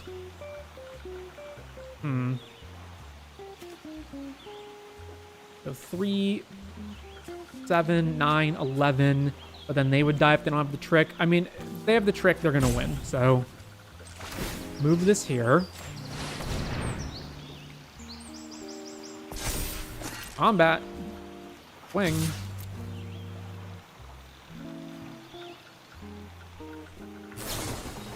Slash of Light deals damage equal to your creature count. All right.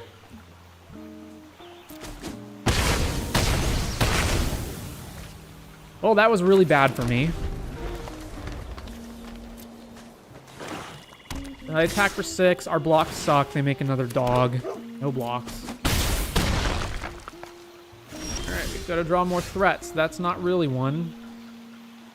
Bard's Bow here. And then I guess we just have Prishes. So we're not winning this race. If I attack them right now, I do survive the next turn, but then we can't win after that. If they just attack with Marlborough, I have to trade with it.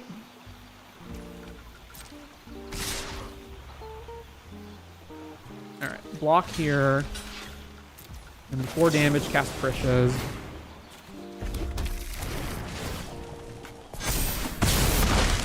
Alright, we're at 3. Ugh. Nothing. And we've drawn nothing. Alright, back to them.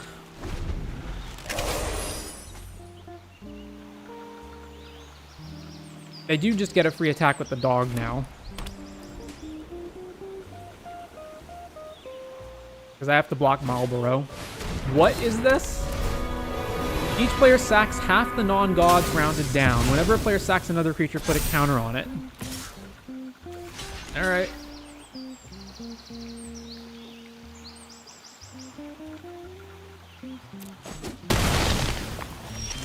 And we've drawn Choco Comet. How much mana do we have? 5, 10, 11. We can deal 9 damage to them exactly.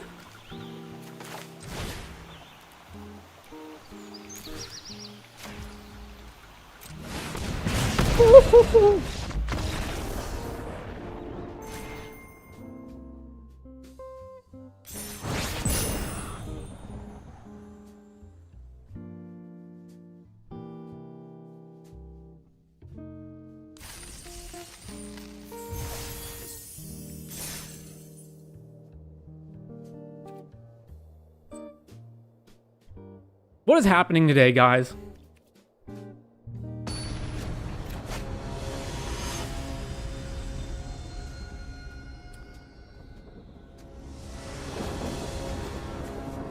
All right, good. Keep. Queen Brawn has been pretty mediocre, but that I think that's just based on the deck. If we were like, it would probably be much better.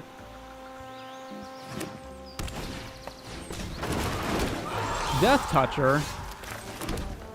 Sabotender.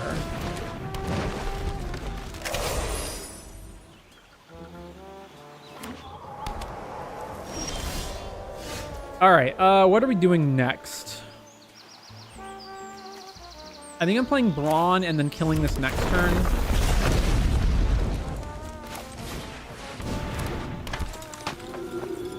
No attacks.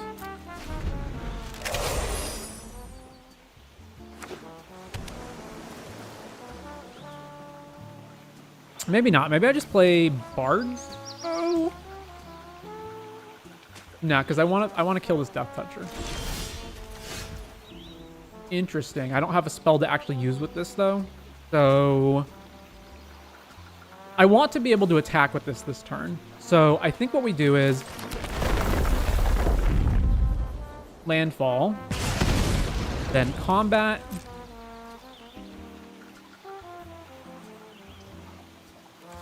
Oh, this is a sorcery. All right, let's not attack.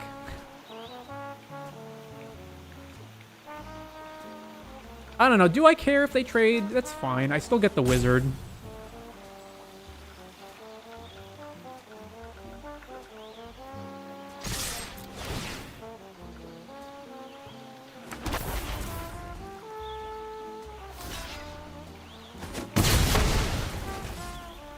All right, main 2 will play a Freet.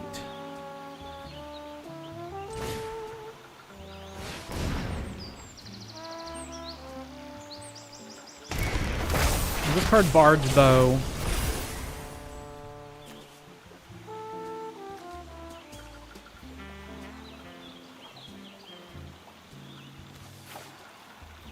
Yeah, discard Bard's Bow so that we have at least one non-creature in the bin for Esperamu. And then next turn, if they play anything with 2 toughness, we can discard another non-creature and then just shoot it with Ramu. And if not, it's fine. Ice Magic on a Freet. Sure.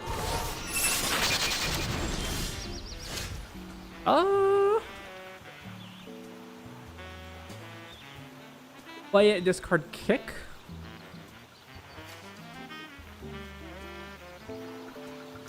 Yeah, let's do that. Girlfriend of Freet. Discard the Kick. And then that makes Ramu 2.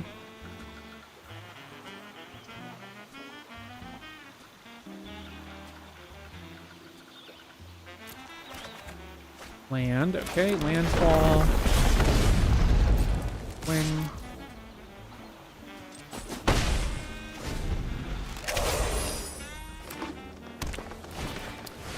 Fat Chocobo.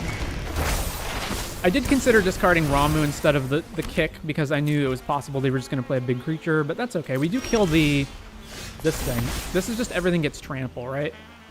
All right, I do not want to discard the land, so we will not discard anything here. Instead, we will landfall hit them, and then we will play the T-Rex. Gain some life, and then over to them. Then we can just Ramu next turn if we want.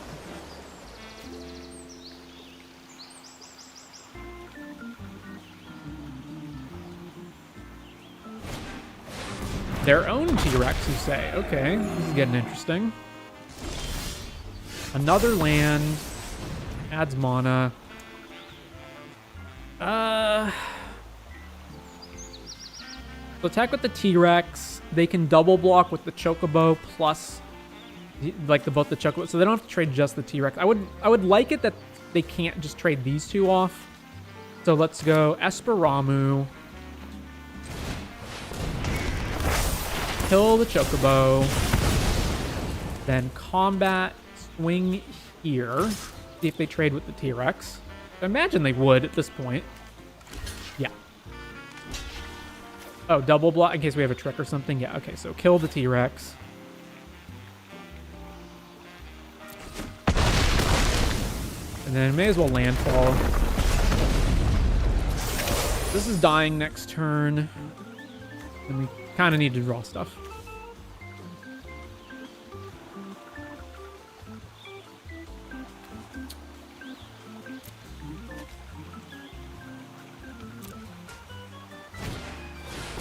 Another fat Chocobo. All right.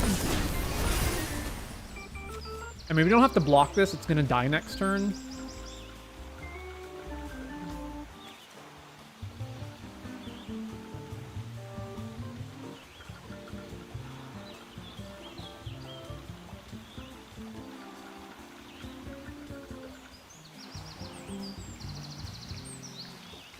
I mean, based on what I have on the board, I would attack with it. I mean, I guess maybe they don't want Ramu to get a free attack in. Yeah, okay. Another Ramu.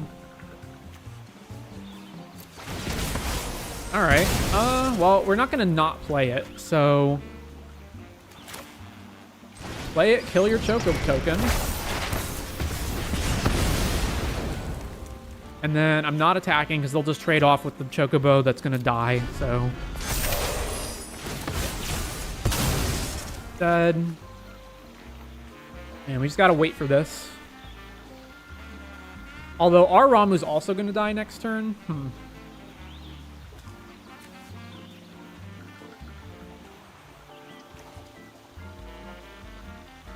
Ramu's not a legend. I don't think any of them are legends.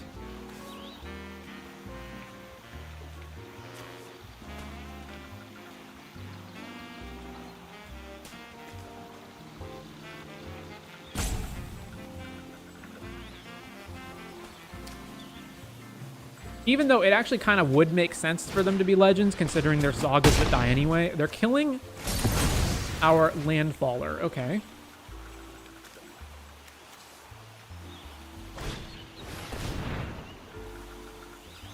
Esper Origins. I don't think I would have killed the Landfaller. I think if I was going to use this, I think I would actually just take off a counter so that this makes another Chocobo. I don't know. I don't think I would value killing Sabotender that highly.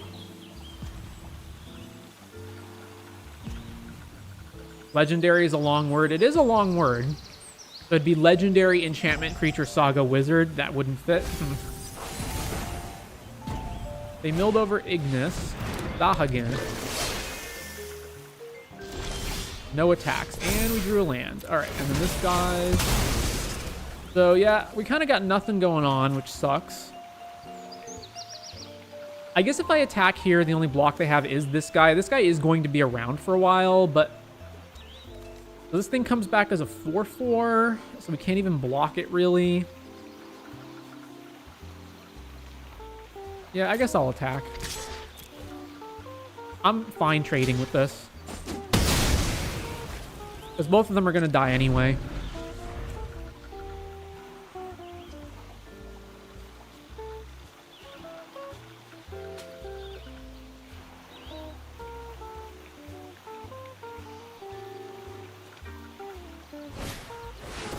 Vanil. Well, they're definitely out-carding us. Milled over 2 lands. They can get back the T-Rex, probably. Yeah.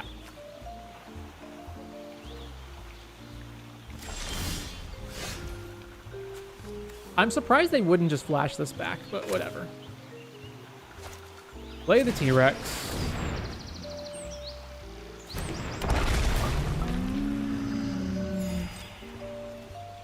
And they get to play their T-Rex. What is this? Reveal the top. If it's a permanent, you get it. Add double green, and then other creatures get +2 and trample. Yep. Man, we're not keeping up here. Do I not attack them now? Because I could draw Blitzball. I guess so. I'm going to play this in case we draw the Fireball. Esper Origins flashback. This thing triggers. Because if they just attack me with the T-Rex, I kind of have to block them, right?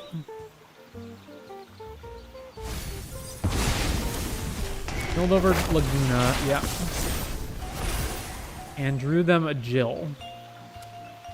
Ugh. Yeah, I have to, pretty much have to block this. I mean, I guess I don't, but like, there's no reason to just take damage, and then let's say I don't draw any answer to it, and then I just have, yeah. And then I just have to take the damage again next turn. Mana. When they play Jill, bounce my token, and I take 9 damage. No, I take probably 10, because they'll play a non-creature that pumps this. And then it's going to be lethal after that. Oh, really? Does this have trample naturally? I mean, I'll just block, because it's gonna die anyway.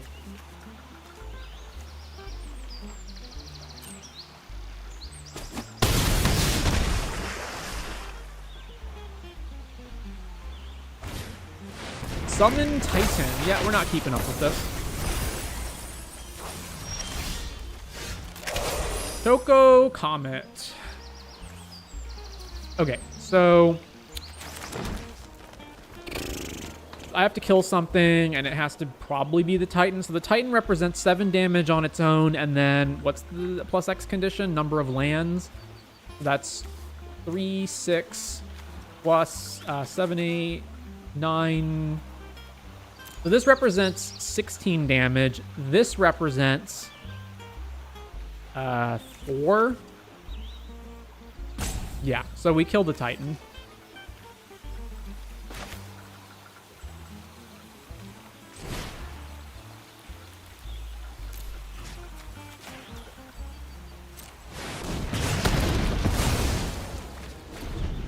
Alright, then that triggers, pumps the team.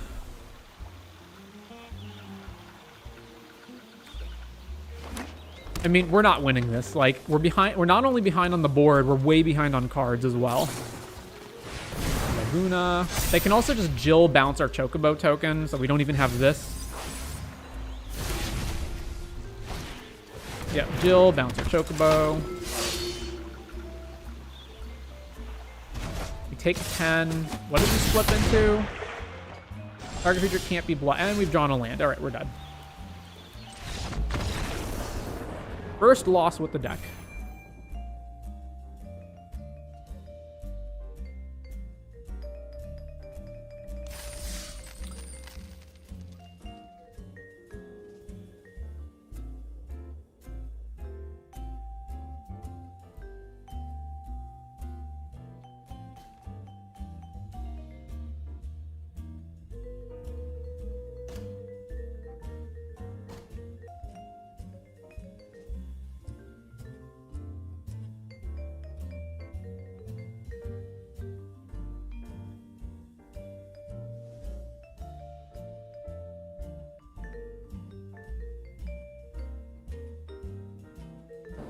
All right.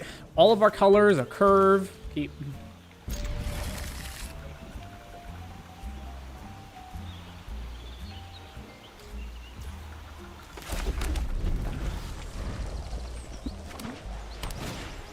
Zach Fair. Sure. And then we just shoot it? Yeah.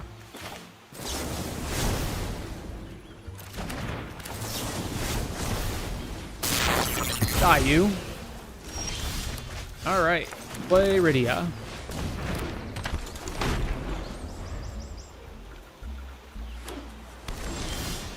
Then we go landfall, discard girlfriend defeat, and then just bring it back. Yeah.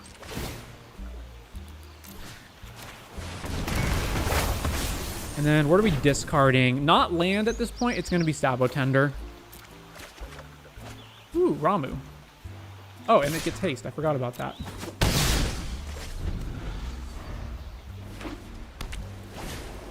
Dragon's Wyvern is a 2/1 that makes a 1/1. Okay. So if we discard Blitzball, we can play... Oh, no, I don't have the second red for Ramu. Oh, wait, no. I can just get it back with Rydia. So we discard Ramu, then get it back with Rydia, kill the Wyvern, attack. Ooh.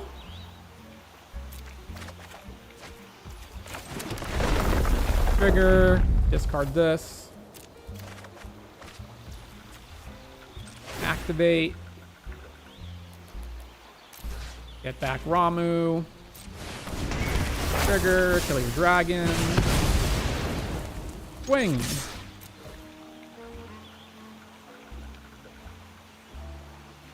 Yeah, this Rydia is really good. Oh my god. Just the attempt. Oh yeah, opponent's not even gonna try.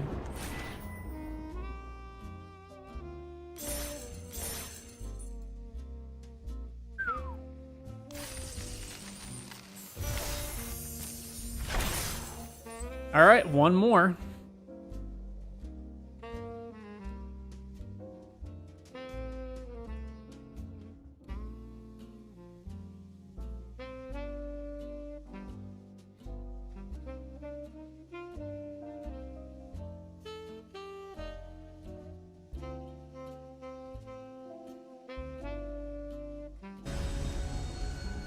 Just curve into Rydia again and GG, yeah.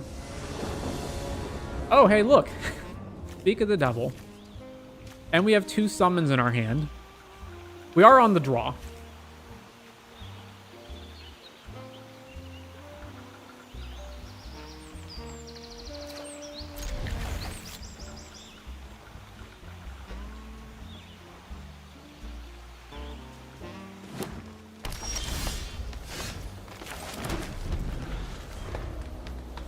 Okay, so Rydia is like insanely good, so just like prioritize this a lot.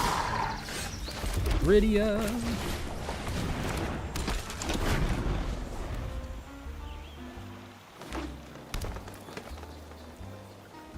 Four mans. Oh no, is it dying? No. Oh well. What are we doing now? Play Girlfriend to Freak, discard Brawn. Yeah, let's do that. Girlfriend to Freak. Discard Brawn. Alright.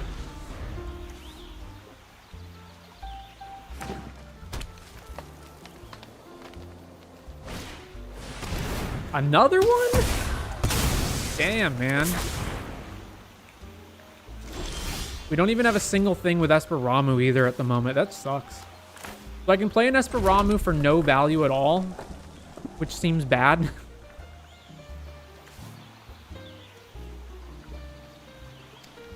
I think we just pass. Yeah.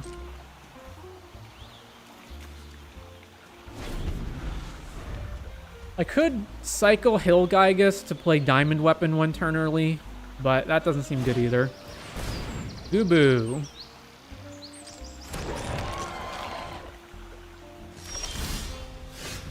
Alright. Well, we're just gonna... Turn 6 is gonna be the turn that we start doing things.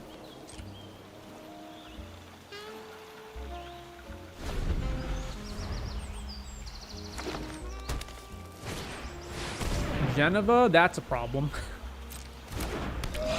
Ugh. Oh, that's a problem. Yep.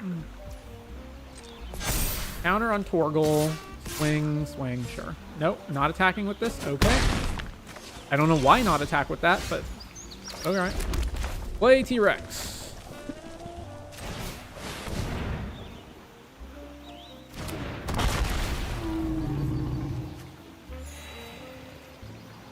Play T-Rex first because it's the best at attacking, and also if these threats wind up dying, that means Diamond Weapon gets cheaper. And there's potentially a turn where we can play Diamond Weapon along with another card. Fat Chocobo. Geneva, trigger on there. Yeah, this is an issue. They're attacking? Oh, because if it dies, then they draw 4 cards. Ugh. On your turn, right?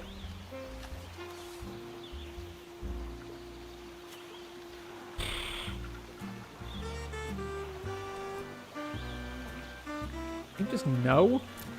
Take it.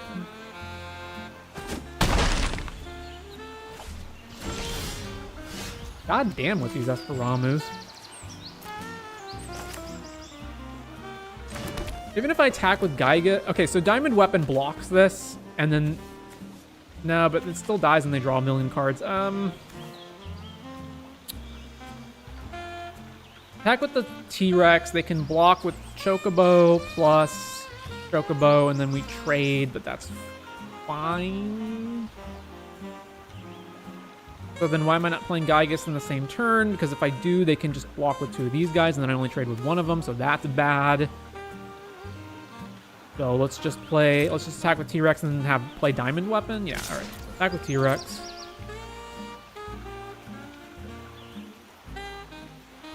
Chocobo. Oh, really? Do we have a pump spell? Blitzball shot, of course. So I don't even trade with them. Oh, man. Come on. Alright, Diamond Weapon it is.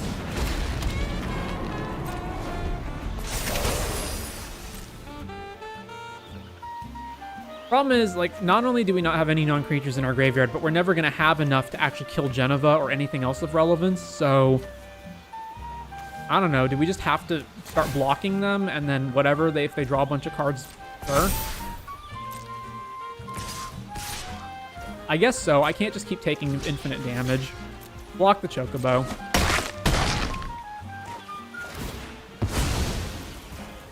Yep. Maybe I should have just blocked Torgal so that they won't draw 1 fewer card. I don't know. Tech dies, sure. Discard Ramu. What's the best way of me not dying?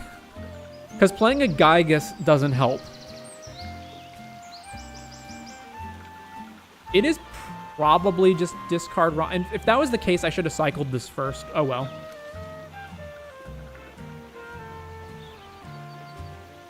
Yeah, I think I do just have to, like, find a spell so I can start killing their shit, especially these wizards.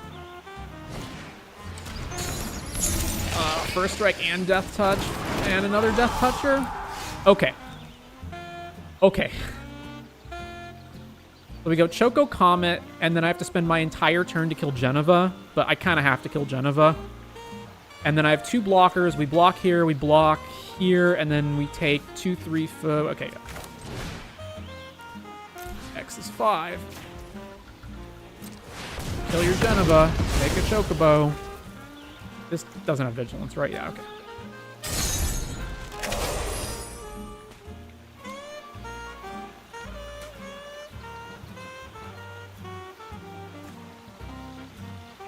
First strike and death touch. Namazu. Make a... yeah, okay. So now Summon Ramu is actually active, so I can kill this guy. Ooh. Trisha's Wandering. So I can't play... How much mana do I have? 7? So I can't play both of them. So... I want to spread this around. So I want to hold priority. I want to go Ramu and then trigger on the stack Prisha's, put a counter on it, and kill Tonberry. I guess that doesn't matter. I guess I don't have to hold priority for that. Okay. So... yeah, alright. So Esper Ramu. Trigger. Kill this guy. And then we'll just pass. Because I still don't have any good attacks.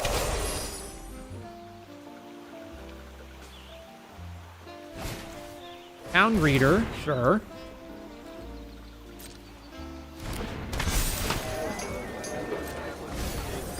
Araman, Summon Fenrir, 2 lands, sure. Land, Chocobo Trigger, yep. This is attack Surveil. No attacks. Alright. Cast Wanderings. Go find a mountain. I don't know. Does it matter? Go find a mountain. And put the counter on...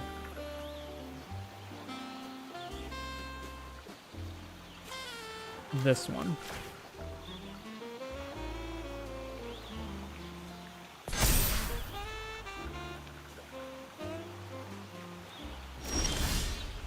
T-Rex. Oh, right. These fucking die. I forgot about that.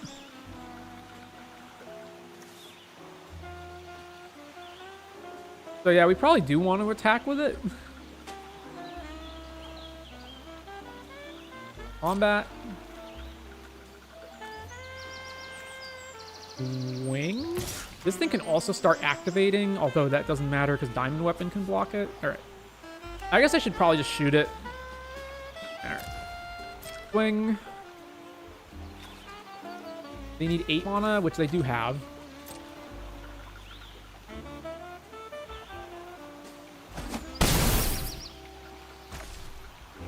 So if they do that, then I block with Diamond Weapon. I block. Potentially another thing. All right, so let's play T-Rex. Yeah, all right. T-Rex. I'm hanging in for dear life here.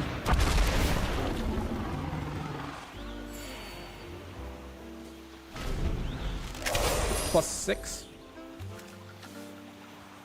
I will kill this next turn. All right, Ramu dies.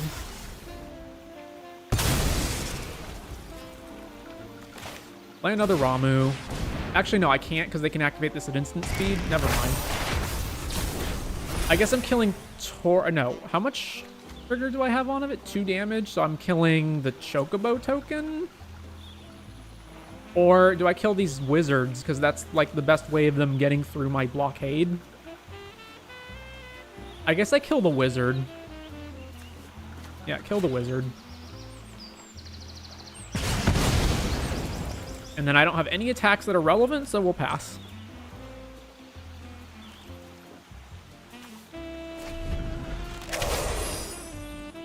So they can't attack through Diamond Weapon, and I can't attack through Ochu.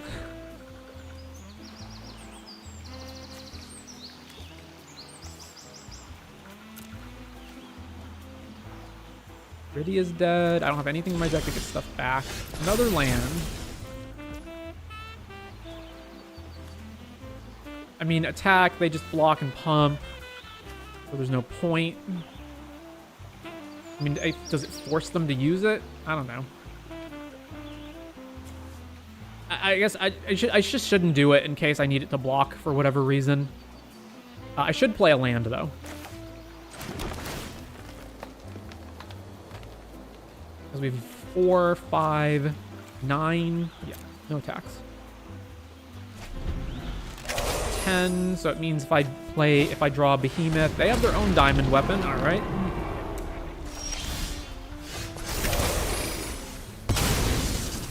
Play a land, pass. Well, this is awkward because now they've got 2 different creatures that I can't really trade with, I think. No, that's not true. Diamond Weapon can still block Ochu. But it will get to the point where I can't block it anymore. How many cards left in their deck? 11, so it's going to be a while. Ugh. Sack the Chocobo token. We have drawn like 3 lands in a row, by the way. That's pretty bad. How many lands are left in our deck? 6 out of 18. We have a 1 in 3 shot every turn of drawing another dead draw. If they attack with everything, we are forced to block Ochu? Yeah. Actually, we're just dead. So this is, we only have 2 blocks, and the biggest blocks are here and here, and then we take 2, 5, 6, 8, 9, 13. Yeah, we take lethal. Do they have 8 mana? Oh, no, they actually don't.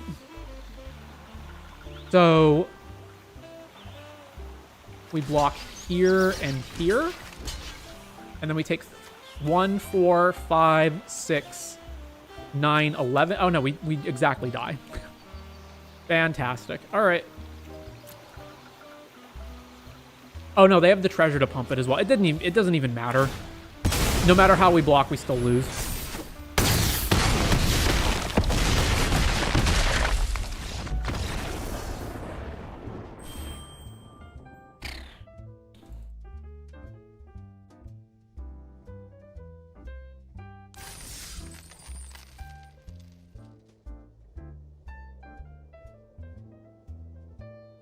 Actually, hang on. I might want to make a slight adjustment to the deck. Mainly, I don't like Brawn. So, do I just want Ochu over Brawn? Probably.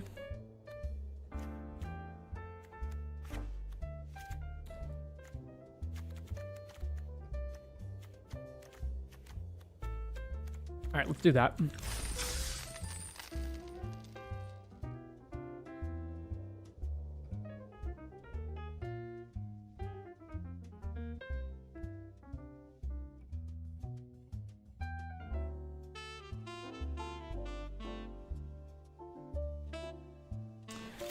All right, well, we have not really a curve because casting this doesn't do anything. We are on the draw, so if we just have to draw anything on the, like 1 through 3 that can actually be played in the first 3 turns, which is a fair number of cards in our deck. We do have removal to kill stuff. All right.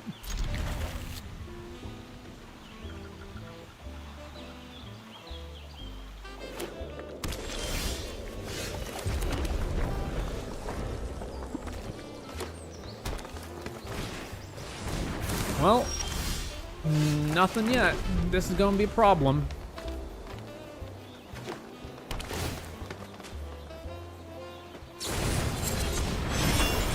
Okay. That's an instant. Well, at least we're getting somewhere. Blitzball.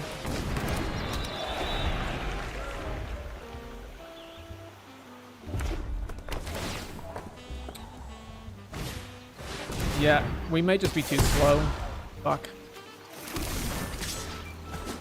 I'm gonna have to play Ramu with nothing to do with it. Ugh. This is double X, so we go Rydia, Chocobo kick, kill one of the Chocobos.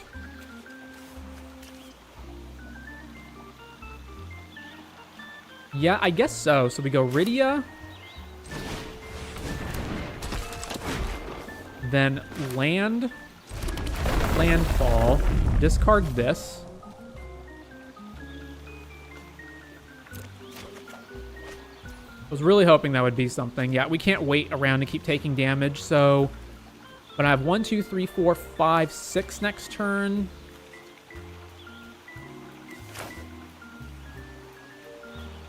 I mean, I guess I can kill the wizard, but then we're still taking 6 next turn. That's too bad. Yeah. Cast this with the kicker. Here, here. Bounce a mountain. I don't know. Kill that. And then at the very least, if this doesn't die, we can go bring back Esperamu, kill something. Oh, unless this dies, then we can't do that. And now discarding Esperamu was horrible. Fucking Christ. And we drew another land. Unbelievable, man.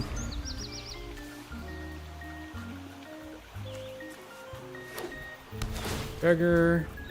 Yep. And a haste creature, too. Come on.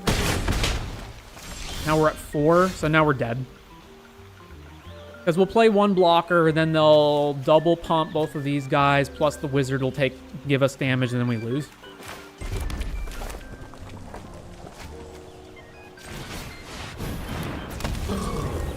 Yep. That was so lame. We just needed to draw anything that we could have cast earlier, or not have Rydia get killed, any one of which would have saved us, but no. Alright.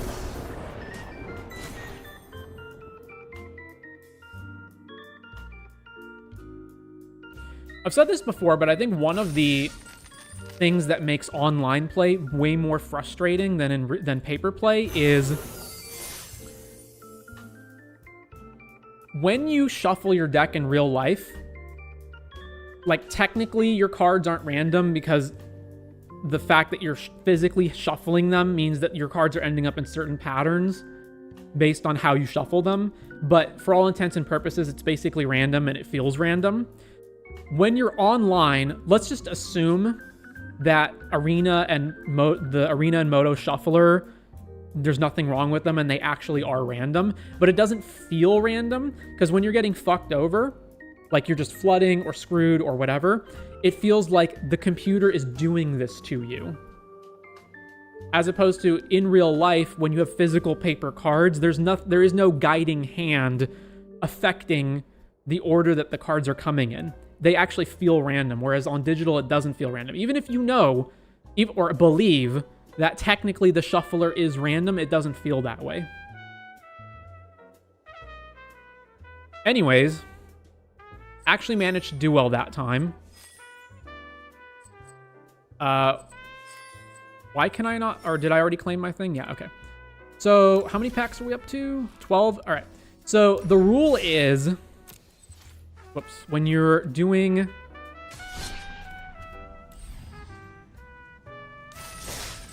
So when you're on Arena, the rule is you draft so that when you hit your rare cards, or just anything, but mostly your rare cards, you can draft them and get them naturally as opposed to having to open packs for them. And then the idea is once you hit the point where you've acquired all the rare cards that you want from the set, or at least close enough, you then open all your packs.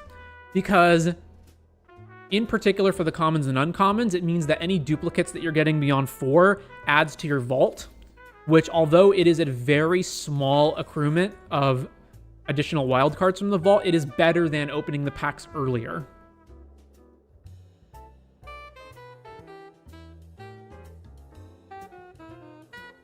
But anyways, it's been 4.5 hours. I'm not done, but I do need to take a quick break. So we will take that break, and then we will come back with more drafting.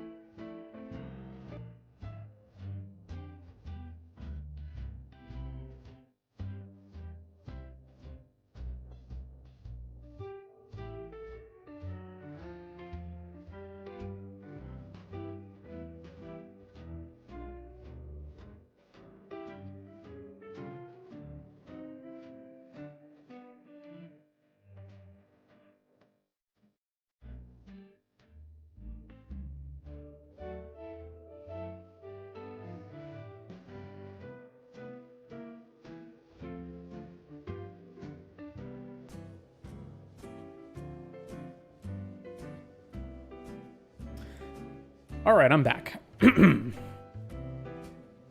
we did it. The third draft saved the format. On the edge of quitting, but it did well enough. All right, so what have we seen so far? I haven't built the artifact deck, or Dimir, Control, or Rakdos. We've seen the Gruul Landfall deck now. Doesn't it go on? Orzhov Sack, is it? No. We've played Golgari, we haven't played Equipment, we haven't played the Town. Although we did play a Sultai ramp, so that's like probably close enough to this. Yeah, all right, so we've seen some of the archetypes.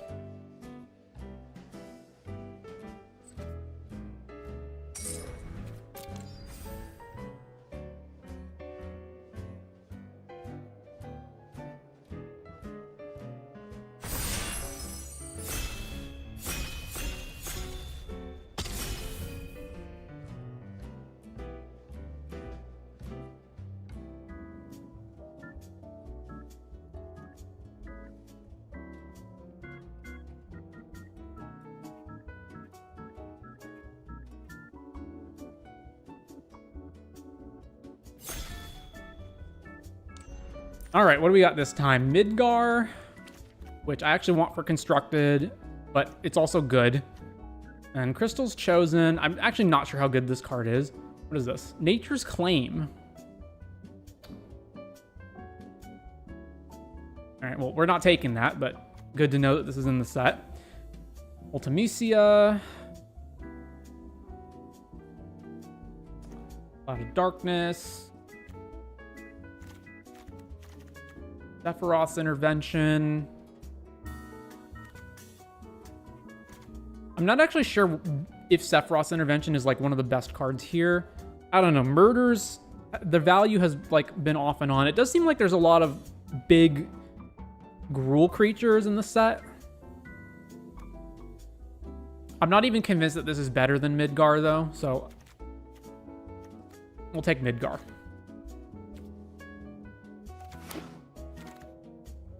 Noctis and Excalibur. All right, so, and Black Mage's Rod.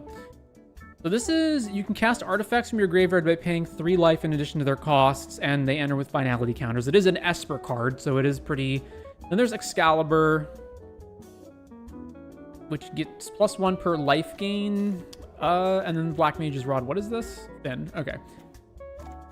What does the White Mage Staff do? Whenever this creature attacks, you gain 1 life. Yeah, so my main question would be, how much life gain is in the set for this card? I also wouldn't even be surprised if this wheeled. So I'm significantly less likely to take it for that reason. Did you end up 7x with the last deck? No. It was X1 at the end. How much life gain is in the set, I guess is the question. Set, Fin, gain, or lifelink. And it must contain the word life in it. 38 cards say this. Okay, well, Starting Town is, again, very important for constructed.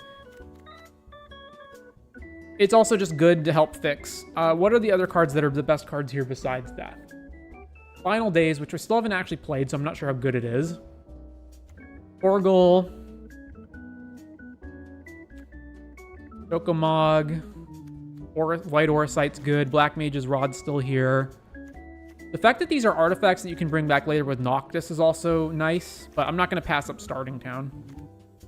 Technically, from a trying to win the draft perspective, the pick should probably be either Oracite or Black Mage's Rod.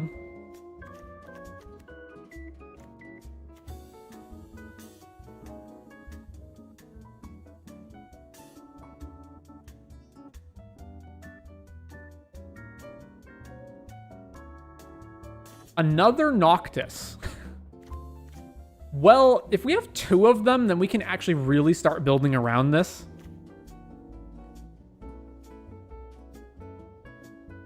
Yeah, this is great. All right. And then we've got Starting Town to fix. So now we're just going to want to pick up all the artifacts and life gain.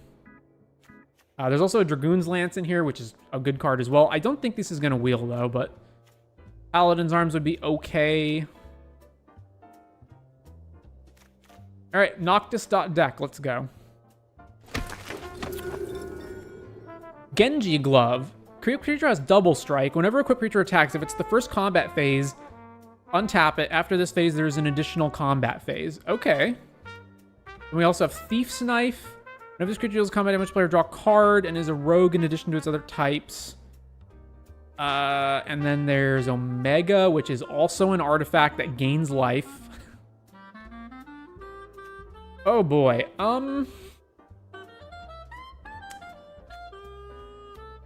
Also, double strike and additional combat is great with our life linking effect. This is only, how many cards are in this pack? 5, 11? I'll take the rare and hope to wheel Omega or Thief's Knife, I guess. All right, what do we have? Sleep Magic. There's also a dual land. And Stuck in Summoner's Sanctum.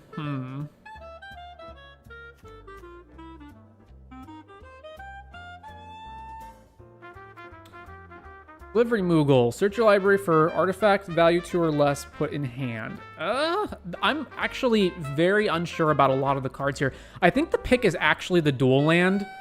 Because if we're going to build a deck around Noctis, color fixing is going to be an issue.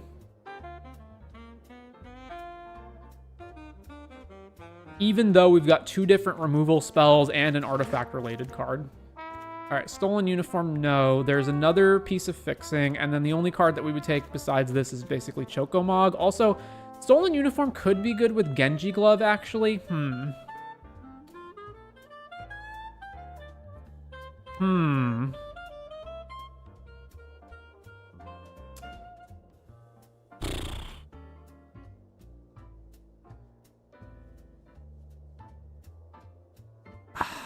Man. I don't think I can pass the fixing. I think we, even though this is the more fun option, I think we just have to take the fixing. The Darkness Crystal. If a non-token If a non-token creature an opponent controls would die, instead exile it and you gain 2 life gain, put target creature card exiled with it onto the battlefield tapped under your control with 2/1 counters on it. Okay, this seems really good. There's also a weapons vendor. What does this thing do? Pseudo Vigilance card. All right, I'll take Darkness Crystal. Why not?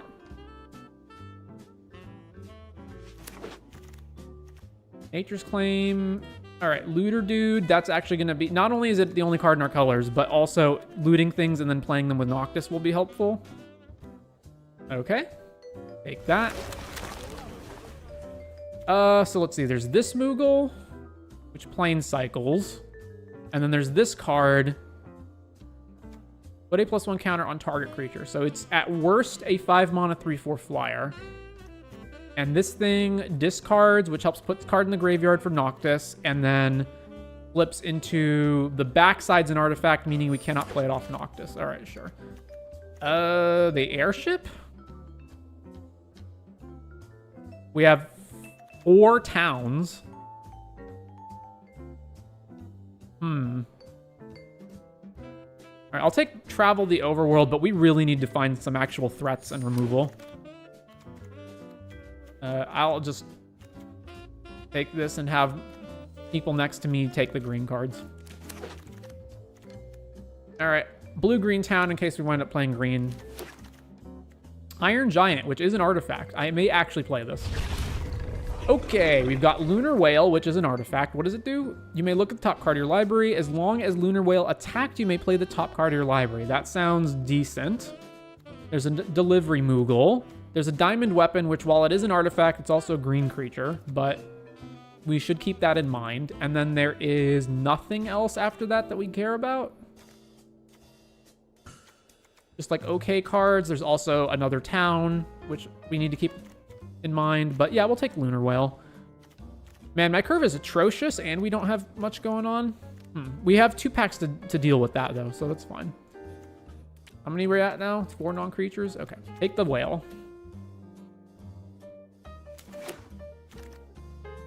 Graha Tia. Whenever one or more other creatures and or artifacts you control die, trigger or draw a card, this ability triggers only once each turn.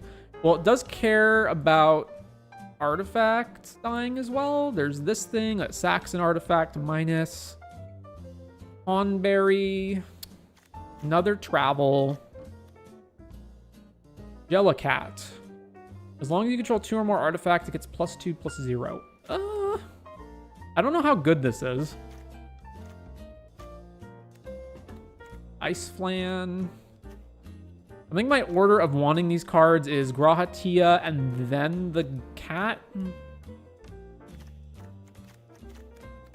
But I'd be fine to wheel Vane's Treachery, Ice Flan. So sure, we'll take Graha. Mizzix's Mastery, which we're not going to play. Diamond Weapon, what does this do? Choose target spell, surveil 2, then counter the spell unless the controller pays 1 for each graveyard. Okay, whatever. Thing that makes an artifact but isn't itself an artifact, but it's okay. Titus, also. There's also another town that's in our fixing. I'm not in love with any of the actual like non-fixing cards in this pack. So maybe it's just take more towns, keep fixing going, make Travel the Overworld even better. Titus is nice. It's nice in a tempo deck, which we are not. So yeah, I'll take the town. All right, Adalbert, Phantom Train, sack another artifact or creature, put a counter on this. It becomes blah, blah, blah, blah. Okay, so this is good with Noctis. There's also just the Pixie, which helps finds us cards and puts things in the graveyard for Noctis. It's also a 2-drop, so I want that. How many equipment do we have for Adal? I'm taking the Pixie, but I just need to make sure what else we've got going on here. So we've got the glove, and is that the only equipment we have? I think so. Yeah. All right, we'll take the Pixie, and we'll keep both of these guys in mind.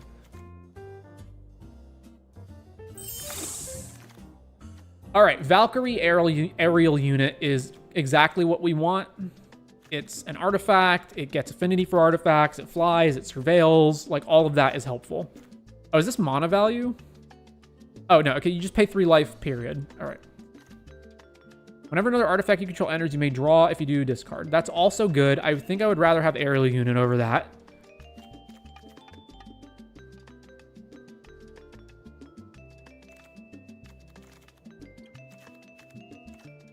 This Raise a Chocobo side quest is really good, but we're not in green. All right, another Travel the Overworld. There's Weapons Vendor, which we only have 1 equipment at the moment. I probably can't afford multiple travels, can I? We do have 5 towns. How many non-creatures do I have? 5? The train is good in synergy with Noctis. The land's good too. It is fine. I'm just going to take travel. I don't know. Elixir. Enters tapped. 1, exile this artifact, so it does not work with Noctis. It is a cheap artifact, though. So it's 6 mana in total to just a really bad Elixir of Immortality. Okay, we're not doing that. There's Malboro, and then there's this trader guy. Sacrifice another creature or artifact. That also works well with Noctis.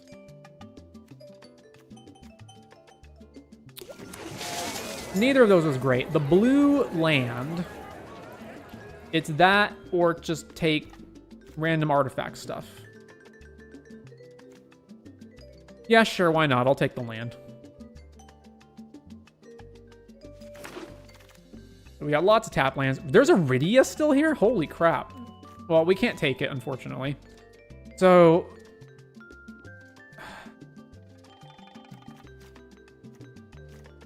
Iron Giant? Because otherwise it's just take Heck Dies, which is not even that good.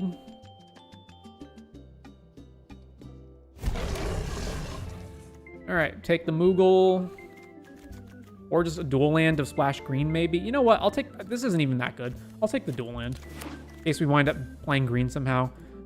Fight on. I'm not taking another Iron Giant. Probably don't have the spell slots for this. If I wind up not black and white instead, I'd rather have that. Blitzball. Rook turret made it around. Okay. Act 3. Card we can't play. Catch a fish. Reanimate. Card we can't play. Card we can't play. Card we can't play. Paladin's Arms. Edict. Monk's Fist. Wyvern.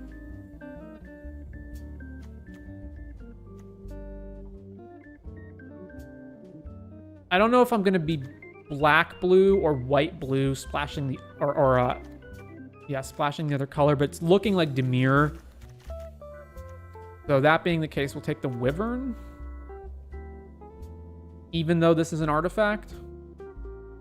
I could also just take the duel, but I'm not gonna pass this for another duel in a color that we are not even sure we're gonna play yet. We do need a curve. Another Lunar Whale, interesting. And Prima Vista, which is yet another vehicle, which we're not gonna take over Lunar Whale. And so the other options is we've got Demon Wall, which is actually good because it's a cheap artifact that we can use to block and then play it later. What does this do? Can't be blocked except by 3 or more creatures. 8 mana. Return this from your graveyard to the battlefield tapped with a finality counter on it. Okay, we already have multiple Iron Giants, so we're not doing that. Auracite is good, but it looks like we're not white. I guess we could just splash Darkness Crystal. I think I'd rather take the Lunar Whale and then just try to find cheap stuff, but we do need to really prioritize cheap stuff at this point. Zac Fair, Prima Vista, not taking that. Reno and Rude, that's fine. Slash of Light, deal damage equal to the number of creatures plus the number of equipment you control. Dual land, we have to play cheaper things. As long as you... Oh, this is an actual artifact, so... Scorpion Sentinel.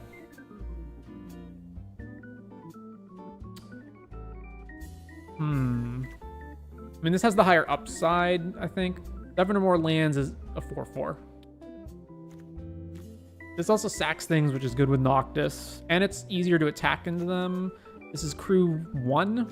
I'll take the artifact. I think the tiebreaker is the artifact wins over the artifact wins over non-artifact. We'll take the Scorpion Sentinel. I'm not taking another Travel to Town. I'm not taking the white 2-drop, so we take the Rat. 2-drop. Helps us stabilize early. All right, that's fine. There's also Slash of Light, but again, I feel like at this point Darkness Crystal being double black is also a pretty good reason to be in black instead of white as the secondary color. So yeah, take the Rat. Titus. Quirion Merchant. Artifact that we can replay from the graveyard later. Edict, Heck Dies. We just need cheaper things. So tiebreaker, it's an artifact and cheap.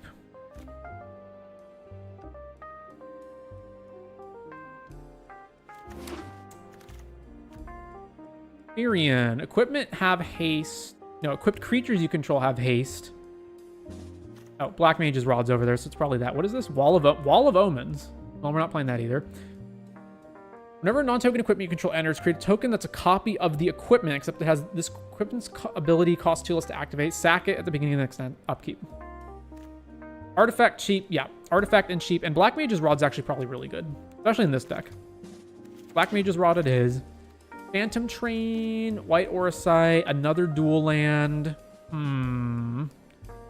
We have 6 towns, so we're at 23 right now. So anything we're taking, we're cutting a card.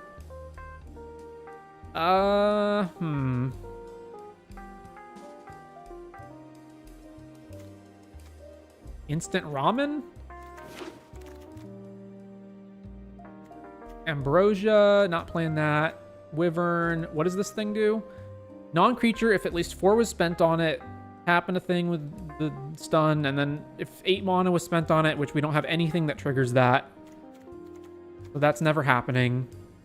So is it just play the cheaper thing? I think we have enough cheap things. Catch a fish, this thing. All right, take this thing. Big artifact dude. Is this guy better than Iron Giant? Probably not. Bad word that. Prima Vista. Also probably not playing this. Yeah. Done with that.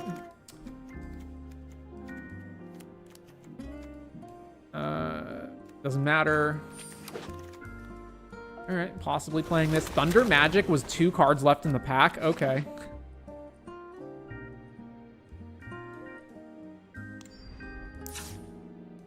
Okay, we're 4 over. All right, so get rid of Instant Ramen. Do I need Blitz Ball? I mean, it does help fix and ramp, which is relevant.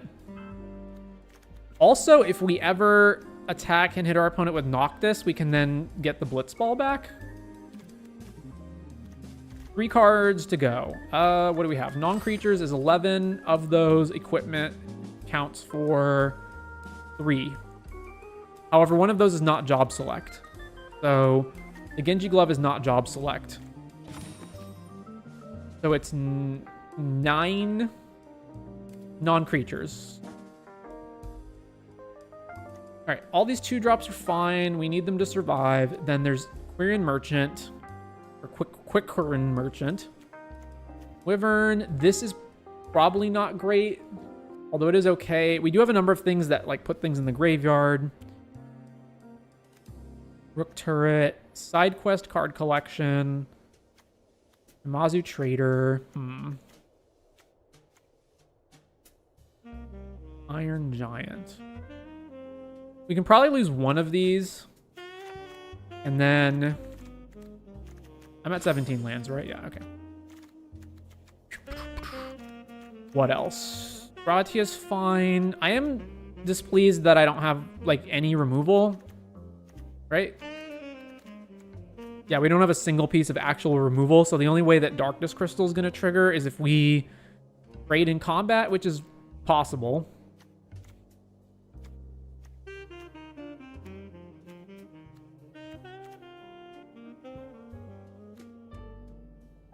All right, double towns, probably not necessary.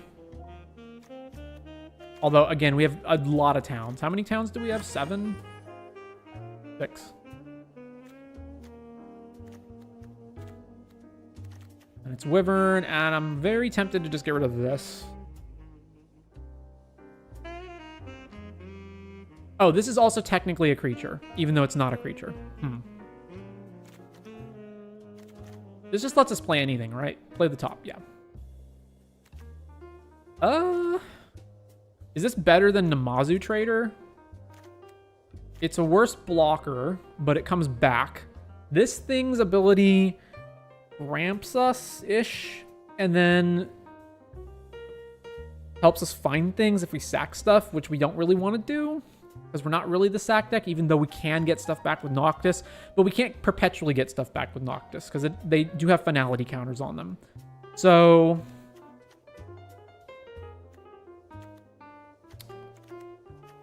the cards to cut are probably one of the Quick Quirion Merchants, or Retrieve the Esper, or Namazu. I think it's Namazu.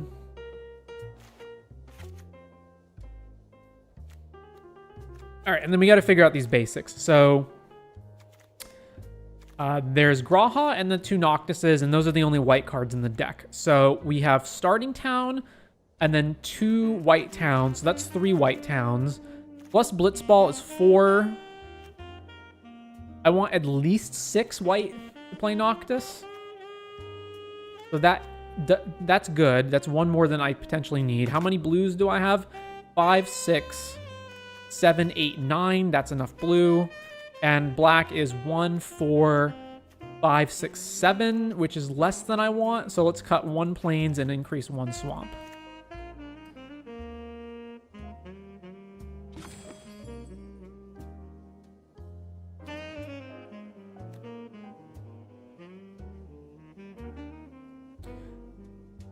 All right, so this deck looks like a right mess. I don't know how we win, other than like cheesing opponents out with like Genji Glove on Noctis, or their stuff dies and then Darkness Crystal gets them back. Because like the only actual top end stuff that we have is Iron Giant and Valkyrie Aerial Unit. I guess we can fly in the air with Wyverns and Pixies.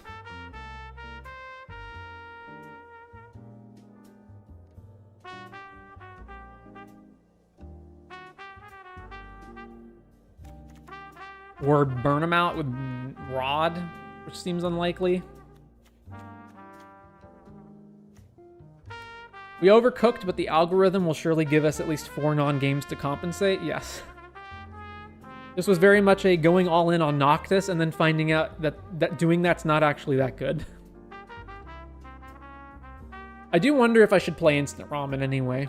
Even though you can't loop it forever, going like draw a card and then gain 3 and then draw another card and gain 3, although you're paying 8 total to do that, which isn't very good.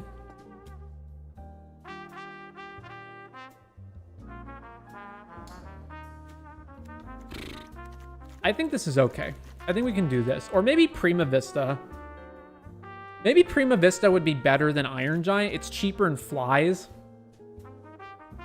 It's also legendary, which might count for Blitzball. All right, so if we play, although Iron Giant, it's specifically might not be the cut. How'd the rule draft turn out? Much better. Yeah, maybe I do play Prima Vista because not counting it, we have 10 other non-creatures, so we can trigger it pretty often. It just doesn't block well. Oh, wait, no, it's 4 or more. Not just any non-creature. Oh, okay. So crew 2, and then play 1, 2, 3, 4, 5. Oh, this card's 5 mana? Why did I think it was 3? I thought it was 3 and 3. Oh, wow. This card's way worse than I thought it was. Holy crap, this card's way worse than I thought it was.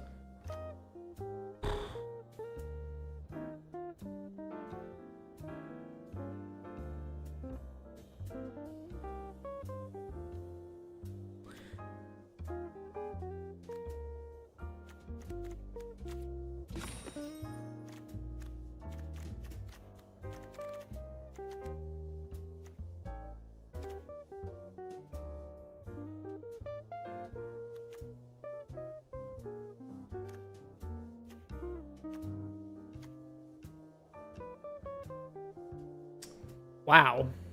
Yeah, okay, well, Blitzball's definitely not getting cut. Damn, Iron Giant's 7. I like having access to at least one of it, but you can get it back with Noctis later, but 2's too much. How many actual artifacts are in the deck right now? 12?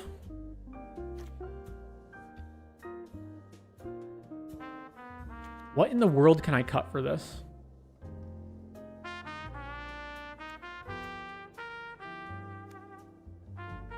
I mean, the glove is probably supposed to be the cut, but...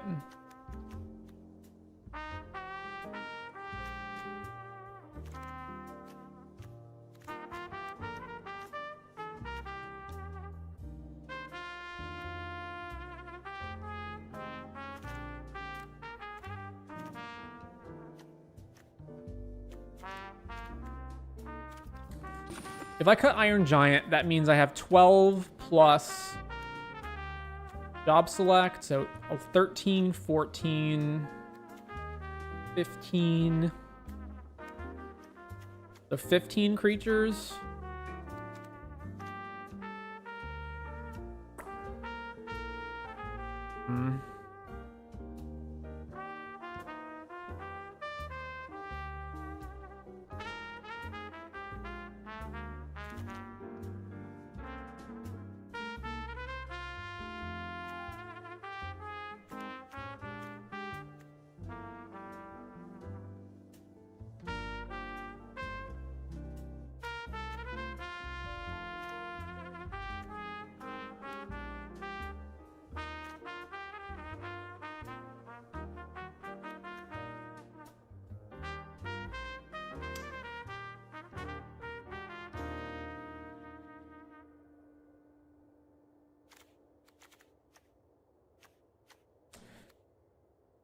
Can I be a 41 card deck?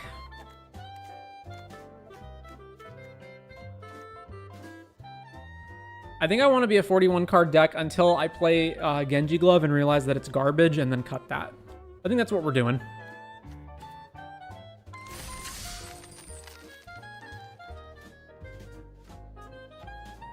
Black Crystal. Yeah, it's also possible that Black Crystal sucks since we have actual no removal. But, I don't know. We'll see. I'm sure I'm overvaluing at least one card in the deck right now. All right, we got all our colors. And this is fine, I guess. Unfortunate that we have to play Midgar. But what can you do? Keep.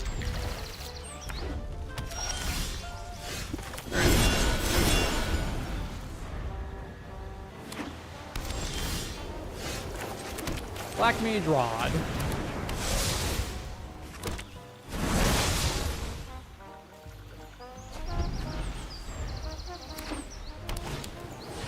Summon Girlfriend to free, okay?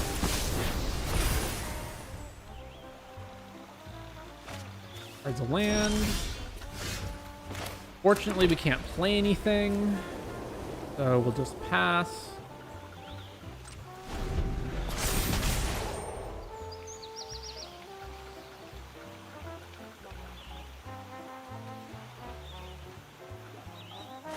Another land.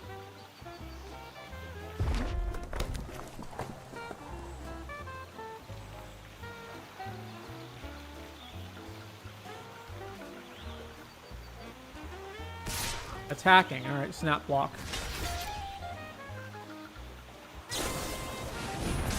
Yep, thing, and they hit a card that doesn't matter. Okay.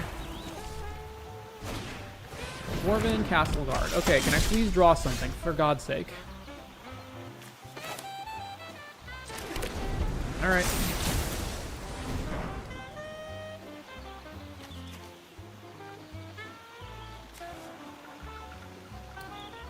So we're playing Raha next turn? Or we're playing... No, we have to have a blocker, so...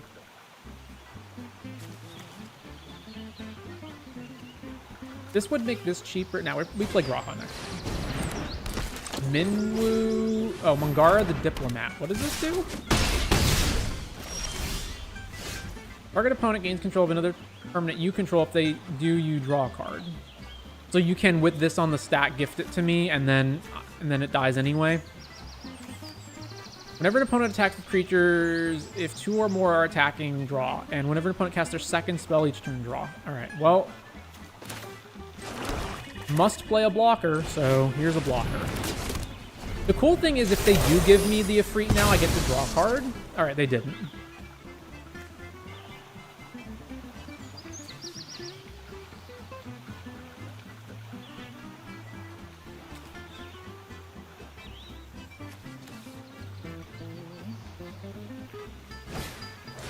Samurai Katana.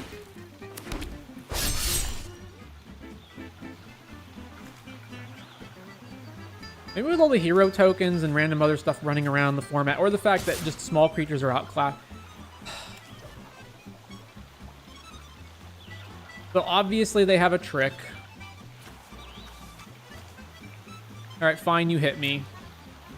I would rather play like Valkyrie aerial unit and then block and have that die and draw a card than I would just get hit here. So Valkyrie aerial unit. Can't believe how many lands we've drawn.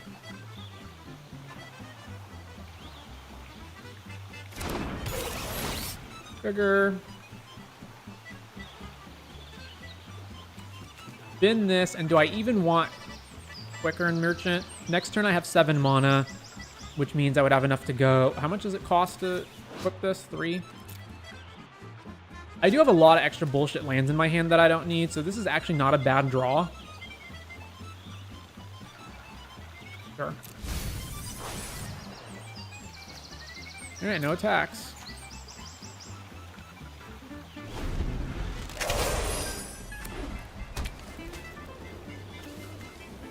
Why would they only attack with this and not also with, like, Mangara?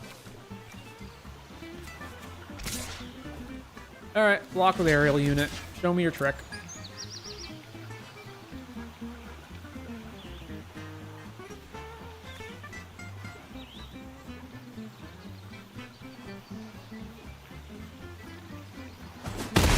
No, it's gonna die. Okay, do you have a burn spell or something?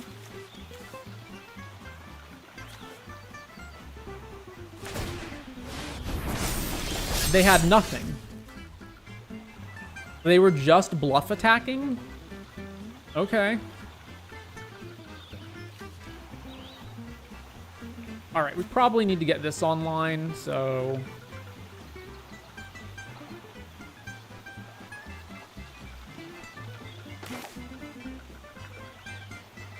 play this. And then, do I start hitting them? We're at 12. I need to be able to block, probably. This is a 4-6.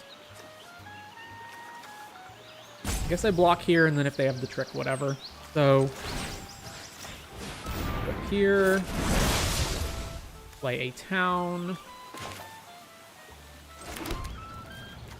Alright, swing in the air, I guess. Oh, this has lifelink? What? How does this have lifelink? Alright, I'll just represent the trade with Mangara then. Does Mangara naturally just have lifelink? I guess so. Alright, no attacks.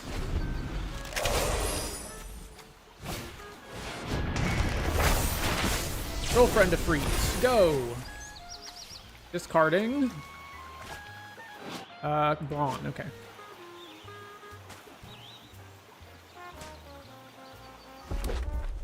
Two for 2.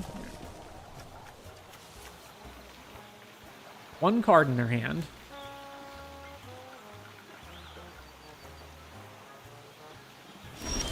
I do not understand why they're not using Stiltskin. Like, just give me your Castle Guard. Like, who cares?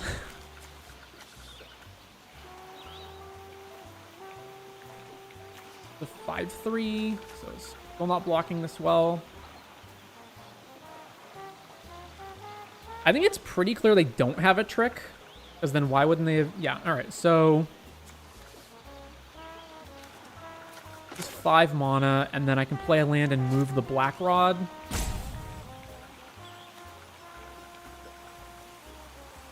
Okay, so... no, I want looting open. So play Prima Vista.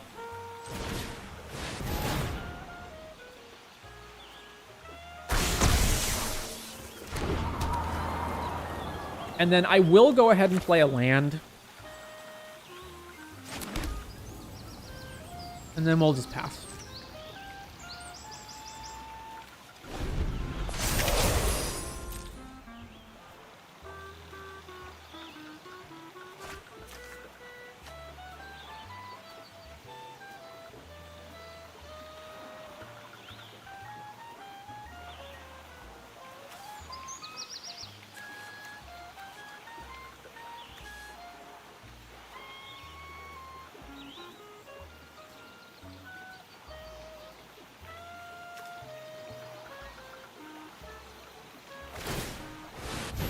Move it in there, okay.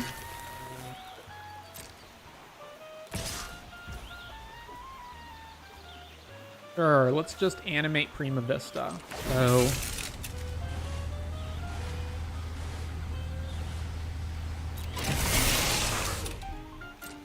block.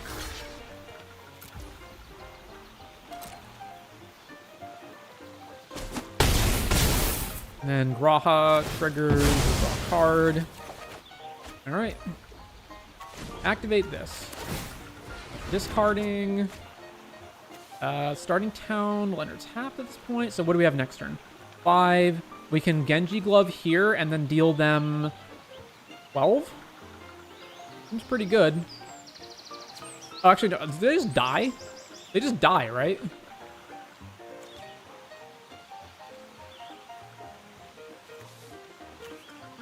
Five, 3, and then we want one open to loot. Yeah, okay, so discard this. So, Genji Glove.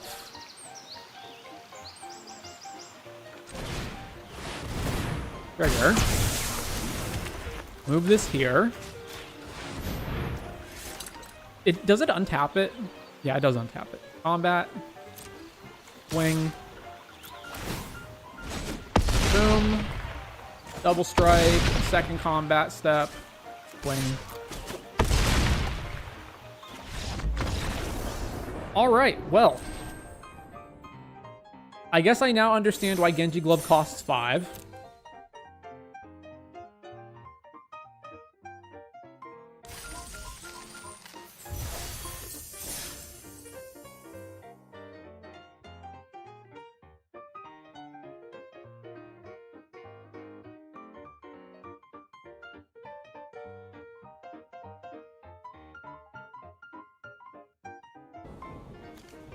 Okay, we don't have white. We also can't do anything in the first 2 turns, and then our turn 3 is just a blitz ball, but we do have, like, pretty good cards after that.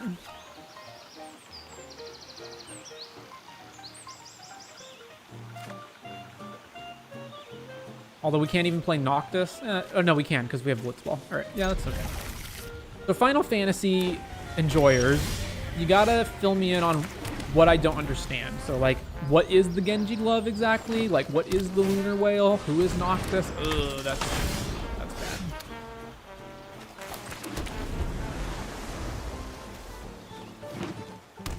All right, what are we discarding? Okay, not a summon. Whew.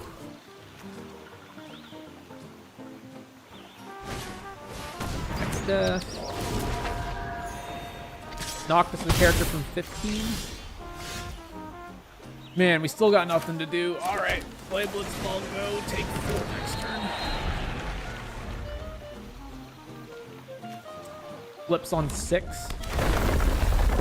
Uh-huh. Chose not to discard. Blowing up my Blitzball? Yeah, that's just mean.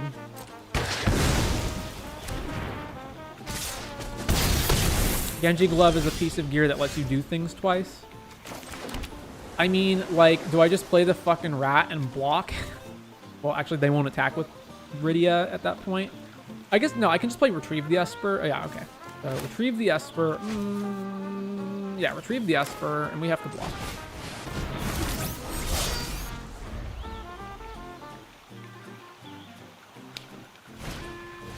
Black Mage Rod. Every Final Fantasy has an airship. In 4, it's the Lunar Whale. Discards Evil Reawakened. Which means they had no creature to discard. Chocobo Kick. We're just going to get turboed down here. Fuck me, man. Taking 6 next turn. Playing this rat sounds so bad, but, like, what else are we even gonna do? I guess we gotta play it and hope that the life gain from Noctis can get us back into the game. So play this as a land, play the rat, pass.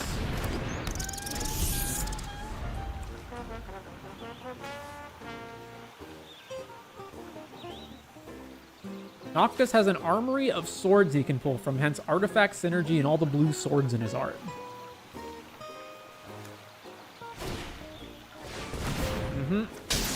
This is permanence or just any cards? Permanence. Do I block this? Because if I don't block this, I can't cast Noctis, but blocking this is also atrocious. What am I doing if I don't play Noctis? I guess I'm... Well, I can flashback this 5/5 and then block here, take 4, 5, potentially 6, 7. I don't know. I feel like blocking to save 3 life here is really bad. Let's just not do that. This cruise for 1, right? Yeah, okay. Ugh. I was really hoping I would draw land. So... I could play Travel.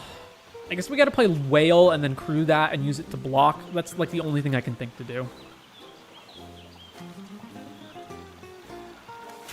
Because the other thing is just play a draw spell, draw a land, play the land, don't do anything else. That's awful. Yeah, play Lunar Whale. And top card is a Plains. Okay, that's really good.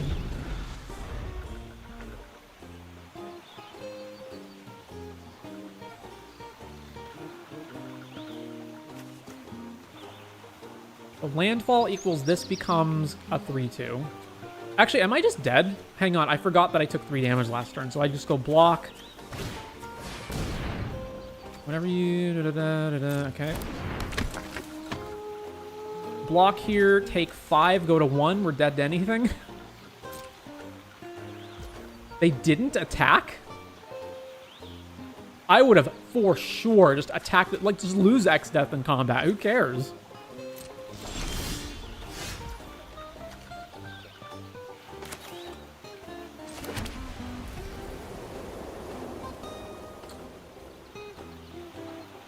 I'm not going to play anything from my graveyard. Yes. So, Noctis pass? Or flash this back. That would give me 2 blocks, but then I'm dead to anything, because if they just find a land or a spell, we lose. So I do need Noctis to survive. Yeah, alright, so play Noctis. Because this means that now I can block and gain life in combat. What does he do exactly? Whenever Scout, Pirate, Blibbity Blue hits, Ragavan ability. Whenever you cast a spell you don't own, counter on it. But it doesn't have Menace or anything else.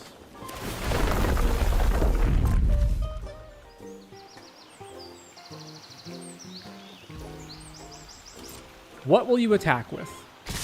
Everything. All right. So, crew the Lunar Whale.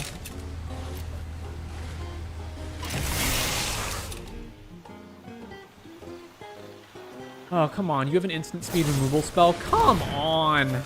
Yeah, all right. Last card in their hand, instant speed, kill anything. Come on, man.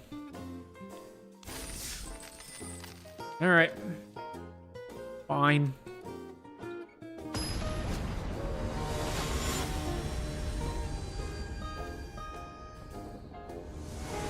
Tempo just matters so much in this format. 2 lands, and we do actually have things to play. Sure. 3 lands. Excellent. Alright, depends on what they play now. Black Mage's Rod. Alright, so we're going to play the Scorpion.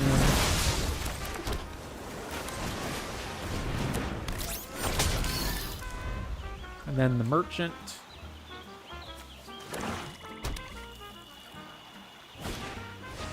Garland. This is non-creatures equal Surveil? Yeah.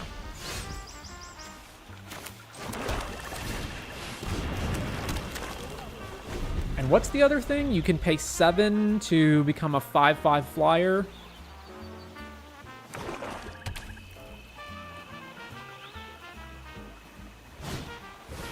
Another Black Mage's Rod. Yikes.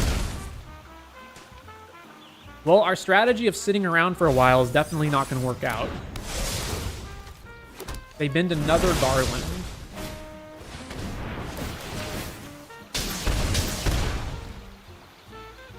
Monk's Fist. Ugh.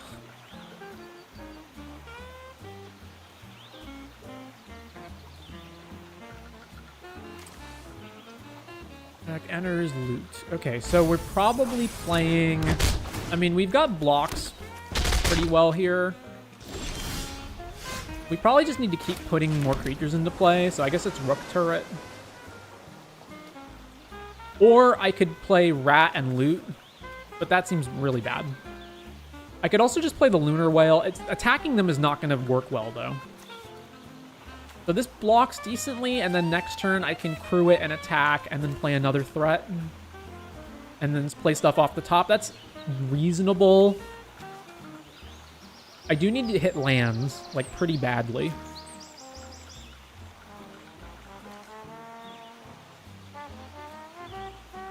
Alright, let's play Lunar Whale. Top card's Noctis, sure. Which we don't have white for. All the Mountain Chocobo. So we're just gonna die at all the fucking wizard triggers. Yeah.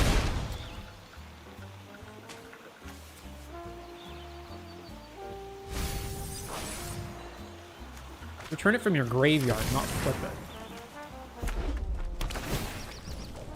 Yep. They still don't even have good attacks, so yeah, my turn. On top, a non-creature, or not a land. Ugh. All right, well, through this. Combat, we have to have hit them, right? As long as it attacked. Swing. This puts 2 blockers into play, so Wyvern. It is a land on top, thankfully. Play the land. End.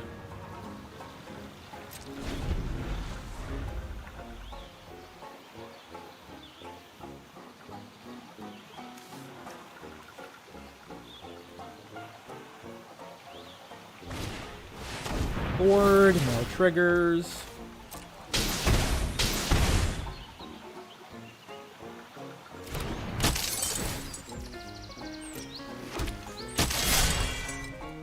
What does this have? It just gets PT, no other abilities. All right, loot. Okay, what am I discarding? So I'm untapping. I can't play Noctis. It probably is just Noctis.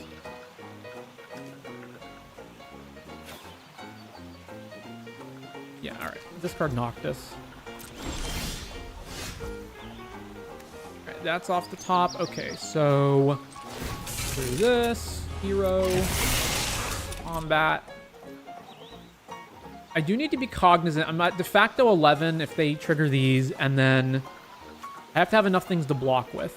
So I don't desperately need to also attack with the Wyvern, so let's just swing with Lunar Whale. So hit.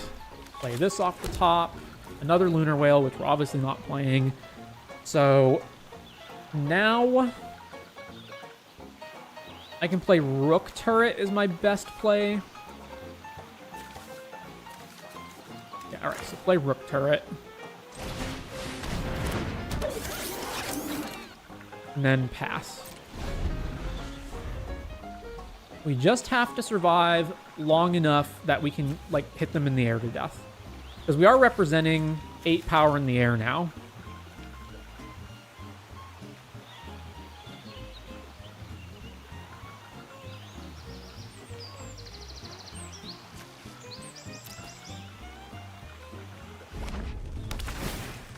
Ball.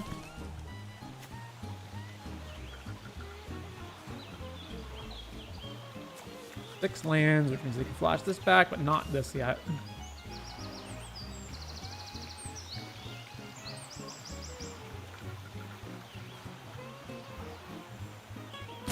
Also, if they can't kill me in this attack, they can't just attack with everything, because then they lose on the backswing. Odin. Alright, are we blowing up Rook Turret or what? Yeah, blow up Rook Turret, sure. Oh boy. Oh, they're just swinging with everything?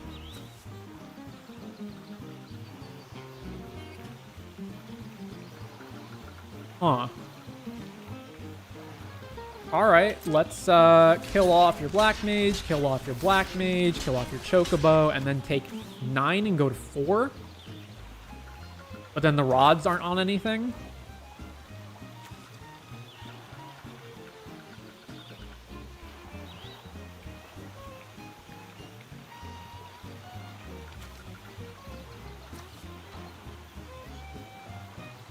Okay.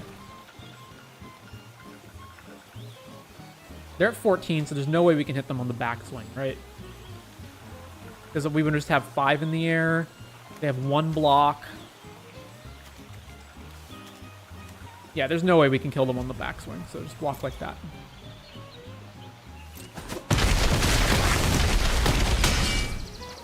Alright. Activate loot.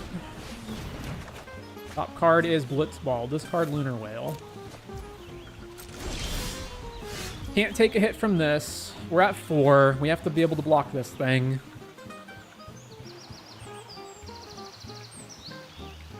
Probably can't afford to attack the Lunar Whale this turn, so we have to be able to trade with this guy. What's the second mode? Whenever the creature deals combat damage to player loses the game. Okay, nothing else.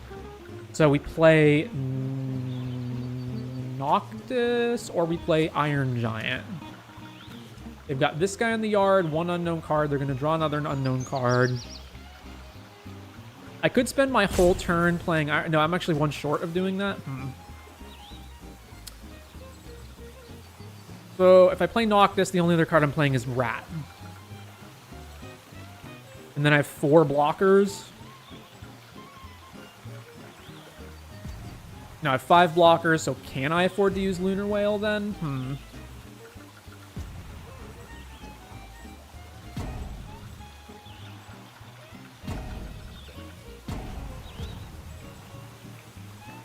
And if they untap and just reanimate this thing, that's also a huge problem. What's the last mode on this? Draw 2, each player loses 2. Ugh.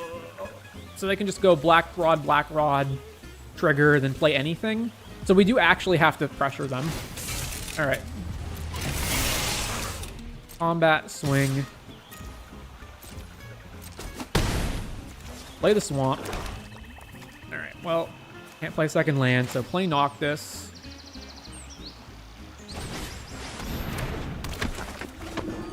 Play the rat. And then we have loot open. Because if they just don't attack with this and then they go next, they can just go double rod equips to something. And then on the next turn, this triggers, we go to 2, and then they just play anything, which they have a thing to play anyway, and then we just lose. So we have to put them in a position where we can potentially kill them.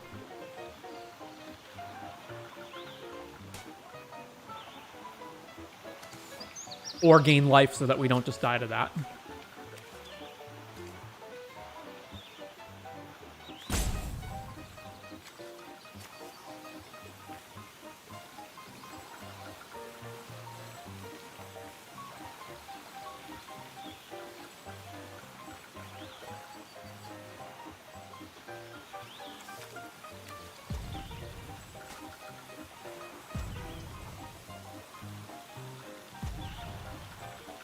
If they attack with this, I think I just go Rat plus Looter block.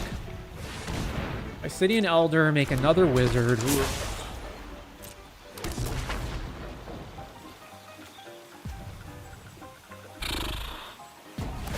Yep, so they've done exactly what I thought they would. I assume there's not going to be any attacks this turn. But we have to attack with Noctis to gain life so that we don't just die to this. Thankfully, this at least trades with anything that they block with. Loot. At this point, Blitzball's pretty atrocious, but we're about to draw another land anyway.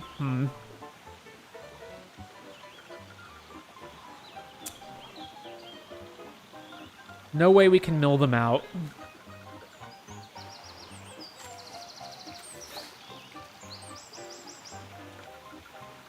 Alright, discard Blitzball, whatever. Ooh, my turn. Alright, what's on top? Wyvern. So 100% Noctis is attacking. I have to put them in a position where they, like, need to block something. This can swing, and they can trade with it.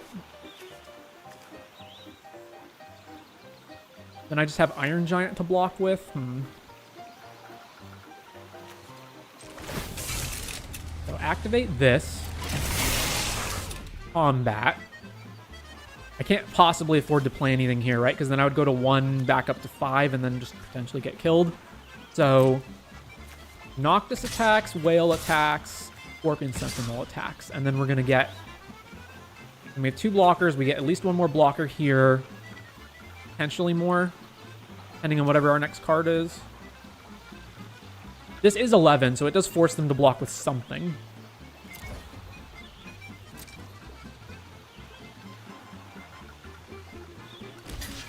Yeah, trade off Noctis. No. This blocks here. This blocks here. No. That blocks there. Trade with Scorpion. This blocks here, and then they're going to block with one other thing. The Obsidian Elder? Oh, no. Right, it does trade with it. Yeah, okay. So damage. Go to 8. And we play... Yeah. Dragon's Wyvern. Trigger. Play the Quickern Merchant.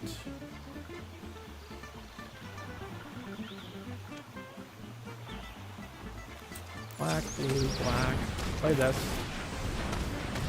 Land on top. All of our lands enter tapped. Ugh. Alright. Play a tap land. Go. Guys, we go to 6.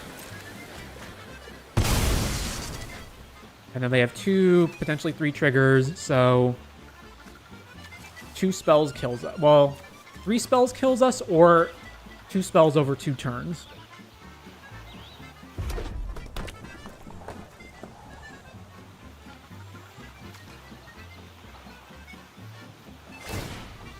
Black Mage's Rod there. Uh-huh.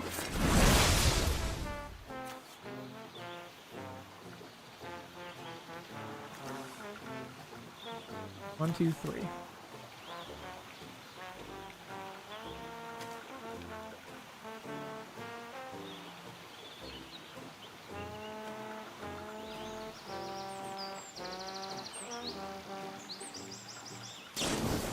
Thunder Magic. Man, if you just have 2 spells, why are you slow rolling us? Yeah, sure, that all resolves.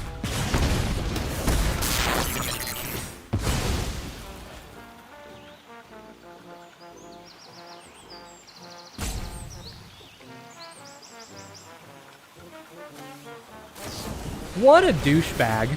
It took you that long to... Like, you just have 2 spells, just cast them.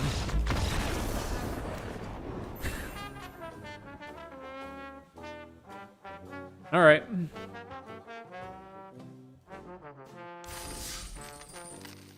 It's like when you're at 3 life and your opponent draws and they look at their hand and they look at their hand and they look at their hand. They're like, oh, wait, I have a lightning bolt. It's like, yeah, why are we waiting? Why are we waiting around for this? I mean, we just lost to Black Wizards that game. Like, what can you do?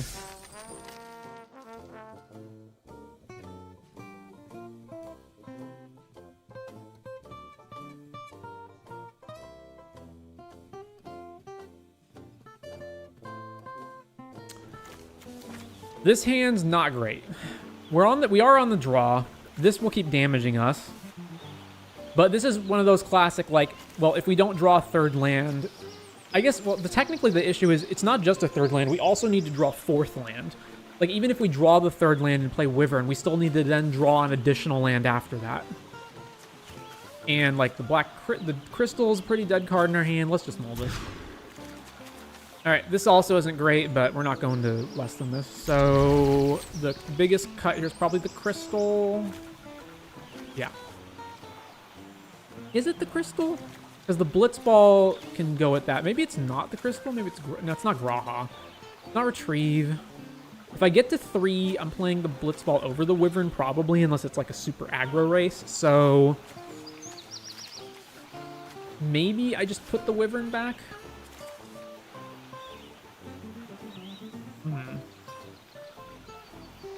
Alright, we'll do that.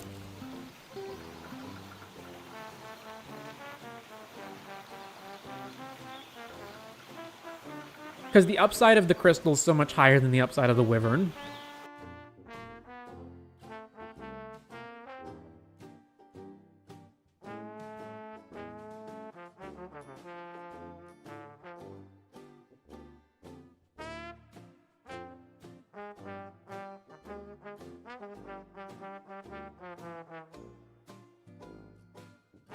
All right, we did draw a land.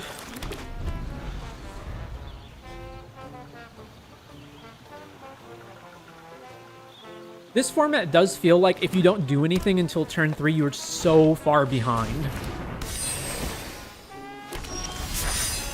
Okay, thankfully we drew something.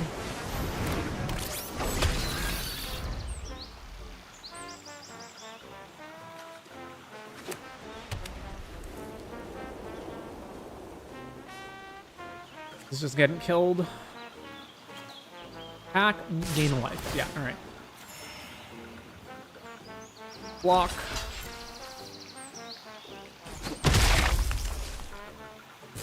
Guess not, we're just... Yeah, alright, sure. Okay, play Blitzball. Go ahead.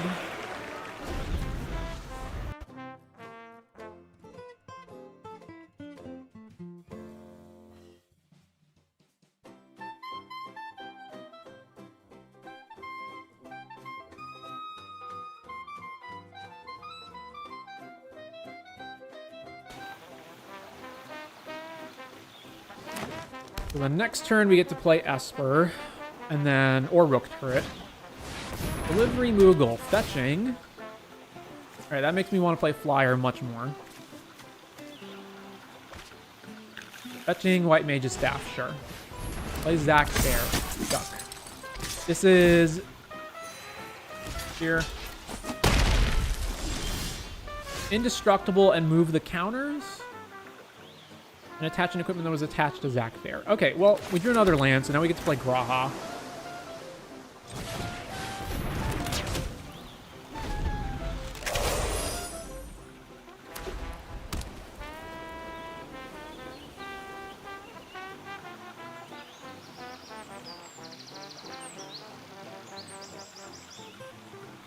This moves the counter, right? So potentially everything has one more power than what it says.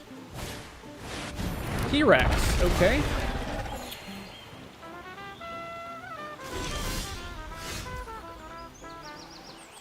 That sucks.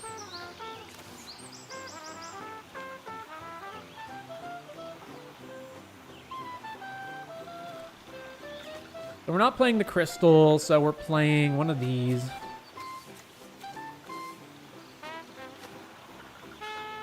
The problem is I can't even trade with it.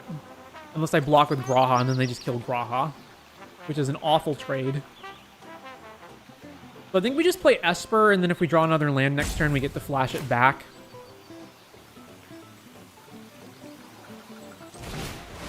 It also might give them pause about attacking.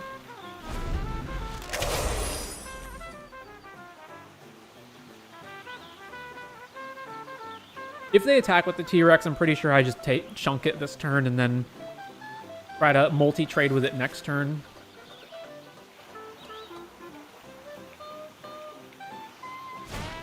Or we play Dark... Well, actually, the problem is the fucking Zac can just save it, right? Yeah. They have their own Graha. Yeah, the Zac can save it. That's the issue. So I need to present a situation where I don't have to, like, double block it and lose both creatures, or where I don't have to lose Graha specifically in the trade.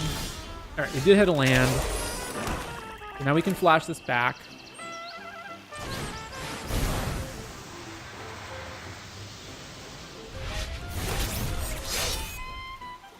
So now if they attack with the T-Rex, I can double block with these guys, and then if they save it, sure.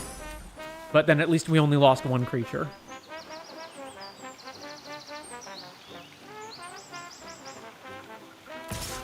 T-Rex. Block. And then either of these guys dying causes Graha to trigger, so we draw a card. So that's fine. Yep, so save it. Oh, Zac triggers Graha. Yeah, that's not great. We just haven't had an opportunity to actually play the crystal either, because we have to keep putting stuff on the board. Urquin. Gigantode. It's 7 gets you there. Absolutely disgusting. Oh my god, man. Like...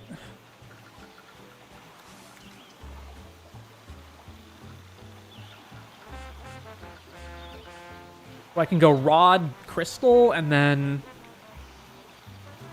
the 6 mana to activate? Okay.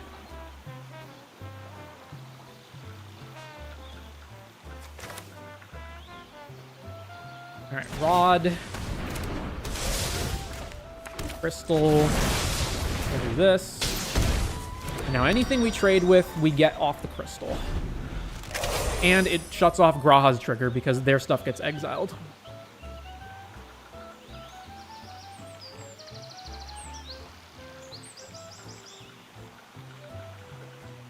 Unfortunately, we still can't even trade with the Rex unless we block with Graha in the block. Come on, man. It's just constantly answers to everything. So now this taps, next turn this taps down one of our guys, and then we can't multi-block their shit anymore. Fuck's sake, man. Swings with the Toad. Okay, so we go 3-5, and then this kills this kills 2 of them.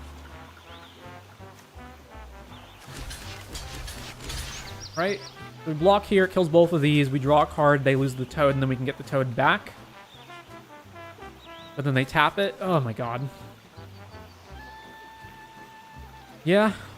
I mean, what else are we gonna do?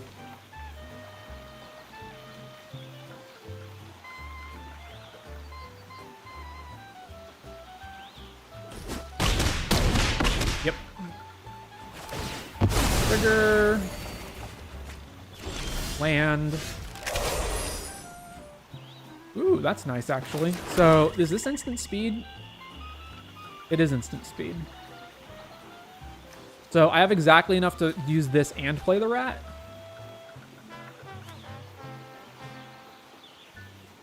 We're actually 1 land short of having it get buffed, though.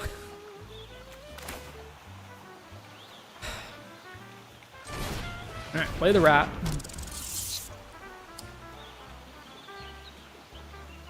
Over to them. Catch a fish. Trigger. Didn't trigger.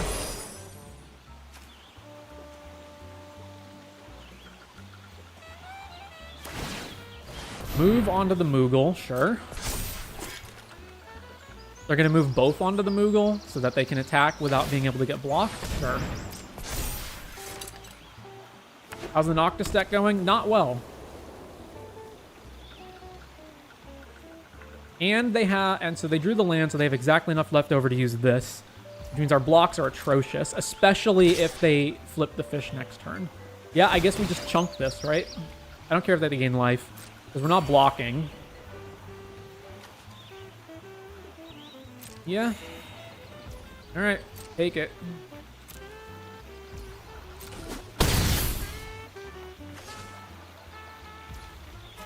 Activate this.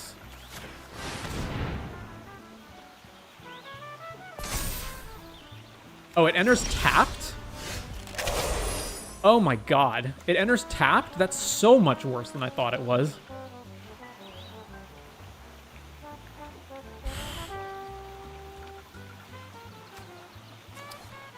So, end of turn, tap down a thing. Their turn, tap down another thing. We only have 2 blockers, so we need to get as many blockers into play as possible this turn. And then we're still losing.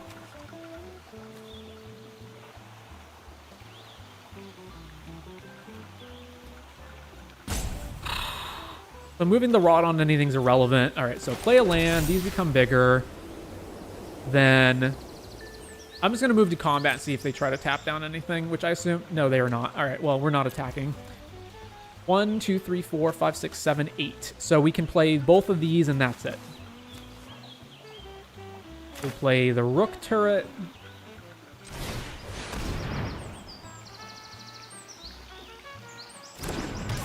Play the Wyvern. At least this means if they just want to attack in the air, they have to, at the very least, tap down both of our flyers. Taps the Wyvern, sure. Catch a fish. They did find the card, so now they can start sacking not just this food token, but crappy 1/1s and make everything huge. Has the draft for the set gotten better? No, it's pretty bad. It feels like the games are so swingy. Ramen, draw another card.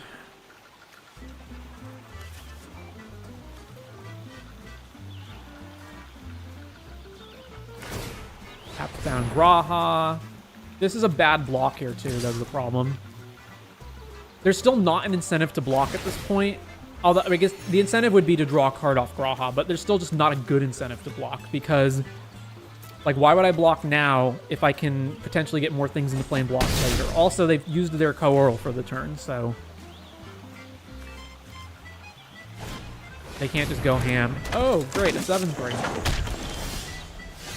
Okay, there's Noctis. I just cannot afford to possibly attack them with anything. So we play Noctis.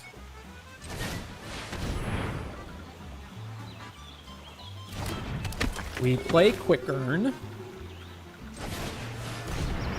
And then we don't have enough mana to move the rod, but that's fine. So we just don't have any good attacks, so no attacks. What I mean is I could attack with the Toad and trade with something, but the problem is they can just tank it. And then I have one fewer blocker in play. Like, I'm not winning this game off of racing them. Empty graveyard? Yep. Not that I would even use anything anyway. All right, this triggers off of artifacts too, so. Oh my god, it's not even non-token artifacts, so they can sack their thing. Oh my god, another gigantic threat. What is happening? They can even move it to their Moogle, and then I have to start chumping. Oh, and you have another tapper as well, and another one. So now, next turn, they can go tap everything down, you die. Awesome. For fuck's sake, man. Alright, I guess I'm putting the Rod on Noctis to gain some life. Yeah, so now we absolutely do not have a good block anywhere, or good attack anywhere. I guess I could loot, but this is also a flying blocker. Oh my god. Alright, put this here. It's lose life or damage. Okay, so this will actually gain me life. That's a neat little synergy.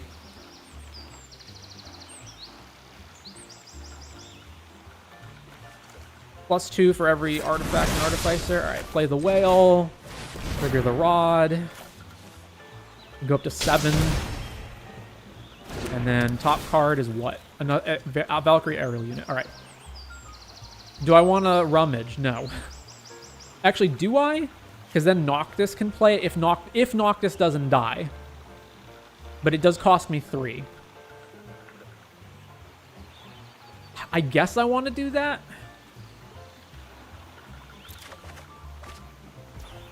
Oh wait, no, I just straight up draw a card? Why do I just draw a card? Isn't this... And then discard? What did I draw off of? I'm so confused. Unless this is in the graveyard. Alright, over to them. No, it's not in the graveyard.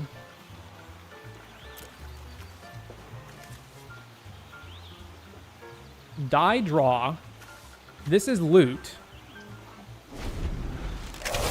Why did I just straight up draw it? Oh, it is in the graveyard. Okay. That was very unclear. Yeah. It's like anytime I think I'm getting somewhere, they draw another thing to just make it so that nope. Nope, you're not. They're getting rid of the black crystal. Okay. How many cards do they have in their deck? 15? Yeah.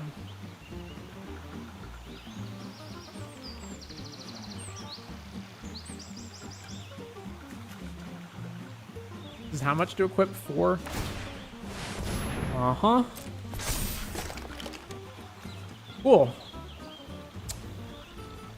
How the fuck do I win this?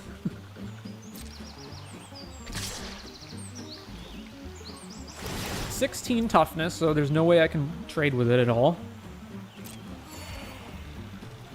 Alright. Fine. Block here.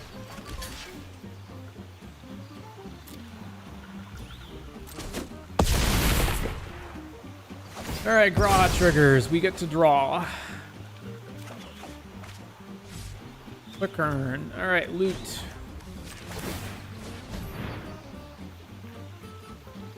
Does cost less per town, or what's the condition on it? Discard a land. One less for each town.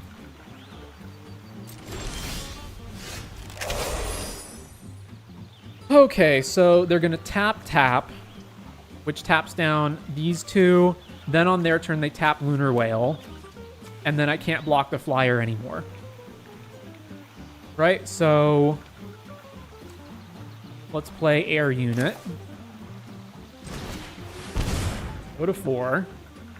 They have 4 taps. End step. Oh, wait, no, they don't. They have 3 taps. Tap and then untap, tap, tap. So as long as we have 3 things that can block flyers, we can survive. But man, is it rough. All right, so let's Prevail first, I guess? I don't know.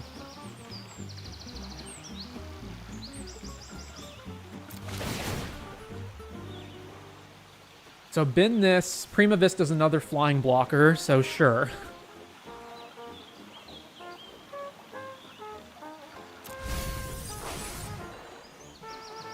And then draw, ditch the Quickern at this point. I feel like I want as many lands as possible to cast doing things with Lunar Whale. I don't know. We're going to play Prima, and then we have 1 left over, 2 left over. Yeah, all right. Discard this.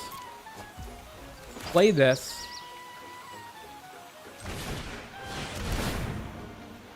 Trigger Noctis.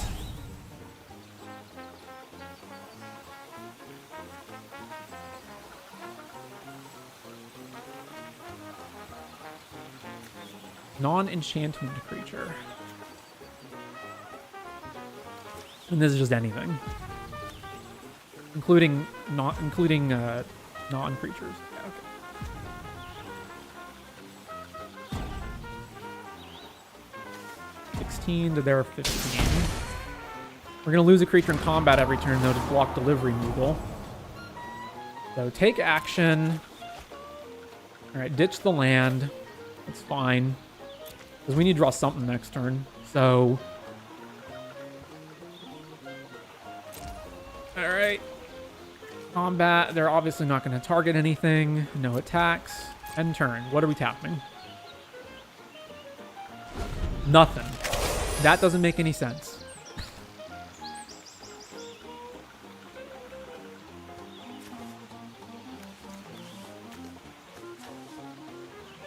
So confused.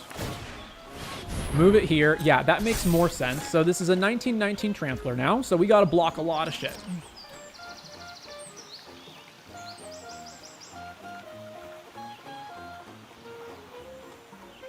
I mean, we do have the toughness to block it.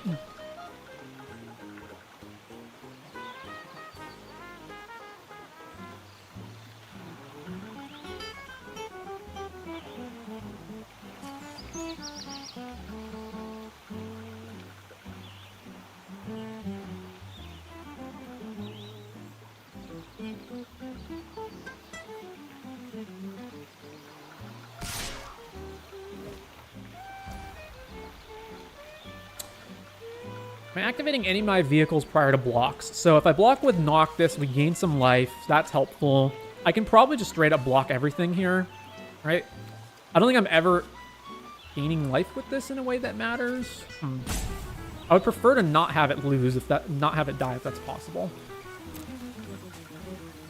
So if I crew stuff now, it gives them an opportunity to do this.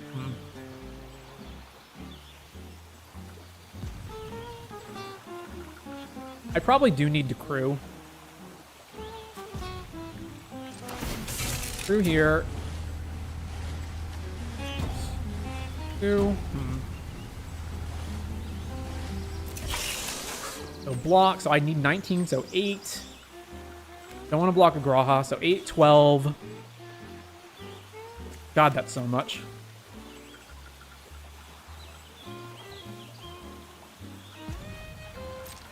All right, block here, 8, 12, 16, 18,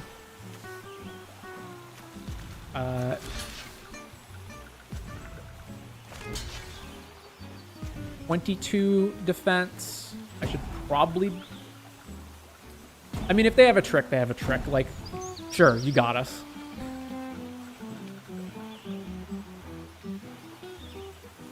Four, 8, 16, 18, 22. All right. Oh, I should have actually checked that that kills this. It does, right? 13, 17. Yeah, okay. It does kill it.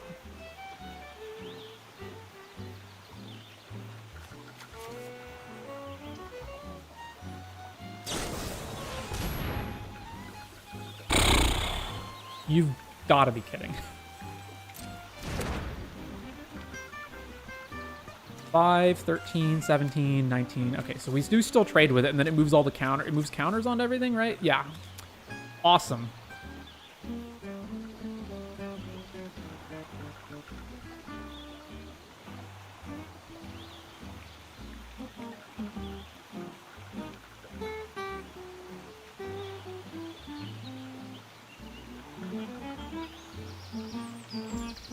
All right, loot. Discard, starting town. All right, damage.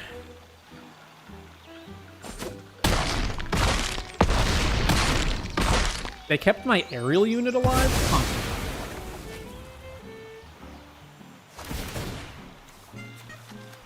Then they get to draw a card and put 10 bajillion counters on delivery Moogle, presumably.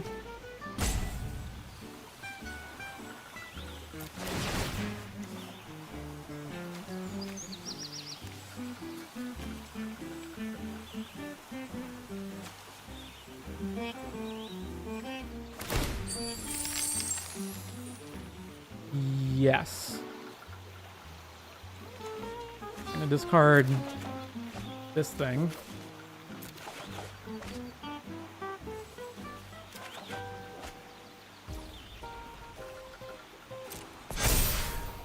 They put it on Snowvilliers, okay.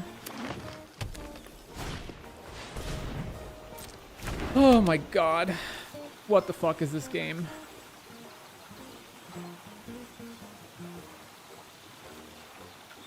They even have enough mana left over to equip this, don't they? Or are they one short? No, yeah, okay.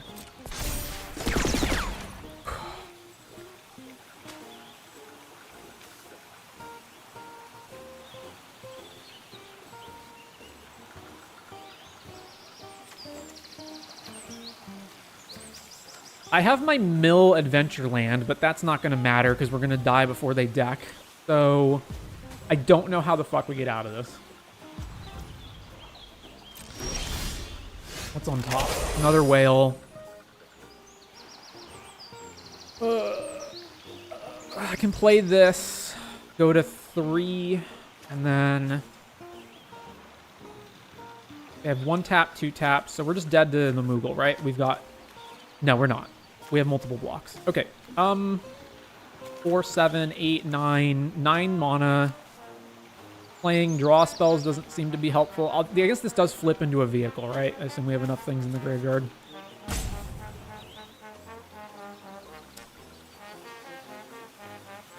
I mean, holy shit, man. Like, what the fuck is happening here?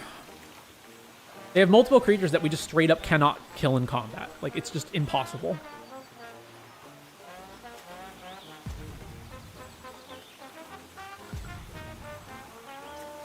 All right, play this. Trigger, go to 3. Actually, I should have played this first, whatever. Make a hero. Trigger this thing, take this action. Put Whale into the graveyard. We've got Genji Glove on top. That could be a way to potentially get out of this.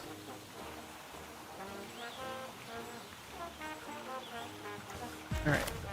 Play side quest. Triggers.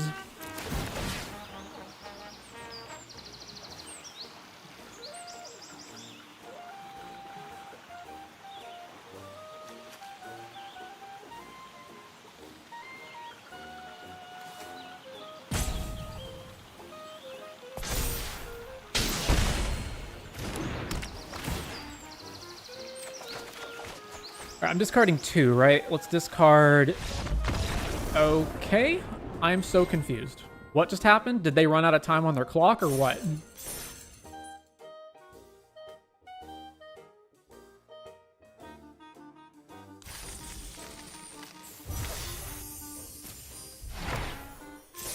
Or did they just say, fuck this?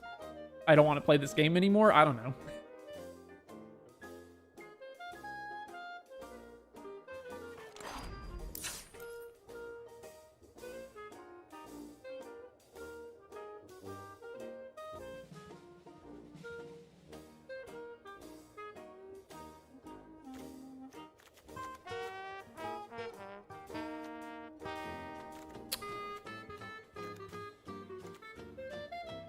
I'm gonna cut Prima Vista. It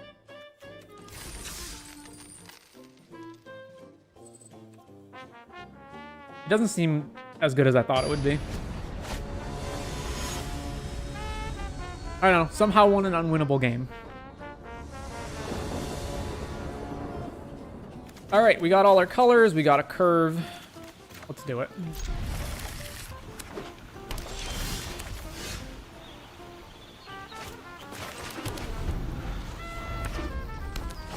Boros aggro.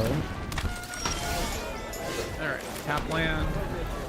Whenever every attack, target attacking equipped creature gets a menace. Sure. Nothing. Alright, let's play the merchant.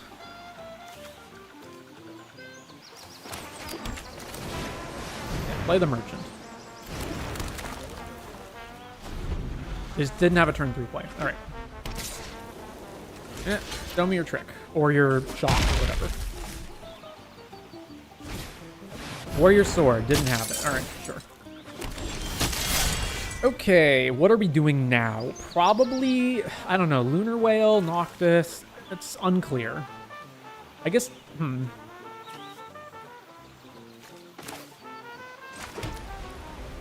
They attack with this, that's, well, this gets menace, right? And then that's fine.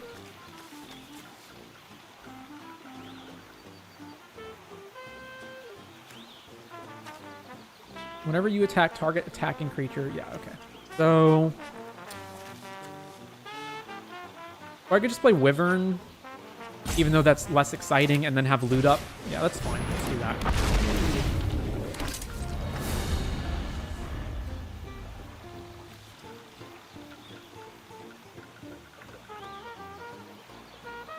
Because then we can go block, block, and then they can only kill one of the 2 in combat. Oh, you're 3 colors, eh?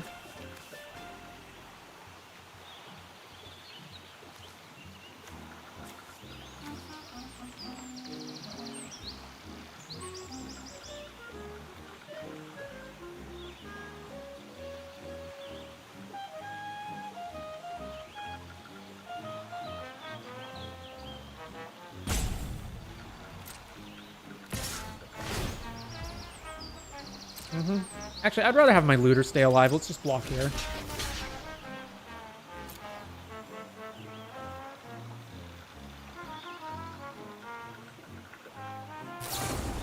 Yep, figured something like that was gonna happen. Alright, sure, you got me.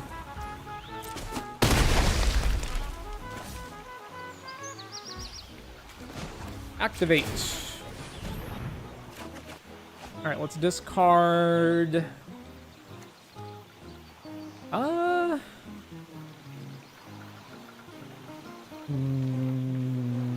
One of the 2 of these? Sure. Alright, well, this is not going well.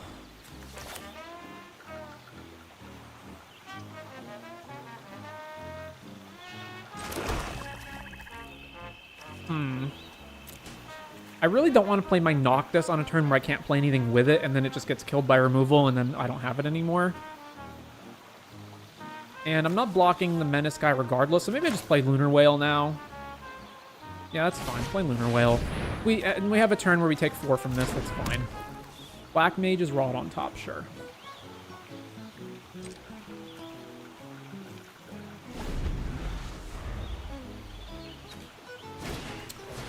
Judge Magister Gabrith. Whenever another creature or artifact you control dies, put a +1 counter on this. Okay.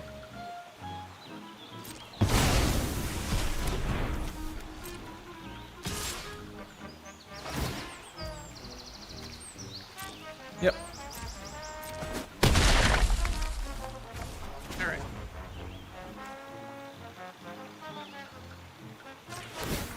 Loot. And then get rid of the plane. No, get rid of... Probably gonna play this one. So get rid of this one.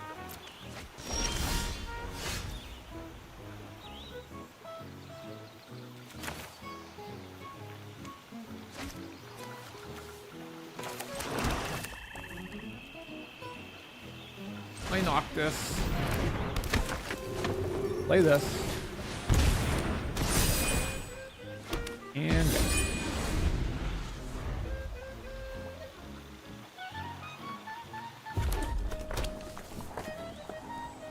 Creature or artifact dies, it gets...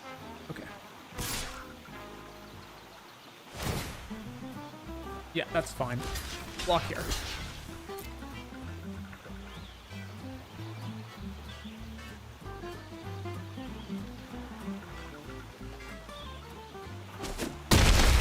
Kills our looter. That dies. This gets a counter.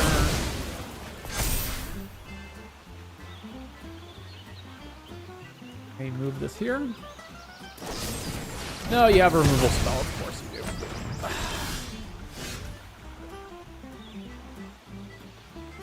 Attacking with this is bad. So instead, we just play Iron Giant. All right, go ahead. So this would become a 6/5, and then it can actually block here. Yep. Oh, they're going to attack with it?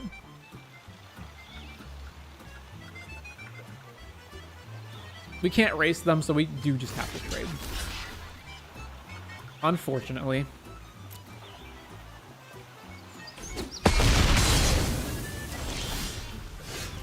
All right,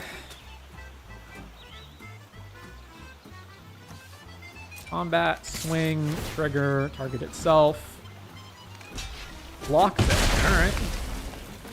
Play this, play Black Mage Rod. Play the Scorpion. Let's move this onto the Scorpion.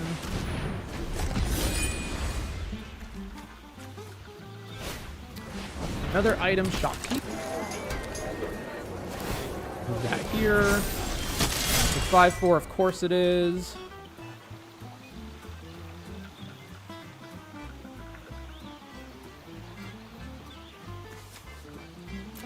Alright, combat, swing, untap itself. Trade, yep. Put this here.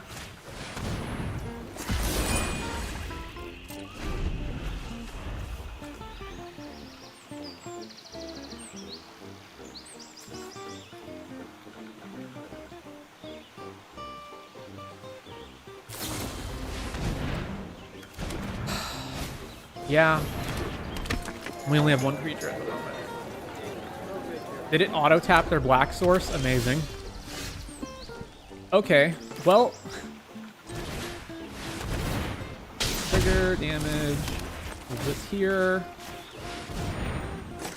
Swing. Triggers.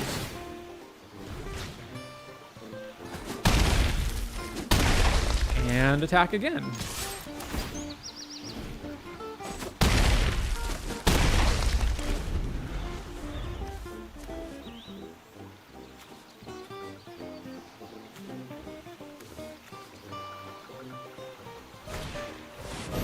Come on! Oh my god, every turn they have something. Rook turret. Well... Okay, we can at least... No, we can't block this, but we can block the other one. So, Rook turret, so we can stabilize at 1, potentially. What's the best thing to equip to this? It's only when it's attack... No, it just always has double strike. Okay. So I'll move this here. Their turn. All right, can we survive this turn? We block this. Can't block this. Oh, wait, no. If they drew a land, they can kill us? No. Judge. Move that there.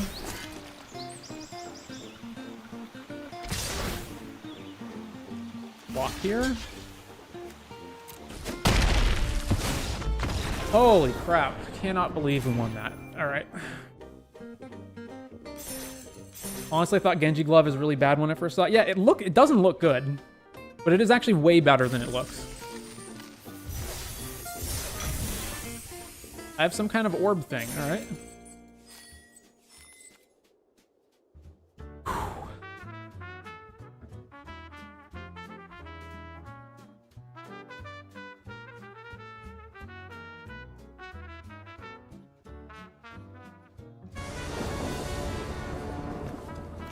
No blue and no third land is a ship. Jesus. We do have Blitzball at least. All right, so keep this. And what are we putting away? Probably the crystal. Yeah, all right, put the crystal away. Actually, hang on. We can't even place Scorpion Sentinel on curve. All right, put rid of Scorpion Sentinel.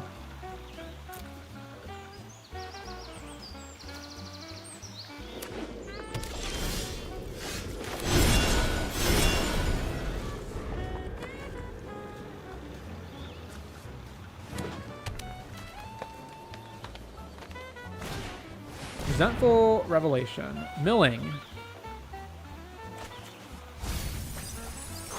Oh, we don't get to see it? Okay. Milling these two, sure. Yep. All right, over to them. And then our turn 3 is going to be Blitzball nothing, and then we can finally play something after that. Dark Confidant.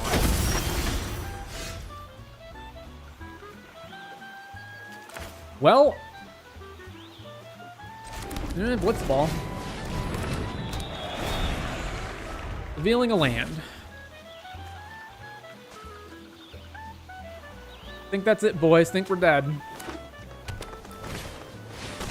Summoner's Grimoire. All right, yeah, we're super dead. Super dead. We have no answers to anything they're doing. We can't even block them.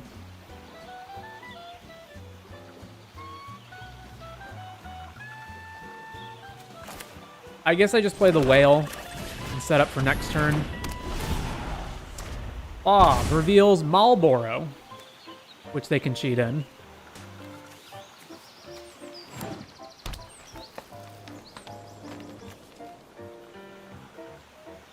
If it's an enchantment creature, it's also attacking. Nuts.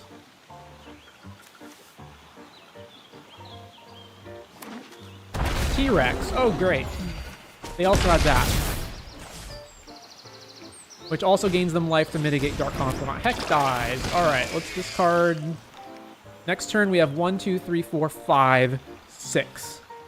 And then, so Dark Crystal's not doing anything for us, right? Sort of. I cannot imagine we have time to play it.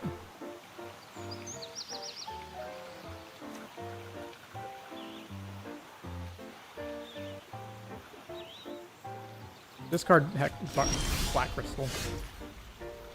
Oh my god. Okay, so we're at 15. This is a lot next turn. What are we doing? If I go I go Newliths, Crew, attack. Then I have 4 mana, which lets me pay Rook Turret, and I'm at 14. And have nothing good to block with.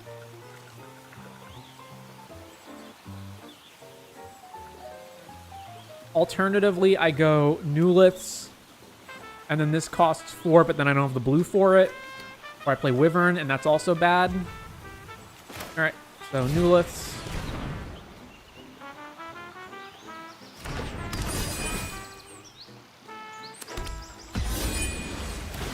Through. combat. Swing. Do this. Take the damage off of town. Land on top. End.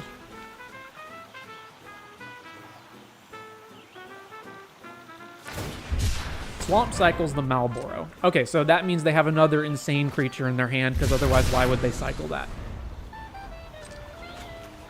Bob hits Chocobo Kick, so this is dead, and we're taking 7, 8, 10, plus potentially lethal.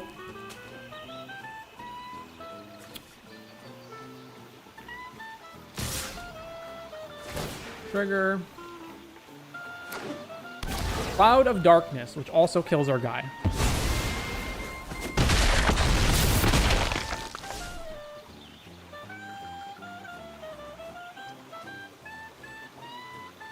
And now they're also going to kill this? Yeah, sure. Mm-hmm.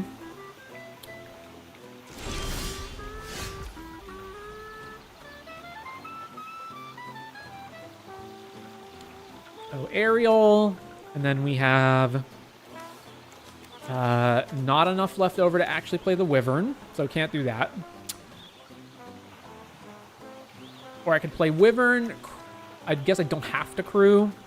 I don't even have enough toughness to block the T-Rex, though, along with everything else, so we seem fucked.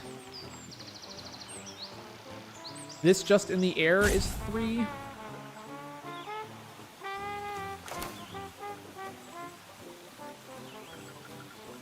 All right, Wyvern.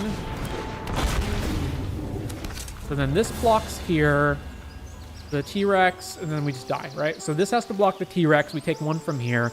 This chumps, this blocks here. We take minimum 2 plus whatever else they put in, and then we're just dead next turn anyway.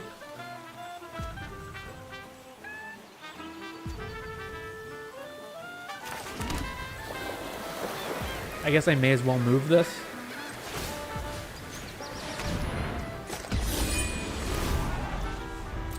Bob reveals Choco Racetrack.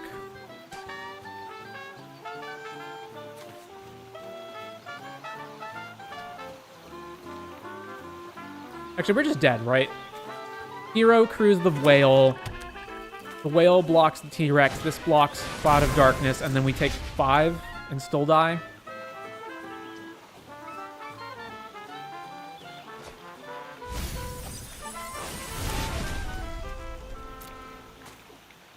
Interesting, they didn't put Fat Chocobo in their hand, which would have been a free attack here. So, does that mean we're just dying to another thing? Marlboro, which deals 2 to us? Yeah, okay. Either way, it doesn't matter. We're dead.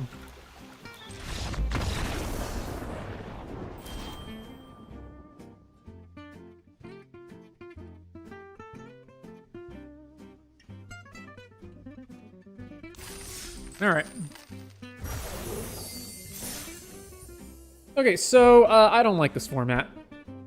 It feels way too tempo driven, and also it has a lot of the same problems that I have with limited formats. Like bombs are just crazy better than everything else. It has this huge issue of if you don't interact early, you're just dead. Like if you don't have a turn 2 play, it feels like you just always lose. There's no way, it doesn't feel like there's a good way to like come back into the game. If you, like, let's say you're on the draw and you don't have a 2-drop. Even if you have a 3-drop next turn, it feels like you're too far behind by that point.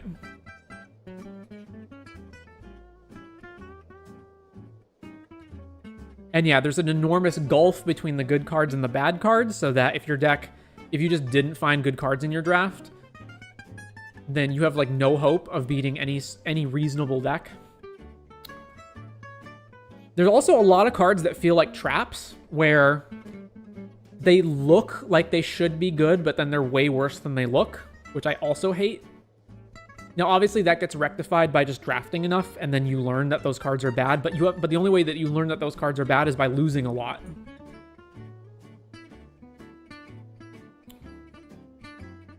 Anyway, regardless, it's been 6.5 hours on stream. I'm definitely not feeling this draft format. I don't know if I'll continue, but it feels like just flushing gems down the drain playing this, which does not sound appealing.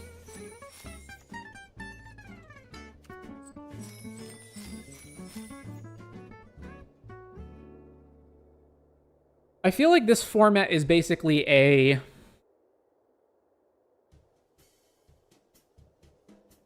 this is a podcast format. This is you only play it so that you can acquire rare cards in the draft while you listen to a podcast or watch a video on your second monitor. And then when you run out of gems, you just stop. And you don't really think about it too much. That's what it feels like to me. And if I continue on this trajectory, I will run out of gems. Like, I will not be able to continue this, so who knows. I'll probably draft, again, as I said, it's a podcast format, so I'll probably draft more on my own, just off stream, just to acquire more rares or constructed, because I'll probably want to test more raise the past type stuff with the new cards. But unless my opinion of this like dramatically turns around, I don't think I'll be streaming it anymore. But anyways, if you did show up today, I hope you enjoyed the streams. I always ask people, like, does my saltiness make the experience worse? Because if people really think, like, hey, I don't want to hear complaining and stuff while you're on stream, like, I can just rein it in and I can just shut my mouth and not vocalize any of that. But when I ask, people often tell me, no, we like the saltiness, so I don't know. But that's just the people that actually leave comments or chat. So that doesn't necessarily account for anybody who is just watching in silence and doesn't interact on the stream, so who knows. Now the saltiness is nice. Yeah, see, that's what I mean, which is like the feedback that I get is that the saltiness is nice, but that's only from the people who are vocal. So maybe the people who aren't vocal, but the only feedback I can go on is by the people who are vocal. So, you know, it's kind of like how people say, you know, Twitter isn't real life, and it's like, well, it isn't real life, but if the only voices you're hearing are the people that are on Twitter, then that is what affects your opinion. Here for the salt? Gotcha. Yeah, mainly I want to just get Midgar and Sephiroth, which are probably good in the Raise the Past deck. I think those are like the main two. I think it just depends on how much, I guess. I don't know. I feel like we had some pretty insane games today where it was just like constant crazy swings, or our opponents just having all the answers.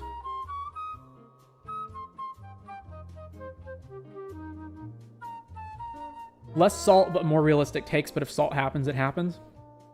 I think a huge part of it is the digital game experience, which is that when I am in real life and I am playing paper, I'm sitting across from an actual other person. So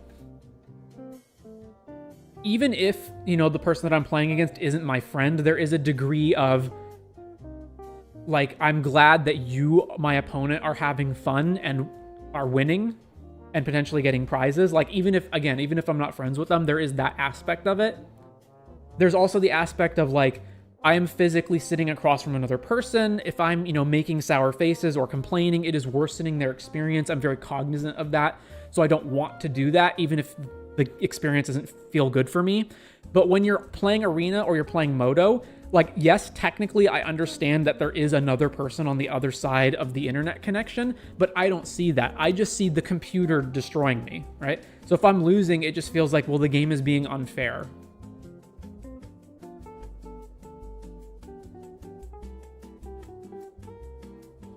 But what's another example of this? It would be like if you took any other digital game, League of Legends or like a fighting game or whatever. I imagine that the experience of playing against an anonymous person that you don't see and can't hear online is very different than if you are sat in front of them and you're playing like couch co-op with a split screen or something. True for every online game. Yeah, that's what I mean. That I feel like this is a much worse way to experience the game than in person. The problem is that it's really the only way to stream it. Like, yes, technically you could try to get another person and like make sure that your schedules sync up, and then have a, you know, like you have a bird's eye view webcam and they have a bird's eye view webcam, and you like stream it both and play a bunch of games. But like realistically, if you want to stream and show magic, you're playing Arena or Moto. Bro, people actively ruin games in MOBAs. It's just the online aspect because they just get mad. Ranked in fighting games is very toxic, but it must be done. I'm specifically talking about if you are in an online game where there's no voice chat and there's no like chat on the screen, right? Because even in Modo, which has, or even in Arena and Modo, where Arena has emotes and Modo has an actual chat on the right-hand side, you can turn off emotes and turn off the chat. I still feel like it's a worse experience regardless of whether you get zero verbal feedback from your opponent. Though it's a small genre, so everyone knows each other anyway. Ranked, yeah, okay. I don't know. These are takes that I have every time I do this, and so I don't know whether I'm repeating myself or not, but who knows? Maybe somebody comes on who's never heard the take before, or they don't remember that I said it the last time. I'm not streaming that much. So I think like the last time I was actually on here was streaming Tarkir Draft. So who knows? Anyway, that's going to do it for the day. I am currently working on has nothing to do with Magic video, and so I hopefully will put that out on my other channel. Pretty chill in real life, but ranked melee shortens my lifespan. Yeah, I think I feel that.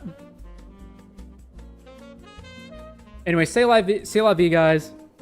Don't expect more FF drafts. If there are more, it will be a surprise, because I'm just probably gonna like grind down my gems, and if it like, I would have to have a crazy 180. Like, man, I've just like Matrix. I see all the numbers and I understand perfectly how to draft this format, and it's actually way better than I thought it was. That's the only way I would actually stream it again. But anyways, if I do stream again, it's far more likely to be Raise the Past standard, seeing how the new cards are in the deck, like Midgard and Sephiroth. Anyways, see you guys next time.